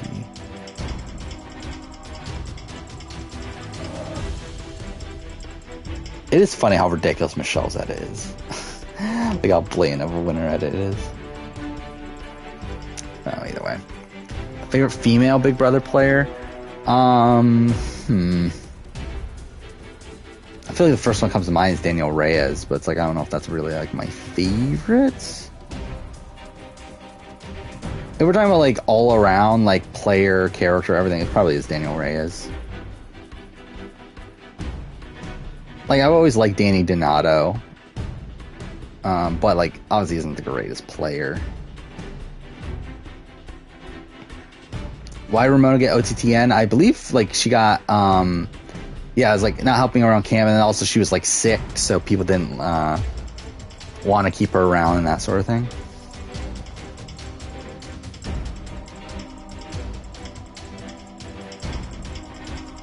When I was talking about Tony, I was talking about Tony Winners at War. I wasn't talking about Kagyan. I don't think Tony even got an OTTN in Kagyan though.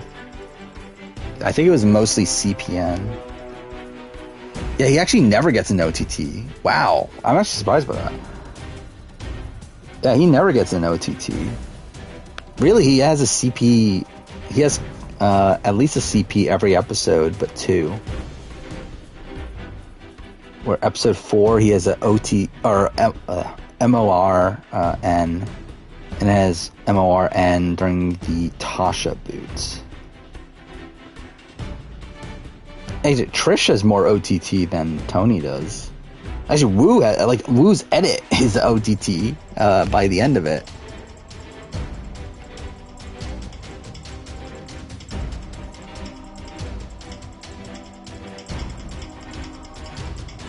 I do find it funny how Cass was the top contender coming into the merge. And then she just like drops off.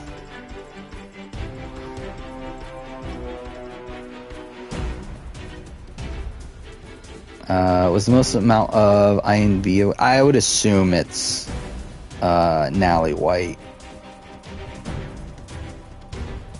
Where's Natalie White? Maybe not. Okay, Natalie White's only gotten 1 actually. Typically winners don't get that many invisibles anyway. But yeah, I'm surprised Natalie White only got 1.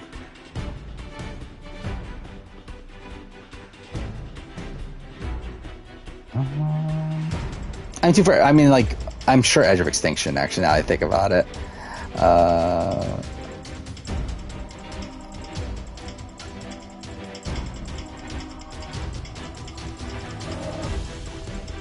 Let's see. Edge of Extinction at it. Edgic.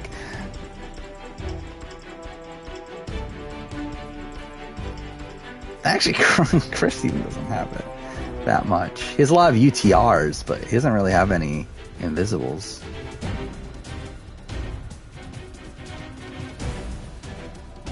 Yeah, I mean, it really doesn't, like, yeah, I don't know. I guess it's just, like, really tough.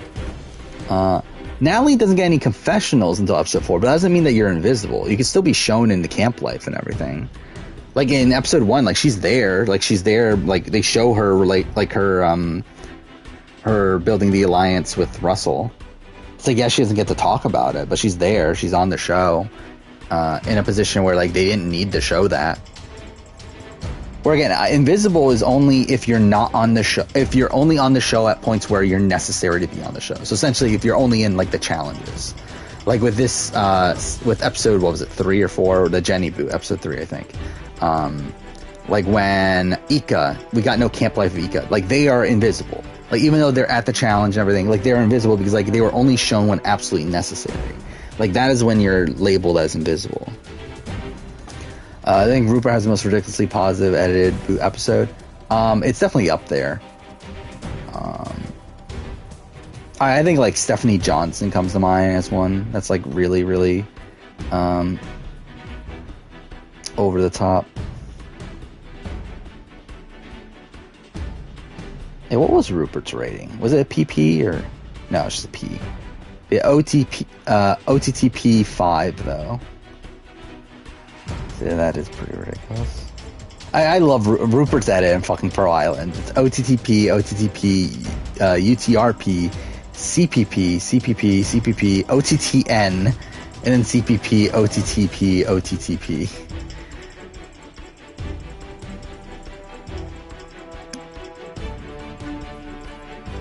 Actually, Chris's edit is really funny too. He has a CPN, Chris Doherty. CPN episode 1, then pretty much UTR the rest of the pre-merge, and then CPP pretty much the rest of the way.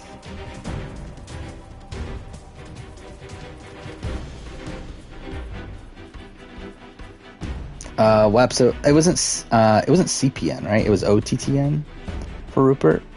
Yeah, I'm pretty sure that's the Who the Hell Voted for Me. Yeah, because that's the episode where the first part of the Outcast. So yeah, that's immediately after the Trish vote. So yeah, Who the Hell Voted for Me was the OTTN episode.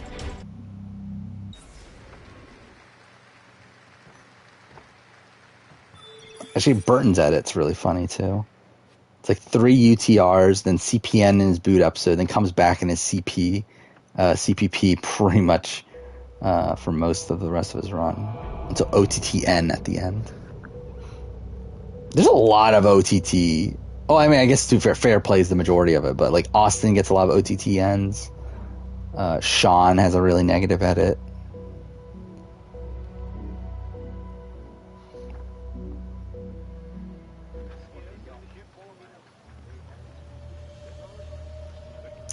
Favorite Jeff storylines? I mean, yeah, it's probably like. Does he look at Fabio as the doofus? I think he looks at like Fabio as like the surfer bro sort of guy that like was actually smarter than what people thought he was, or something dumb like that. Does Abby want to go back as Survivor? I believe so. Like she's never indicated that she doesn't want to play again, so that's something. I wish Burton came back. Yeah, I would like to see it. Wouldn't mind a second or third chance for Burton.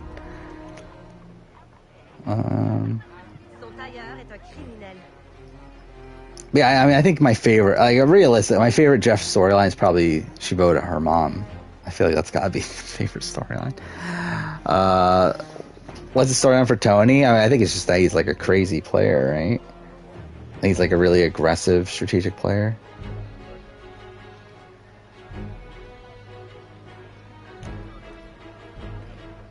Yeah, like I don't think he like has. Like, I think there's, like, certain players that obviously, like, he has, like, these pre-built storylines, like, Parvati being the flirt, Bob is the old guy that won, like, Chris manipulated the women, that sort of thing. But I think there's other ones where, like, he just, like he's just kind of like, oh, yeah, they were a good player. It's like, oh, yeah, they played hard. Yeah, Mike's the most likable winner. He said that in the pre-merge. Or in the pre-season, I mean. I still find that so fucking ridiculous. That fucking Jeff Probst literally says in their preseason interview of season 30 that that this season has the most likable winner you're ever gonna see. And it's like, we get to the fucking end game with fucking Dan and Rodney and Will. It's like even Carolyn, like, even though Carolyn's like fine, definitely not the type of person that you would expect Jeff to say is the most likable winner of all time. I mean, that's not really like a storyline though with Boss Ron. It's like Boss Ron, like, that's literally the only time he says it. But yeah, it is a ridiculous moment. I mean, too far. First time I heard it, I probably didn't think anything of it. I'm pretty sure probably the first time I was watching Redemption Island, I probably just was not paying attention enough to like notice how ridiculous of a line that is. But yeah, it's fucking dumb. I think the first time I saw is like, I don't know if I was listening to a podcast or like, I remember like somehow I saw Eliza's reaction to it. I'm pretty sure that's the first time I noticed like how fucking dumb it was. When it was during the immunity challenge where they had to do the step puzzle. I think it's Final 6 immunity. Something like that. I mean, actually, which Final 6 immunity? Actually, no, there's only one Final 6. Well, actually, no, because Redemption is fucked. But I'm pretty sure it's during I think it's the Andrea boot. The first Andrea boot. The challenge for that, I think. Does he have a storyline for Michelle? I don't know. I mean, like, probably not a super positive one to begin with. I think probably just like under the radar. Like, woman that won, that like stepped it up at the end or whatever. I mean, Jeff Probst is not going to admit that he changed the Final Tribal format for Michelle or because of Michelle. And that's something that you're never going to hear Jeff Probst actively say.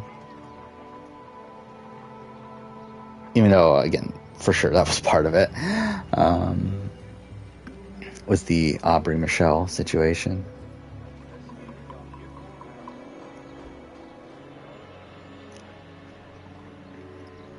I do find it funny though that like, again, if you read his interviews at the time of Go Wrong, like, again, he never explicitly says he doesn't like Michelle's game, but he just like props up Aubrey and Ty.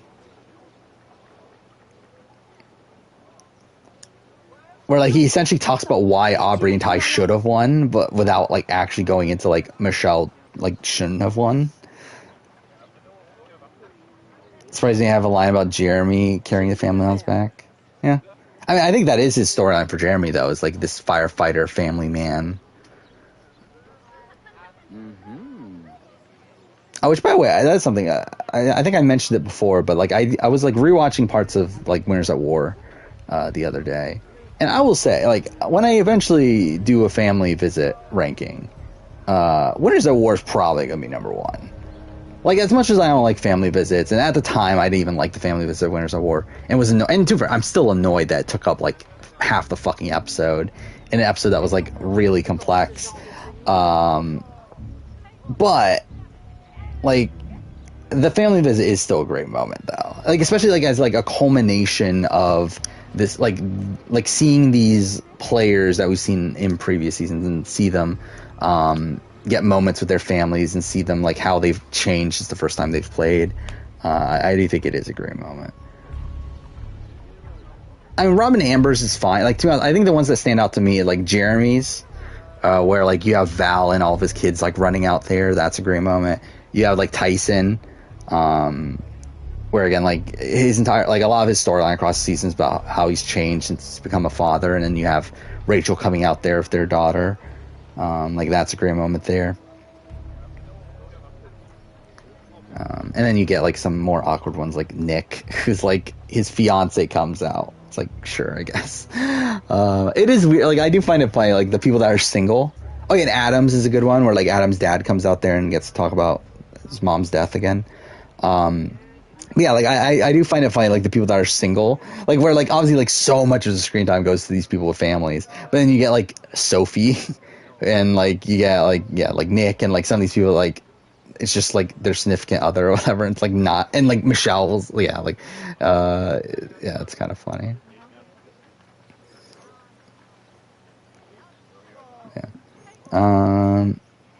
Yeah, I did hear about stuff with John Raymond. That's fucked. Like, what the fuck? Yeah, what was that? He was like taping kids' mouths shut. So that's something. Yeah. I think we're probably gonna call it a night. We're what, 4 hours 20 minutes in. Yeah, I think Michelle and Adam. I think Wendell also was single, if I remember right, at the time of the season. Yeah. Whitney's pregnant. Whitney and Keith are having a kid, so thank God. So excited. But yeah. It's 3:17, so yeah, we'll be back on Wednesday. Probably start Walking Dead, Telltale, still the edition. How the definitive edition? There we go. Goes. Obviously, Survivor 42, new episode of that. My Mass Effect ranking will come out, so that's something. And yeah, BBCAN. We'll see who goes home. I will also say I am debating over whether or not to stream on Thursday after the triple, because my work schedule is a bit different that day, where like I should be able to watch the triple eviction live, to where like I may or may not stream. We'll see. Yeah, so maybe stream on Thursday. And to vary, if I do, it'll be like probably a relatively quick one. But still, may do it, may not. We'll see. But yeah. See you guys on Wednesday after new episode 42. For now, thank you for watching.